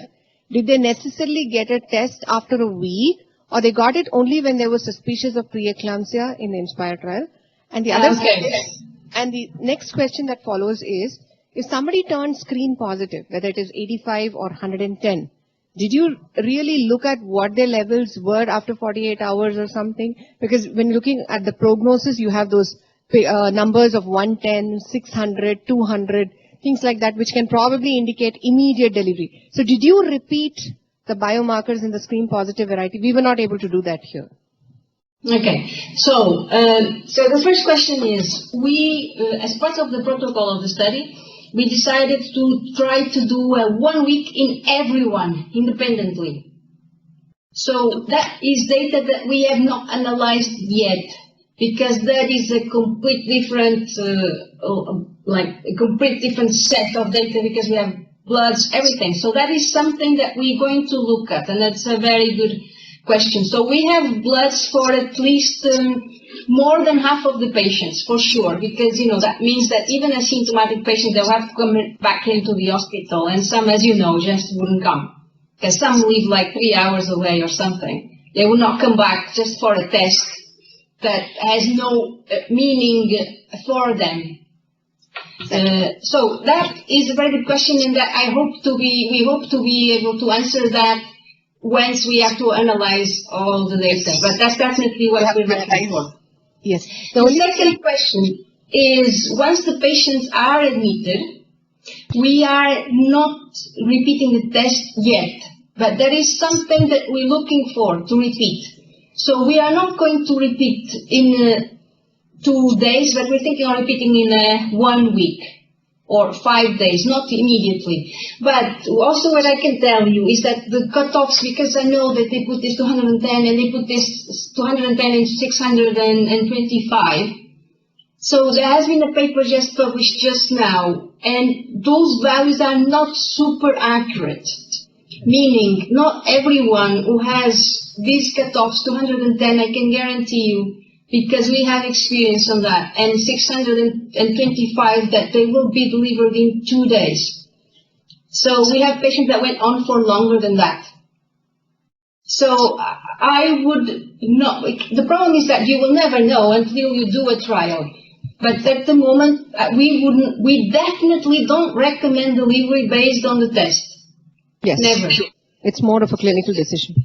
Exactly. So that's a clinical decision, and then what we're going to do is look back and how the levels were. And from other studies, I can tell you, they say this 600 is not right. Yes. So that's also a very good point. Yeah. The next question is, see how especially the preeclampsias we have in India, they don't progress in a linear fashion. One day the patient is absolutely fine, and next day she comes with all florid symptoms and signs. Now, if you say that we are going to give them 2 weeks, now we are talking of a suspected preeclampsia. She has come with a little bit of headache, a wee bit of epigastric pain, possibly one reading of 140/90, which has later settled. So you don't really consider as a hypertension. Now, if I'm going to wait on such a patient for 2 weeks, For a disease that is not progressing linearly, how do you explain its accuracy, or how do you, gauge its usefulness? So what I can tell you is because of the way the disease behaves and progression, we only had one case in 300 patients who developed preeclampsia with less than 38. So the important thing to know is the patients who will later develop the disease but don't have it yet, the levels start rising. I have never seen a patient with levels lower than 38 who developed raging preeclampsia in 1 week or 2 weeks. Like raging preeclampsia needing delivery. In my experience, those that are the ones that already have a high value. So I can tell you we had patients with a value of 250, which you can see is high, it's more than 110, but she had no symptoms at all. No symptoms, nothing. And she had a ratio of 250. And we told her, look, you need to be admitted because these are the patients, as you say, today are well, and in 3 days they are gone. So this patient we had to admit, and then in 2 days she developed pulmonary edema.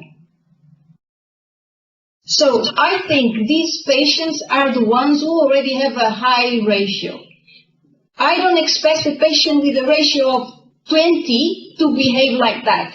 But this is a very good question, and this is why between 38 and 85, we don't really know when to see them, but we will definitely say, look, we increase the surveillance. So I want you to see your midwife more. So at least 1 week you're seeing the midwife for sure.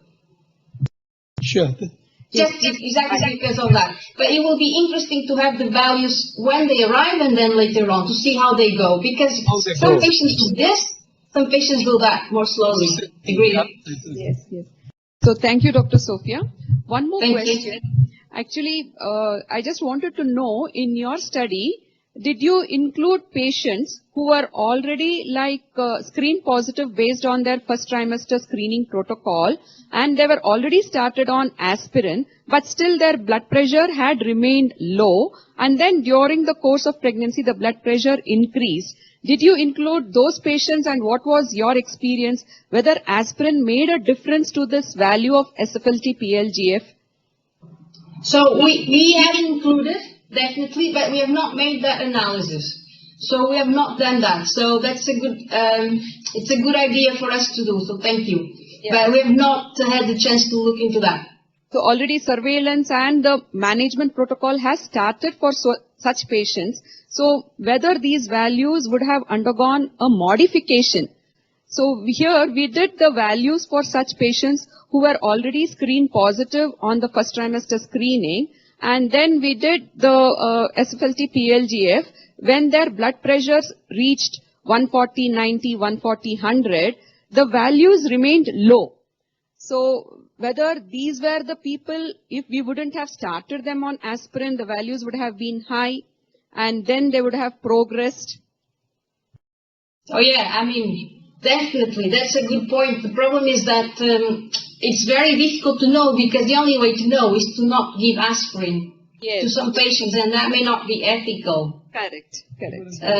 But I think you're right. I think aspirin is doing something definitely, and I think it may be reducing the levels. But how to exactly know that is, I don't know, perhaps in a place that they do less aspirin, or to compare, then you can do something. Compare populations where you do 75 milligrams, populations you do 150 milligrams, because that could be a good thing to do.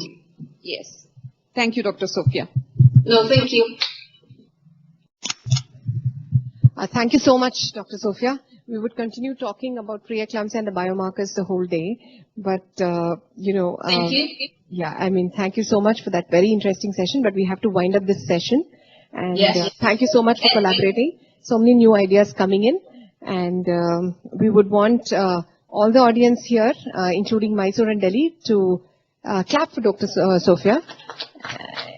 And Thank you, everyone. So I also like to say it was a pleasure and an honor to be here. I've met Dr. Revati a previously in the conferences, and we have a very good friend of mine. He's working with Dr. Bhatia as well. And I would like to congratulate you all for the excellent work you were doing there with the biomarker. And I want to hear more about your results. And I'll be definitely happy to be here next year presenting the Inspire results. So congratulations, everyone.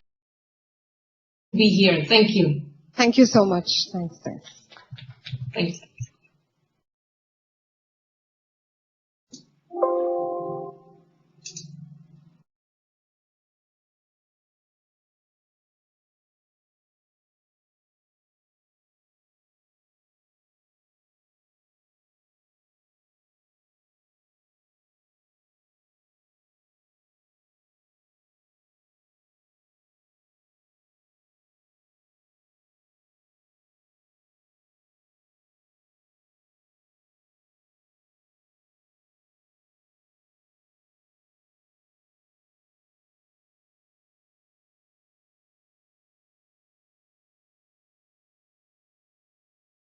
Yes.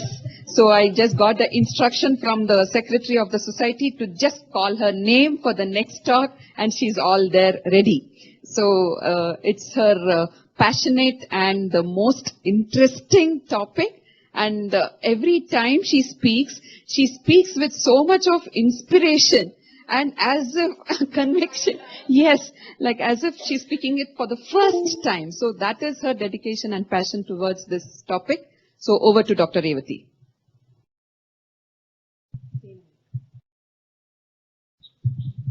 Thank you so much for that, Dr. Sunita. And invariably, there's going to be a talk which is going to be with preeclampsia. After all this, where is it? This is not going. The next slide. After all this discussion on preeclampsia, here we are trying to find out what could contribute to preeclampsia. That's the whole reason we put in this discussion, because having this session on PCOS pregnancy and preeclampsia or hypertensive disorders, and we know that both of them are interlinked. So can we draw an association between PCOS and preeclampsia? Are we going to modify the perceivable risk factors which can contribute to preeclampsia? Can we identify that cohort of women who would probably develop preeclampsia? That's how this talk came into existence.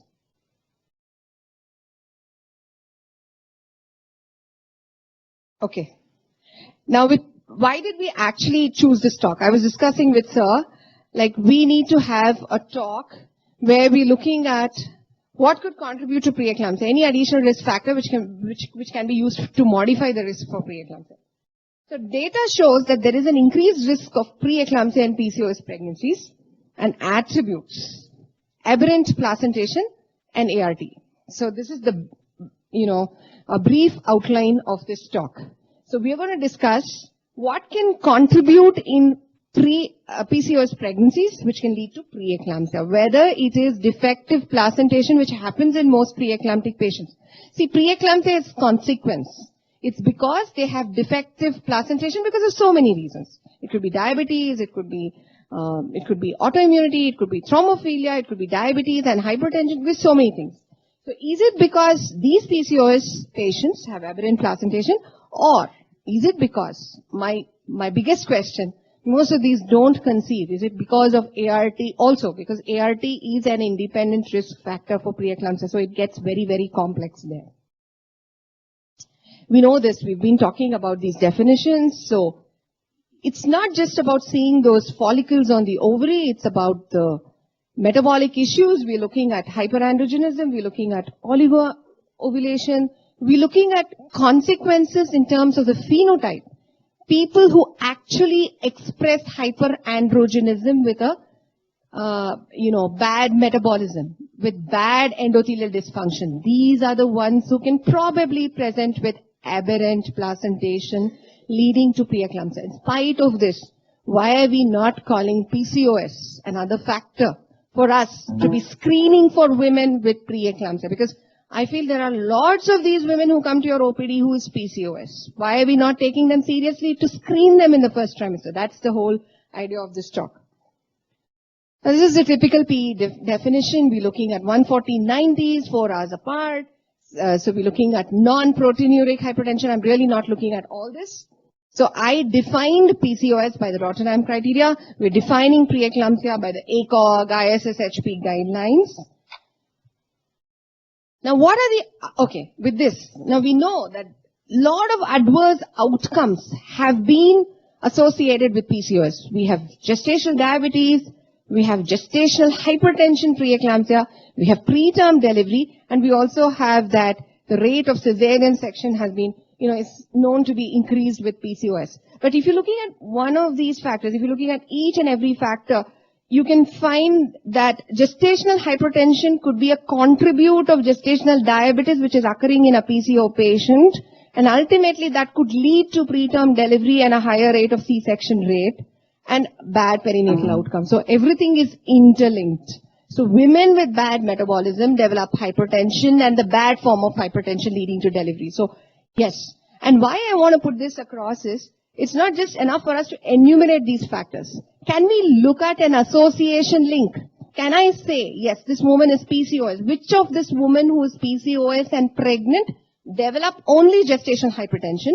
She's not going to be a worry for me. But which of this woman who's PCOS and she is, pregnant is safe and may not be preeclamptic and may not be of a great worry to me? So my questions that came was, is preeclampsia more in PCOS pregnancies? I'm not talking about gestational hypertension. Is it more in PCOS patients? Is preeclampsia due to PCOS per se and not anything else? Is preeclampsia due to associated ART? Or is there any association between different phenotypes of PCOS and associated preeclampsia? So I went on analyzing these questions.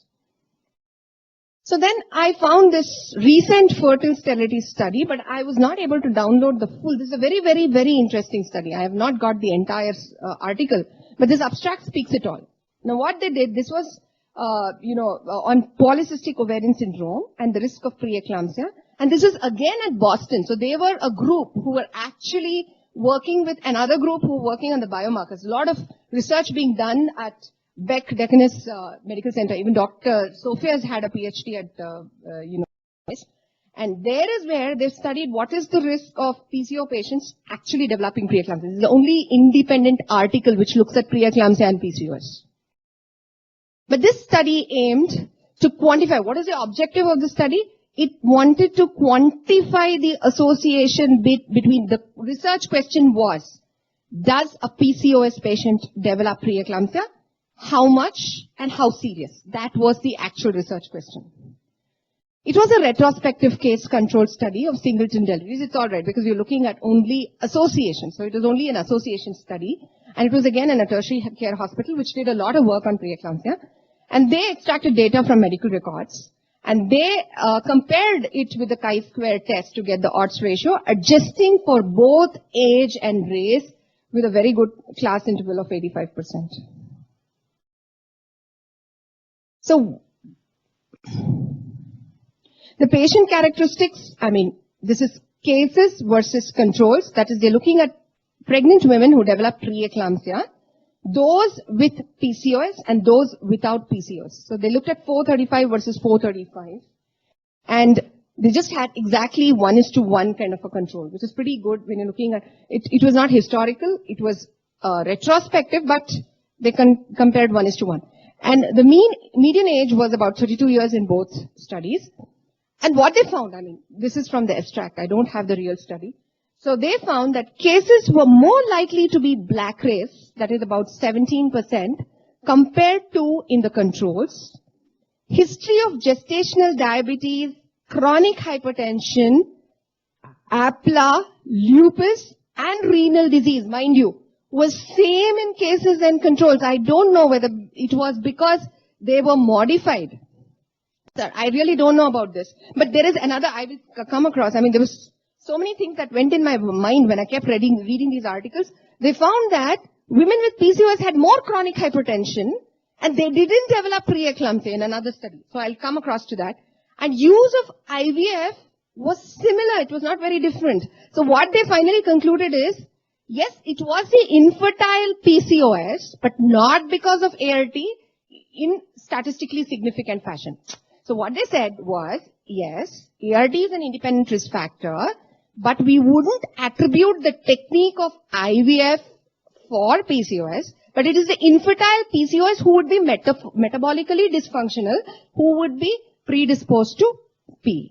So ultimately they were trying to tell us that PCOS with metabolic problems were more prone to PE. So otherwise they didn't find anything significant. So they said women with preeclampsia more likely to have PCOS 6.9% of the times versus those with a... So this is pretty good because they looked at something like more than 400 women, all who developed preeclampsia. But definitely the incidence was more, but it was not statistically significant.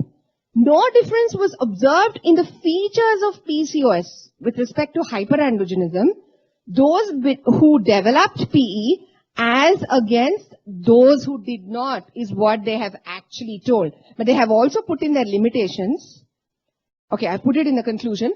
Association of PCOS and preeclampsia remains inconsistent due to heterogeneity. If you actually look at that a little bit more, there was no consistency in the pickup of PCOS because some of them were picked up only because of ultrasound criteria. Some had ultrasound and hyperandrogenism, but they did go and find out whether all hyperandrogenic patients, whether they were PCOS or not, because according to them, a select group of people who belonged to the controls were not labeled PCOS but had hyperandrogenism, sir. So it was more of inconsistency in recruitment itself. It was not because of anything else. So what they are trying to say is, whether I'm going to label a patient PCOS or not, doesn't matter. It's about the metabolic features that the patient has. So it was more of inconsistent recruitment rather than not saying that it is not because of PCOS. Because I strongly feel PCOS patients will develop more preeclampsia. And there was no difference observed in fertility treatment, that is mostly IVF, in the two groups, because ART is by itself. All this is definitely attributable to inconsistent recruitment. And I strongly feel that, I don't know, I mean IVF itself is an independent risk factor, but what they argue is any infertile patient with PCOS may have other things like obesity, bad diabetes, hypertension, which could contribute. But in their study itself, they found that there was no direct correlation of pre-existing chronic hypertension and diabetes in preeclampsia because most of these patients had surveillance prior to conception. So the disease was already modified for predisposition to PCOS. So there was a little bit of an inconsistency because you could have a woman who's chronic hypertensive not picked up prior to pregnancy, who gets pregnant, she's PCOS, she may develop preeclampsia. But a woman who is PCOS and chronic hypertensive who's already risk modulated may not develop preeclampsia. So it is not about telling chronic hypertension and PCOS, it's about finding out how risk modulated she is with respect to metabolism. Recent data suggests that risk of adverse outcomes varies with PCOS phenotype. That is there. Whatever said and done, it varies with PCOS. That is, you have an obese lady, you have a lady with bad diabetes, she's more prone. And hence, maybe hyperandrogenic features of PCOS could drive association between PCOS and preeclampsia.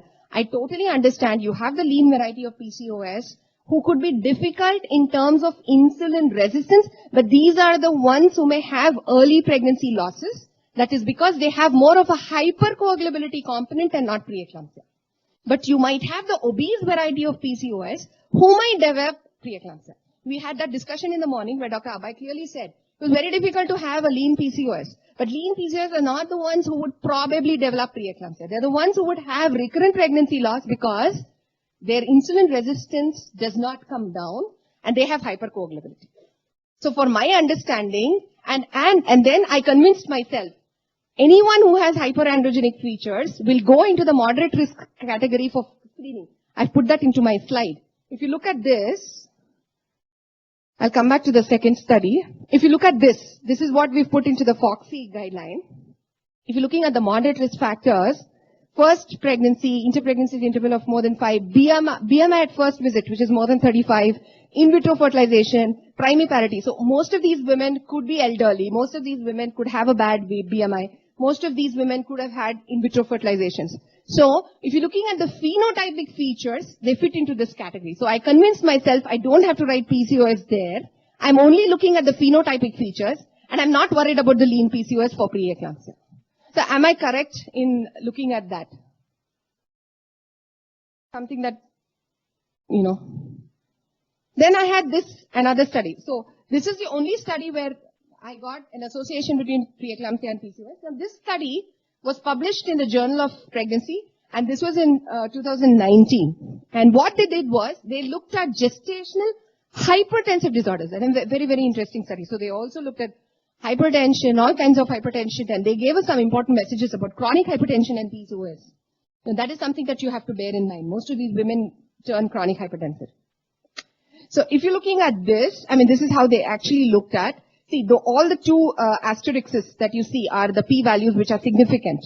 So, they compared PCOS women with non-PCOS women who got pregnant, and they found that as far as parity, nulliparous women with PCOS developing gestational hypertensive disorders was much higher compared to those women who were not PCOS. And fertility treatment with PCOS, they said fertility, PCOS, hypertension, higher, p-value significant. This is pretty convincing, sir. And if you're looking at pre-pregnancy BMI of more than 30, that was also, a direct correlation. So I can very well relate to this. So anyone, this is more, correlatable. I'm not worried about the form of hypertension. I'm looking at only adverse outcomes. So I can say that anyone who's first time pregnant, who is obese, who is PCOS, will definitely develop some kind of hypertensive disorders, if not risk modulated, may develop preeclampsia. And then they also compared, they looked at the maternal age and the race and the gravidity and everything. And finally what they found was maternal PCOS was definitely associated. This is something that I'm convinced about. I think this study is pretty good. Was associated with risks of developing gestational hypertension. See, it all depends on what kind of surveillance she's had, how you've modified that hypertensive risk and endothelial dysfunction. So I cannot blanket state that everyone will develop the bad form of hypertension. And preeclampsia and HELP was not preferentially seen in PCOS pregnancies. There was this 4.9 versus 3%, and that is again because of different kinds of surveillance. How far this woman has come, whether she's been risk modulated. Not known whether the above question or association are due to inherent factors of PCOS or the phenotype, or high rate of chronic hypertension in PCOS women. So I think this is something that we have to keep in mind. When they come preconceptionally, please measure their blood pressures. This is the window where you can alter her risk during pregnancy, and I will leave the stage to Anu, who will tell us how she will screen in the first trimester. All these fat PCOS women who are hypertensive. So what are you going to do next? So this is I was just trying to understand whether, how we can probably improvise on these risk factors. And then finally, I probably concluded that yes, PCOS women with obesity and first-time pregnant women are prone to hypertension. And yes, with all these phenotypes already fitting into the moderate risk factor category, they are to be screened very seriously and going backwards, because you're looking at the extended inverted pyramid, not the inverted pyramid. Preconceptional. Catch these PCO patients, look at their blood pressures, treat their blood pressures, and then get them pregnant. So, what are the limitations and future direction? Weight gain. See, this is something that we have to bear in mind, because we see a lot of these PCO patients, they gain weight. People who are obese. Is there any correlation between the weight gain factor and the hypertension factor? Hormone levels. See, there are a lot of these women who have hypothyroidism. They have hyperhomocystinemia. Does this add on to the risk? A woman with hormonal problems, is she more prone to preeclampsia? We can modify that risk. And again, these are the women who need to be screened with the biomarkers. Because a woman who is hypothyroid and she's PCO, she can be definitely prone to very high sp1 levels. So she is the one who's going to have endothelial dysfunction. May not be as compared to a woman who's not hypothyroid. So these are the factors. Other cardiovascular or metabolic biomarkers, this is something that we have to seriously. And I've seen a lot of patients in my practice where women are silent, maybe in the third trimester they develop pedal edema, you do a TSH, it's very high.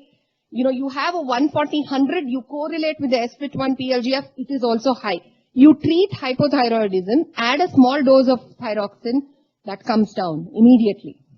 The SPIT1 shows a decrease in trend. That means you modified the endothelial dysfunction, which can predispose to oxidative damage. This is something that we have to probably, take it very seriously. And take home messages, pregnancy provides, this is very wonderful, an opportunity to address chronic health issues, especially metabolic problems, and also offers healthcare.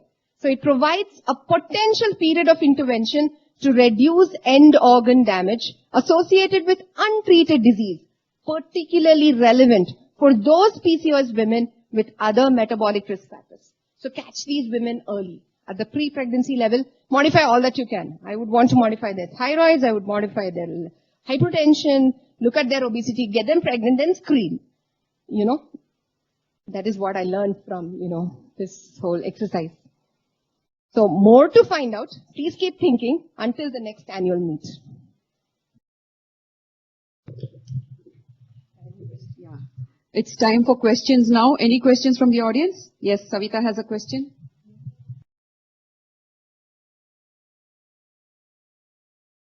Please speak into the mic. We have audience from the other centers. Wait. If it is not proven, then okay. Like if a PCOS patient, and as we discussed in the morning, usually they conceive through infertility, ovulation induction drugs, or one or the other method of infertility. So together, if the person is more than 35 years, 30 to 35 years, with PCOS with infertility treatment received, should we start her on aspirin? Not based on that. But what I'm trying to say is, because all the three other risk factors. How early you want to start on aspirin is the question. You're talking about pre-pregnancy or talking about conception? Conception, yes. Conception, yes. I totally agree that you don't really have to wait for a screening test. If you have an obese PCOS who's diabetic and she's conceived with ART, there's no question. Please start ecosprin as early as possible. And you can still get her positive in the first.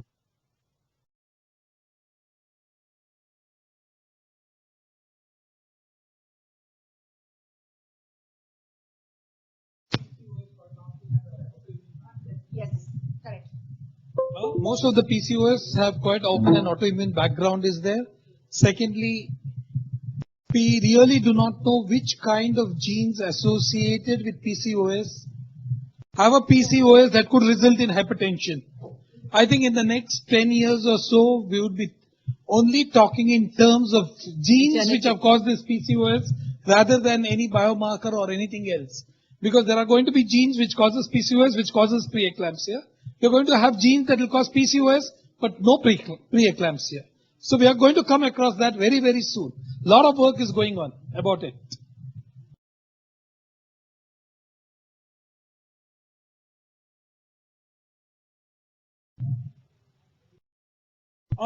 Dr. Nupur, do you have any questions before we go back to Bangalore?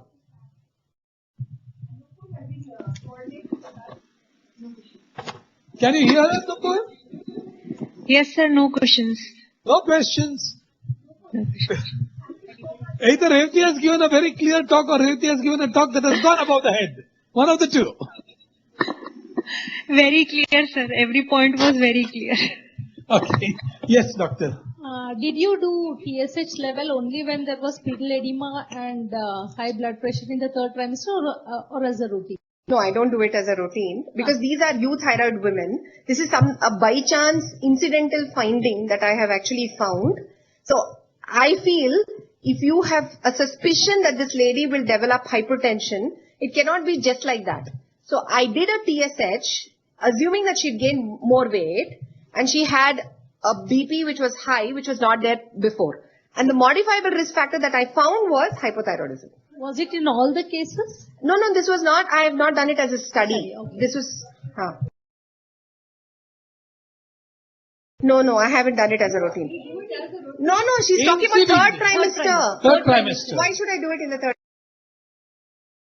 That she is euthyroid. I've told that she is euthyroid there was no business for me. A person who was something like a 1.8 or 1.8 first trimester, a 28 weeks, she was controlled as far as diabetes was concerned. She was already on ecosprin and whatever. She had that. I found that she had developed hypothyroidism in the third trimester, which may have been the correctable risk factor. How many cases? I have really not looked at it. It's just an incidental finding. But what I'm trying to say is, yes, there could be metabolic issues. Metabolic issues. Because there could be what we call as a multiple endocrine disorder kind of a picture can come in. And that is very common in PCOS. So we need to just keep our eyes open for it. And these are correctable. She will get another 3 or 4 weeks easily. You can control that. Thank you, Dr. Revati. He's my good friend Manjula from MS Ramaya with special interest in biomarkers. Yeah. See, I feel, my experience also I would like to share. I have not done studies. This PCOD is a team that most of them at end of the third trimester, some of them have pedal edema, or if you test for TSH, there will be hypothyroidism. But what I have noticed myself in PCO who come, for irregular cycles, have done vitamin D deficiency. Most of them have vitamin D deficiency. As we know that preeclampsia factors for hypocalcemia. So these are the genotypes who may later develop preeclampsia. Yes, that's why Foxy That's says why you I start said genes ecosprin are and going calcium. to be 10 years down the road. We are not going to talk of anything else except that this is a PCOS with this gene and this is a PCOS with that gene. So we will That is still what we are going to talk. prognosticate the genetic phenotypes with the biomarkers, sir. So biomarkers won't go away. I'm optimistic.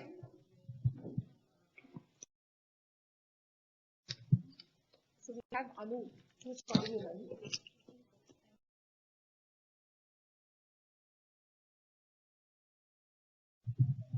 So we now move on to the last topic of the day.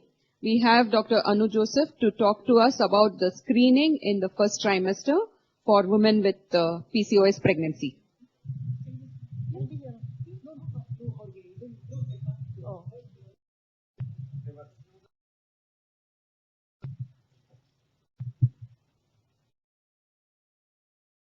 Good evening, everybody.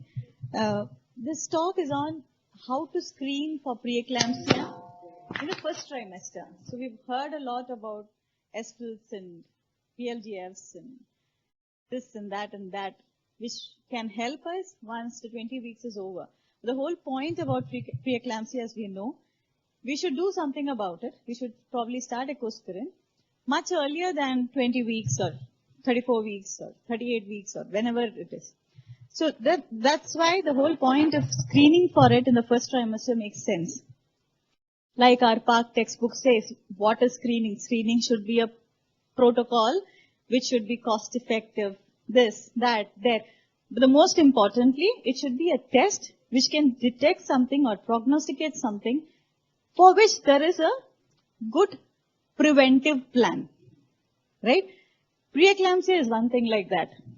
You have a good screening, you have a good preventive plan, you have a good way of monitoring patients, you have a good way to get an end to it, which is by delivery. So you have all those factors done. The only thing is whether all these are cost effective or not. So let's go into each one of them step by step and see how much we can put into in terms of utilizing. So as we all know, I don't think so anybody has a problem with understanding what is preeclampsia after today and yesterday. So it is a disorder of widespread vascular endothelial malfunction and vasospasm, occurs usually after 20 weeks of gestation, can present as late as 4 to 6 weeks postpartum, and is clinically defined by hypertension, proteinuria with or without pathological edema. Now we can simplify it like this on a cartoon, saying that it is a problem with the placenta wherein the baby is being a little affected. The placenta says it can't breathe. There is a diseased placenta. It releases all kinds of pro-inflammatory proteins into the maternal circulation, causes systemic vasoconstriction, hypertension and organ damage, HELP and proteinuria, and the baby grows smaller and smaller. I can send it, Dr. Revati. So, it can be as simple as this, or it can be as complicated as this. I can simplify it in between all these things. Understand at least this much, especially for the backbenchers. There is a shallow trophoblastic invasion. There is a high resistance vasculature. There is placental hypoperfusion. There are certain things that we have heard about, which goes up, some goes down. There is placental ischemia, and that causes the baby troubles, the IUGRs, the oligos, and things like that. Those things, those short forms, causes all kinds of angiogenic imbalance, which means the blood vessels building up and remodeling and things like that goes bad. That causes endothelial dysfunction and hence the maternal problems, the hypertensions and proteinurias and things like that. So the two prongs, the mother and the baby, both are affected by the same issue. So what changes when there is somebody with a preeclampsia? There are blood flow changes. Also there are protein and endothelial growth factors which come into play. So what helps us to screen them? Blood flow patterns and the same proteins and endothelial growth factors. So screening is basically these two. But is there anything else we can screen about? You didn't listen to Dr. Revati. No, Dr. Revati, not you. The rest of them didn't listen to you. Never miss out a good history taking, a good clinical finding, associated comorbidities. They are very, very important, probably much more important than the rest of the things. Screening, there are always maternal factors. We can always have mean arterial pressure measured. We can have uterine artery Dopplers, and probably some researchers have come up with placental mapping, placental volumes, blood flows through the placenta and things like that, which are not very well illustrated as being useful. Maternal biochemical markers, two of the very promising ones, being PAPE and PLGF. Mind you, this is a talk about just first trimester. We're not talking about the rest of the things. So risk, age increases or decreases the risk? Age increases or decreases the risk?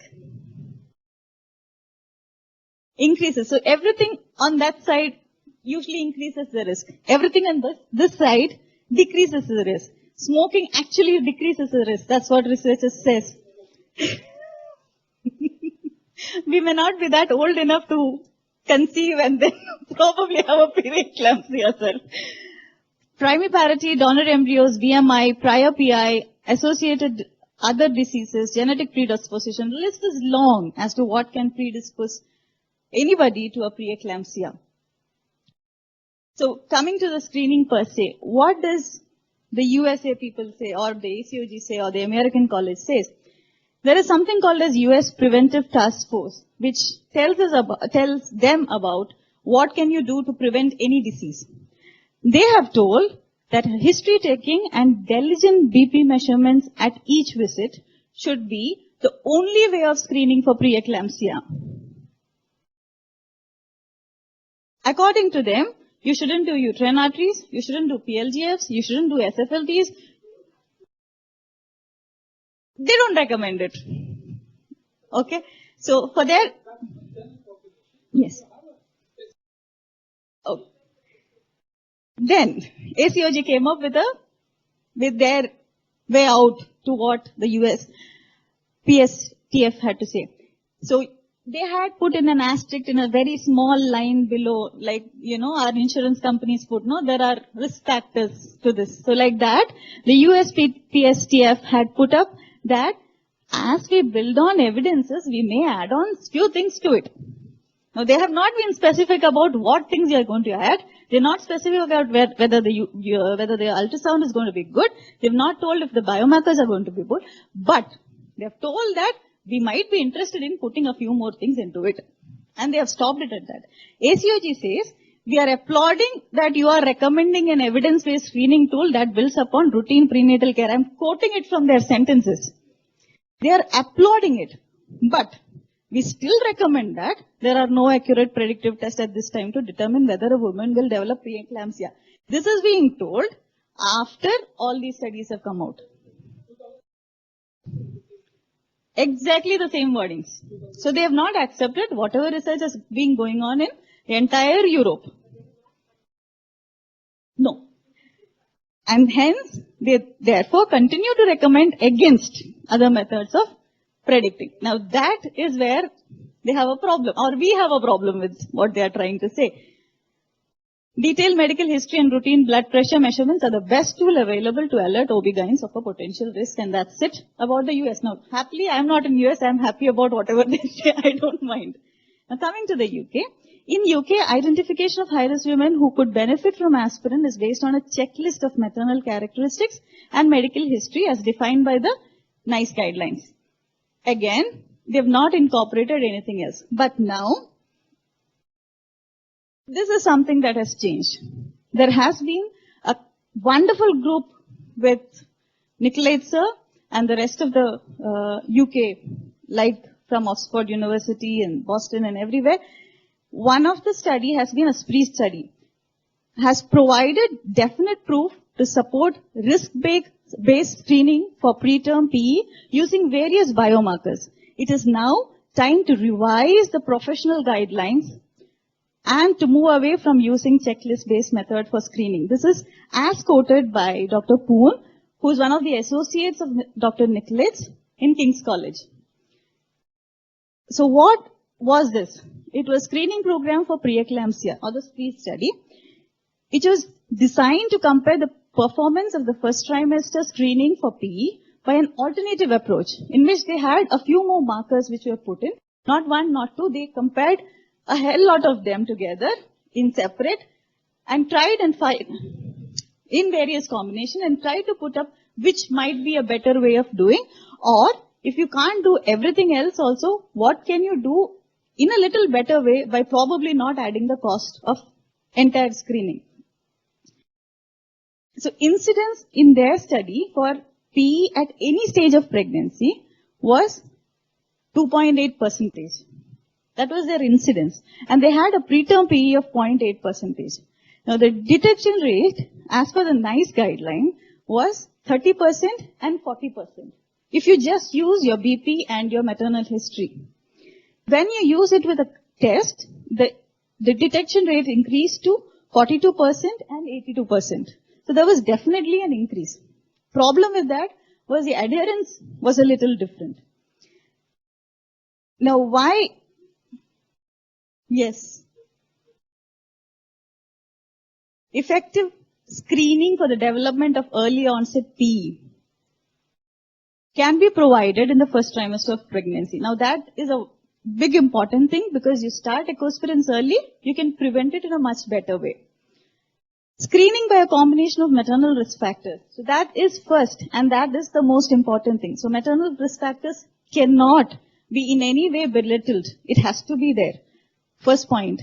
Second, you have to use uterine artery Dopplers. You have to use mean arterial pressure. You have to use serum pregnancy associated plasma protein A, which is PAPA. You have to use placental growth factor. You use all of this, you can predict by about 95%, is their study telling. Early onset P, with a false positive rate of 10%.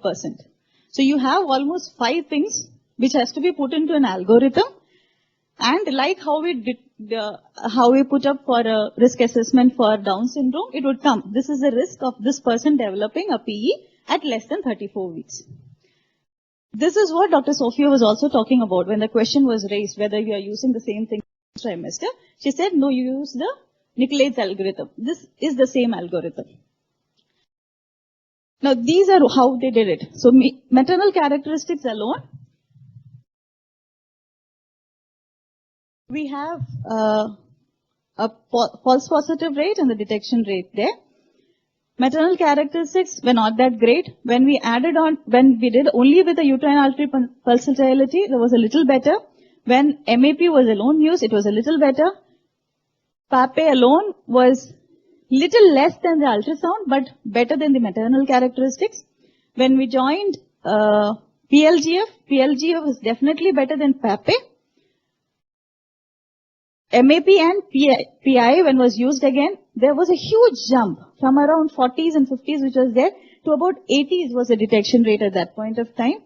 When PAPI and PLG was used, it was probably a little less than MAP and uterine artery PI, but mind you, it is coming from King's College, where they are taught how to do uterine artery PIs exactly how it is supposed to be done. Now, uterine artery PI is not just putting a pulse window on something that you see flickering at the level of the cervix.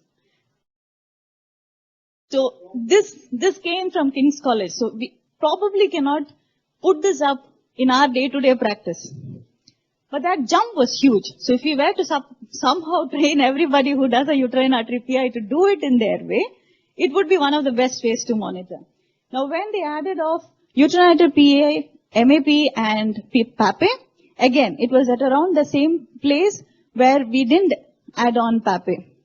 Join everything, you got to about 93% detection rate, which is huge for a disease like preeclampsia. Now, these are the list of biochemical markers which people are looking at. Oh, and in that, the only two things, the placental growth factor and PAPE, which are in bold, should be something that we should practically be looking at in today's world. There has been something with placental protein 13. There has been a few groups, people doing studies on it. Now, sir is doing on glycosylated fibronectin. Let's see where it comes in first trimester. So we are yet to find out. This was something which was hitting everybody to say that, okay, you can have a 93% prediction of something as difficult as a PE was quite huge. Now, what is mean arterial pressure?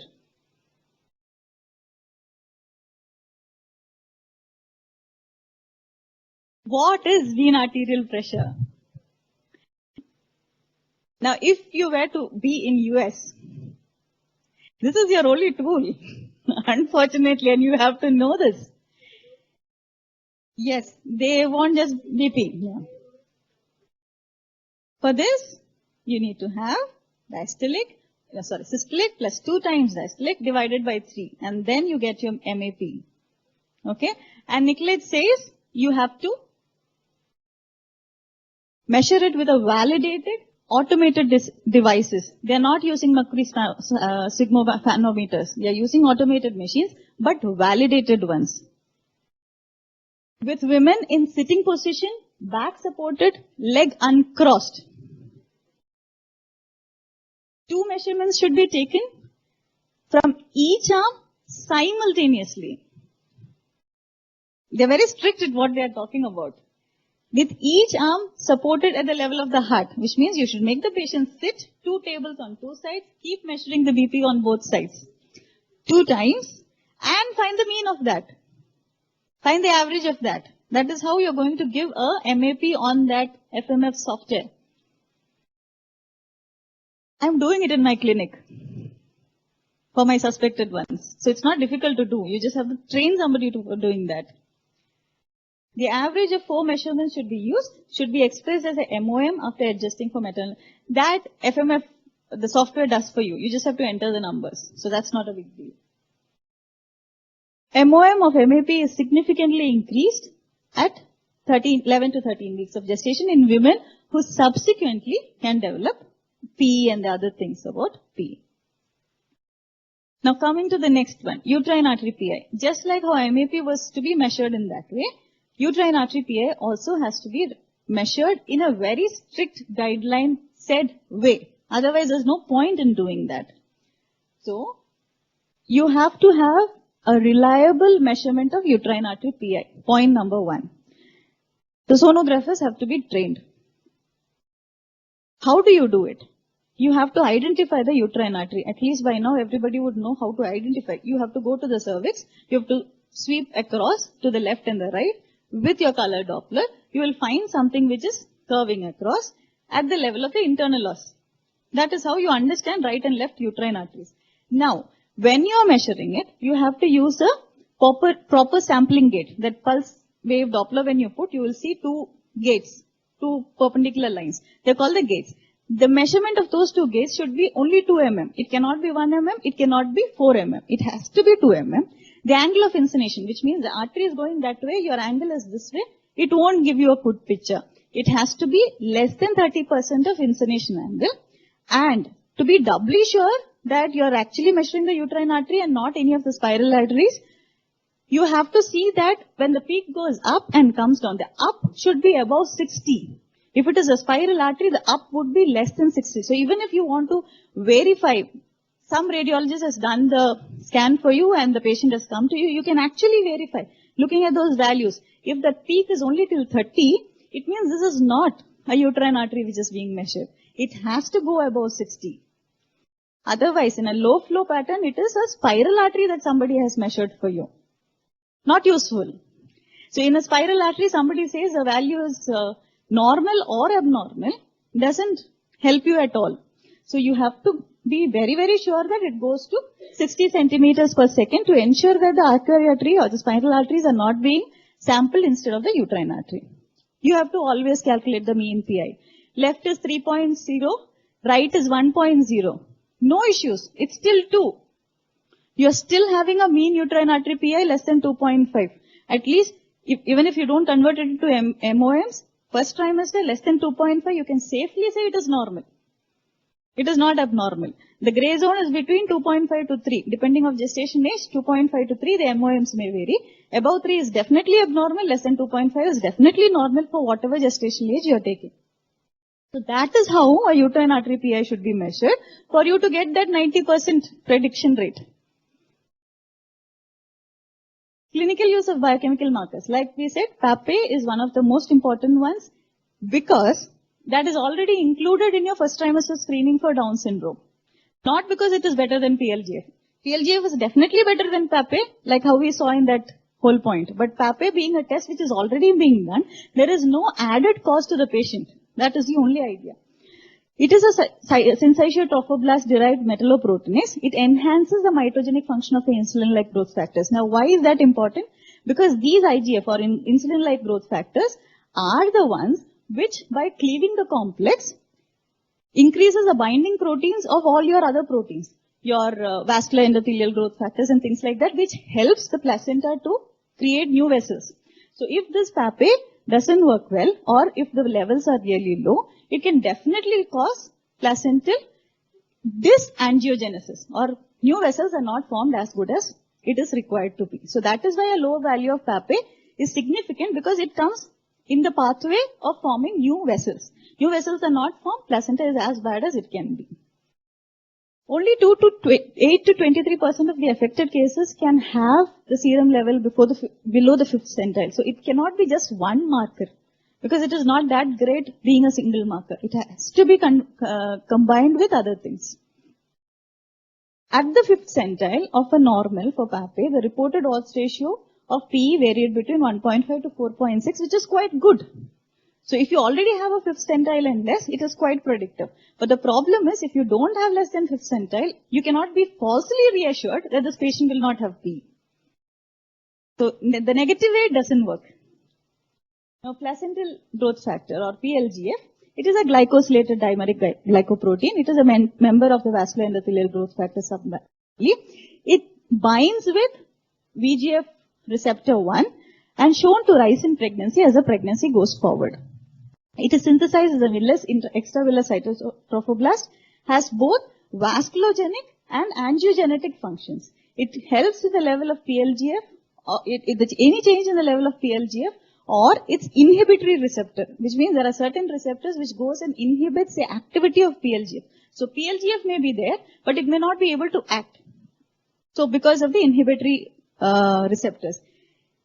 Both of that can cause a development of PE. So not just PLGF low value, if there is something inhibiting it from working also, it can cause the same issues.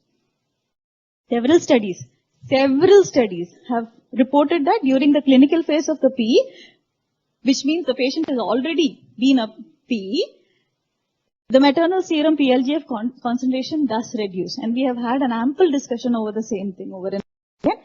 These reduced levels of PLGF precede the clinical onset of the disease and are evident from both the first as well as the second trimester of pregnancy. So it's something that can be used throughout the pregnancy, not just in the first trimester or not just in the second trimester, throughout the pregnancy that can be used. Now there is a little pinch of salt. Now first trimester maternal serum concentration of both PAPI and PLGF have been shown to be affected by lots of things.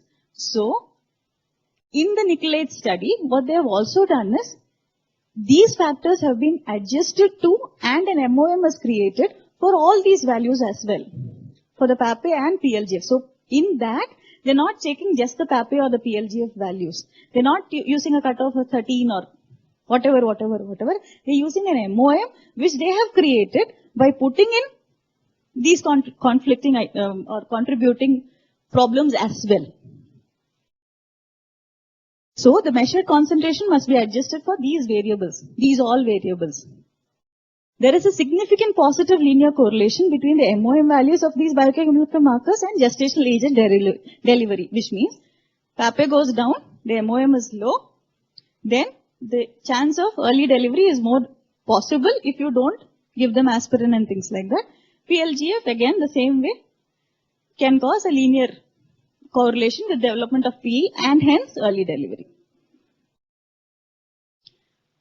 The observer further confirms that PE is a single pathophysiological process. It is not that probably it is multifactorial. It can be multifactorial, but the pathophysiology is probably the same, with a wide spectrum of severity, which is manifested in gestational age at which delivery becomes necessary for maternal or fetal indication, something that we all know. Now, what is our aim? Why are we discussing a lot on what can be done and what cannot be done? The idea is identify those cases which would potentially benefit from prophylactic pharmacological intervention to provide placentation. Now, what is that? What does that mean in simple terms? Start ecosprin. You understand that this person is going to have a problem, start ecosprin. It simply means that much. You need a healthy mother and a healthy baby and a healthy doctor also at the end of the day. With all doctor bashing and things like that, it is better that the mother and baby remains healthy and goes so that you are also. Thank you for the patient listening.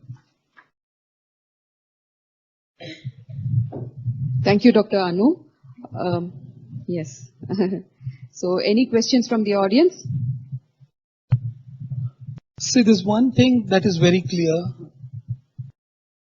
The late onset preeclampsia is different from early onset preeclampsia. That first thing we have to be very clear in our mind.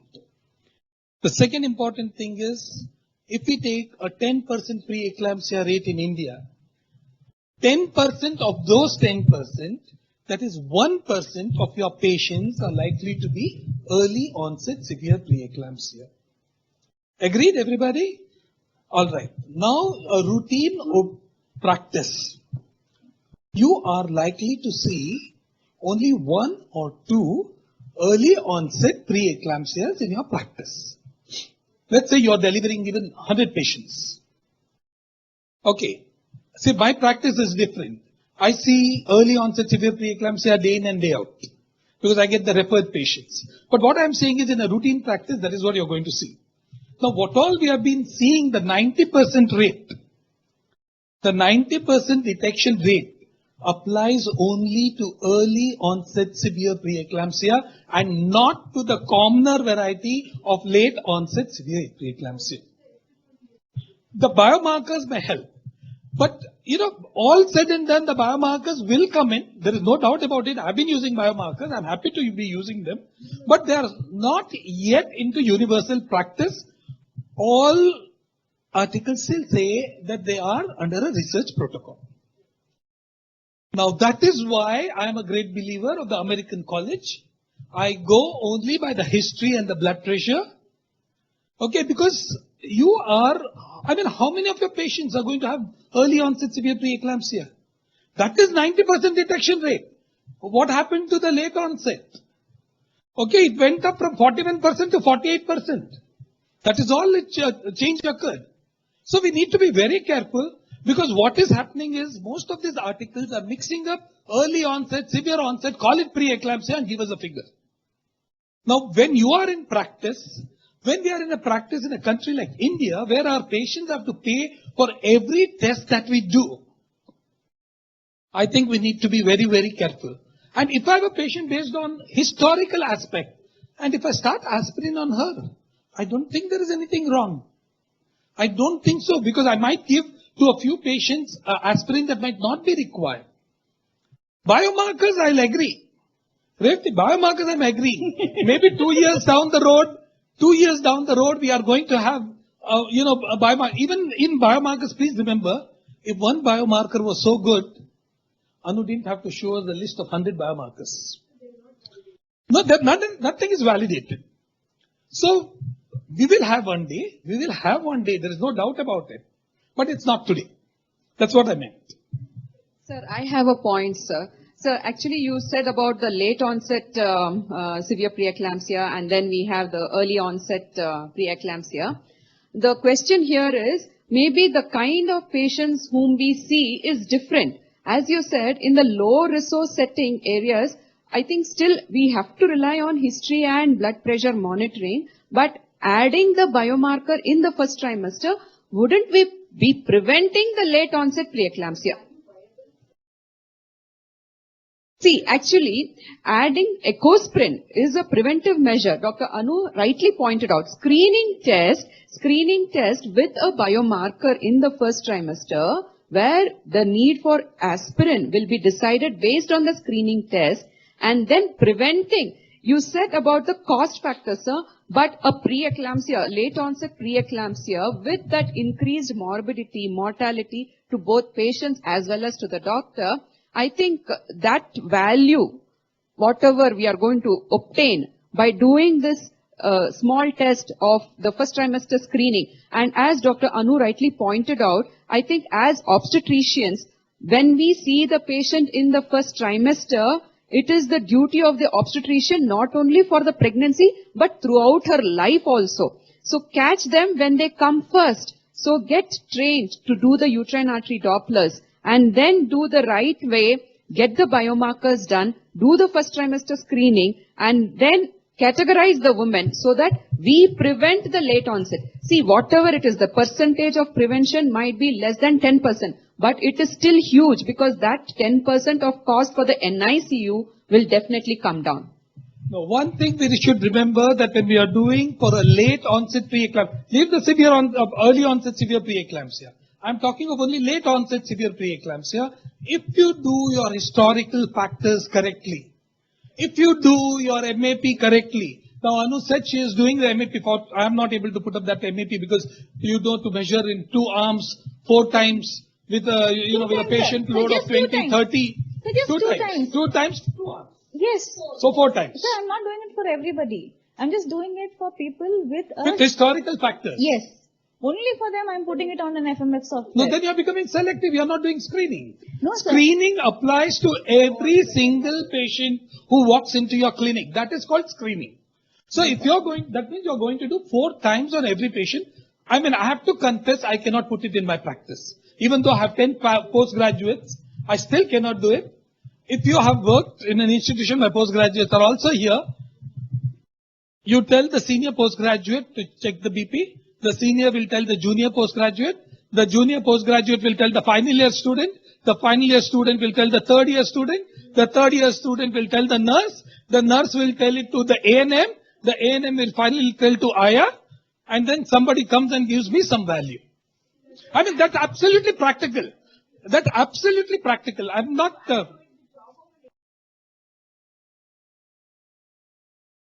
Absolutely. So it is definitely difficult, but what I'm saying is, in my practice, I've been following what the American college is telling. Maybe I'm a little biased to it because I've had a part of my training in US, so I believe the American college possibly more than the other guidelines, but I have never had a chance to regret. I've never had a chance to regret. Okay, if you are having a suspicion, if I have a patient with autoimmune disorder, if I have a patient with thrombophilia, if I have a patient with a bad diabetic, If I have a patient who is TPO antibody, the story is different. Screening does not apply to only these patients. Screening applies to every single patient of yours. So let us always think properly and then go ahead. Yeah, maybe things will change. I'm not saying things are not going to change. The guidelines pendulum has always changed from one end to another end. If you see in last 10 years, all the guidelines have turned topsy-turvy, gone onto their head and then come back on their legs again. So, but when we put into our practice, especially in a resource controlled situation, especially where we have lot more patients, I think we have to think properly. High risk patient, you separate them out. Don't use the word screening. You say you're surveilling the high risk patient. I will agree with that. Fully, I'll agree with that. But not every single pregnant patient walking into your clinic. I mean, that would be my opinion. I think I've been following it and I've been very, very happy following it because in spite of having a 95% high risk population, I have not suffered so far. I think I have to touch wood because I've not suffered so far. Analyze this practical question because we were trying to do the bigger study. See, after you turn positive, somebody turns positive with the first trimester test, what are you going to do in these women? You're going to put them on aspirin. We're talking about the low risk. Like how Sir said, people who are high risk will not come into this category at all. They are under surveillance. So, you are not going to map the disease again in this woman because your SPIT1 PLGF will not give you any result at 16 weeks. It will give you results starting from 24 weeks. Even if you want to do the PLGF, you have to touch 18 weeks. And it's still not advocated. So in these women, why not start 150 milligrams of ecosprin and save the money for the difficult points at 26 weeks and 34 weeks to do the SPIT1 PLGF, which has got better prediction even with respect to late onset preeclampsia? Dr. Revati, I have a little clarification on what you said. So you mean to say high risk are high risk? Okay, we give them ecosprin already. No. That's what. No. These are the women where you are not going to rely on the uterine artery Doppler to base your ecosprin. Correct. They are already. So obese people are already 66 weeks cardiac activity. Put them on this thing. Or even if you see at 4 weeks positive, you want to do it at with the uterine artery Doppler. You use it for prognostication in these patients. Don't use it for prediction of preeclampsia. No. So high risk is gone. I'm your known person, somebody not high risk, normal walk-in patient. Correct. They're going for an MT scan. They came with a uterine artery positive. What would you do? That's what you would see here. Once again, start her on ecosprin, no? Right. You should actually So that is not a good screening tool for you saying. Then No, I'm not talking about uterine artery Doppler screening for. See, what Sir was trying to say is whether you're doing the uterine artery Doppler or not doing the uterine artery Doppler. Based on the risk factors, you have the cohort where you can start ecosprin 150. Why should you rely on so many tools? The idea is never. You didn't understand what she's telling. You didn't understand that. See, we have basically two sets of population. The high risk population. We start anyways. You'll start anything. You do anything. You much start more anything. than ecosprin in these days. Cohort of low risk population. That is what. Now, in low risk population, you look at the historical factors, normal, the family history, the maternal history. Normal. That is only less than one. I wouldn't do anything. Someone has run a uterine artery for them. I would call up that someone and fire them. That why did you insulate the uterine artery of the? Even if you're going to pick up, the pickup rate will be less than 1%. So would you use it? Versus screening tool. Then actually here what? See, the whole point of doing uterine artery is to screen for it. Otherwise, there's no. Don't use it for. Correct. So then, on an NT scan, if universally we stop doing uterine artery Dopplers. No. See, the viability. No, the reason. What you're trying to say? Why are we doing it then? Yes. No. Why are you doing? No, sir, I will tell you, sir. Actually, this is part of the. What what we should remember, combined screening protocol to be followed so that even the low risk, because as we know, even primigravida, we cannot call them as low risk. Primigravida, 26 years, conceived naturally, comes to the clinic. Aren't we justified in doing this combined screening protocol? Without additional cost. Yes. What sir is trying to say Why is do when you putting want it in to the do general what I'm population. saying?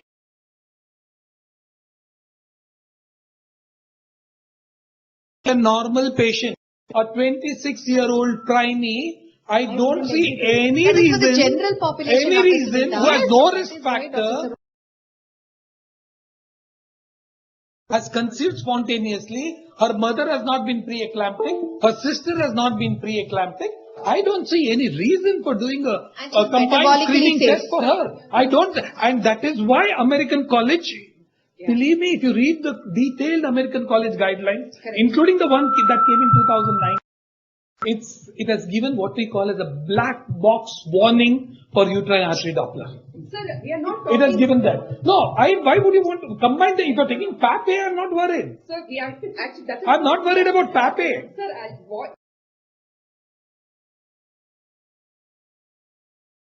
No, where is the evidence? Show me the evidence.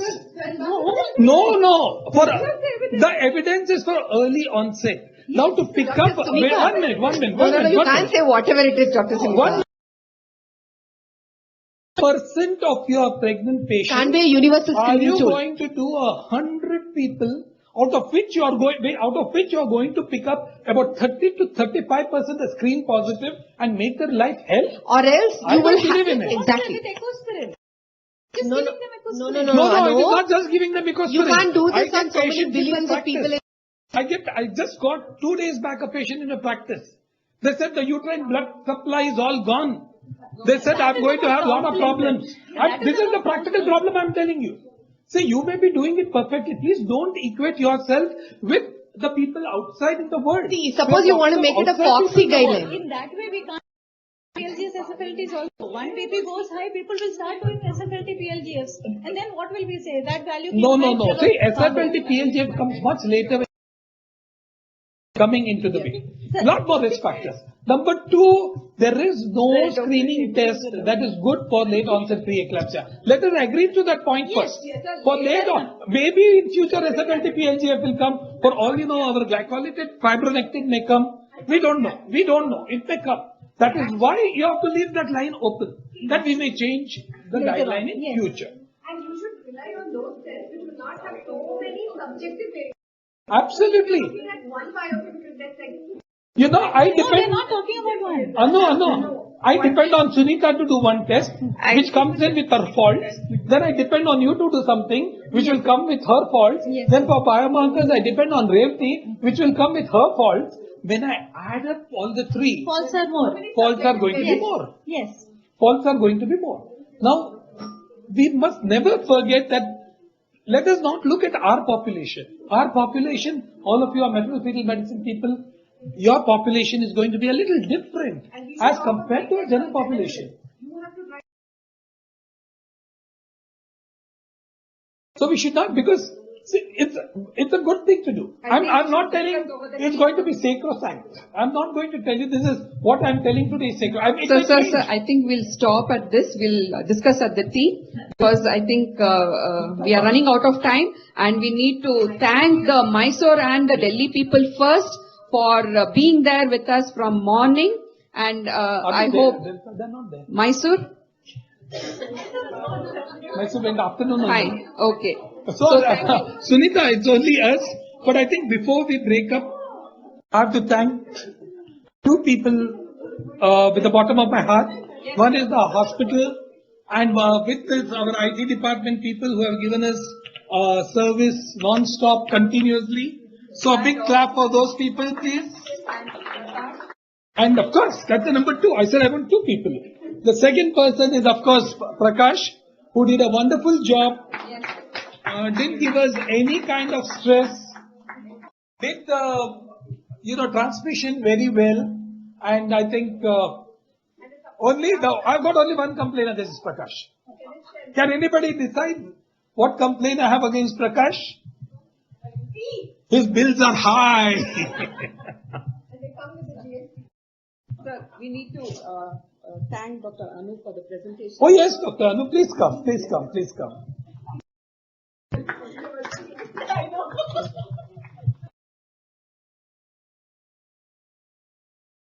No, Anu, we have to give some time and then give momentum. Yes. I think.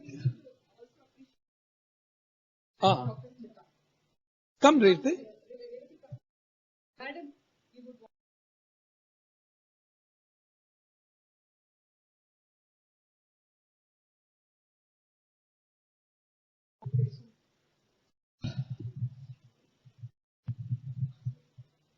I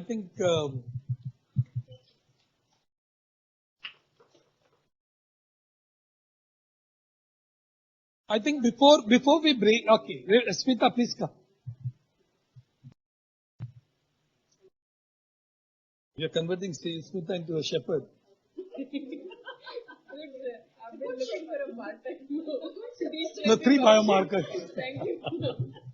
I think we have at least 2 of you who have been with us from yesterday morning continuously. I would like both of you to come and just give a comment as to what you felt was right, what you felt was wrong, what we could do better next time. Please come. Both of you, I would like you to tell us. It was a very interactive session, and for we general practitioners, maybe suddenly we can't jump onto the newer things. We'll have to look into the economic factors and go ahead slowly, and maybe, as you said, history and proper management of at the clinical level. We'll have to decide on that. It was a very interactive session. Thank you. Thank you. Madam.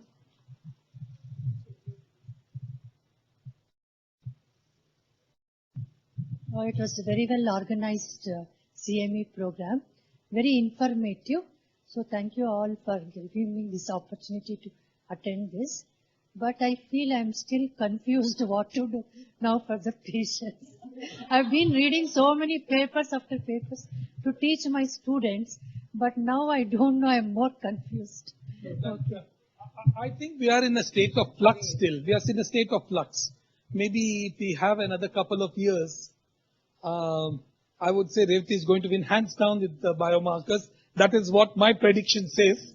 I don't know. Let's see what future turns out to be. But I think 2 years down the road, we will be possibly taking the historical factors along with one biomarker which is likely to be much better. And maybe 5 years down the road, we'll be doing a clinical exome sequencing for this patient. That is my reading. Time will answer.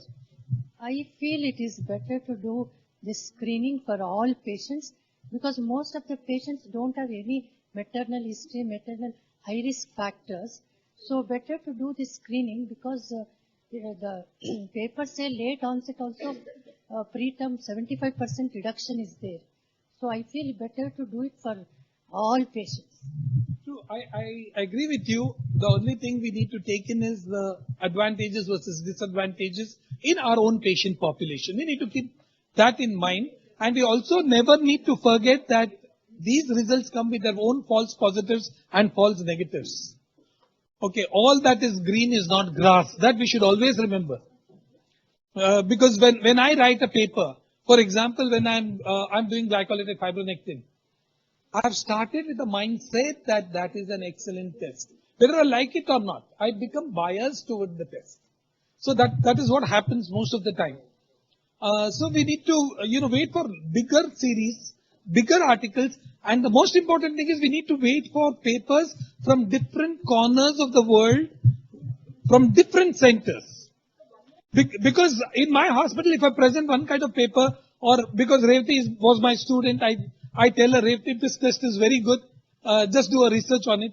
She starts with the mindset that yes, this test is good, sir has told this test is good, and when she also gets a bias. So when you get a test from different countries in the world, I think that is the time probably things would be fine. Yes. They are in stages of validation.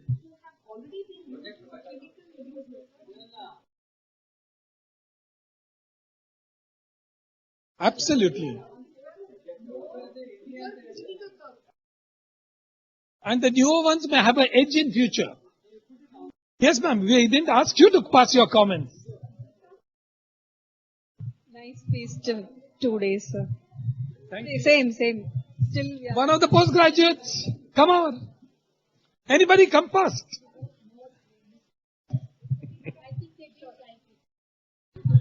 Come on, first.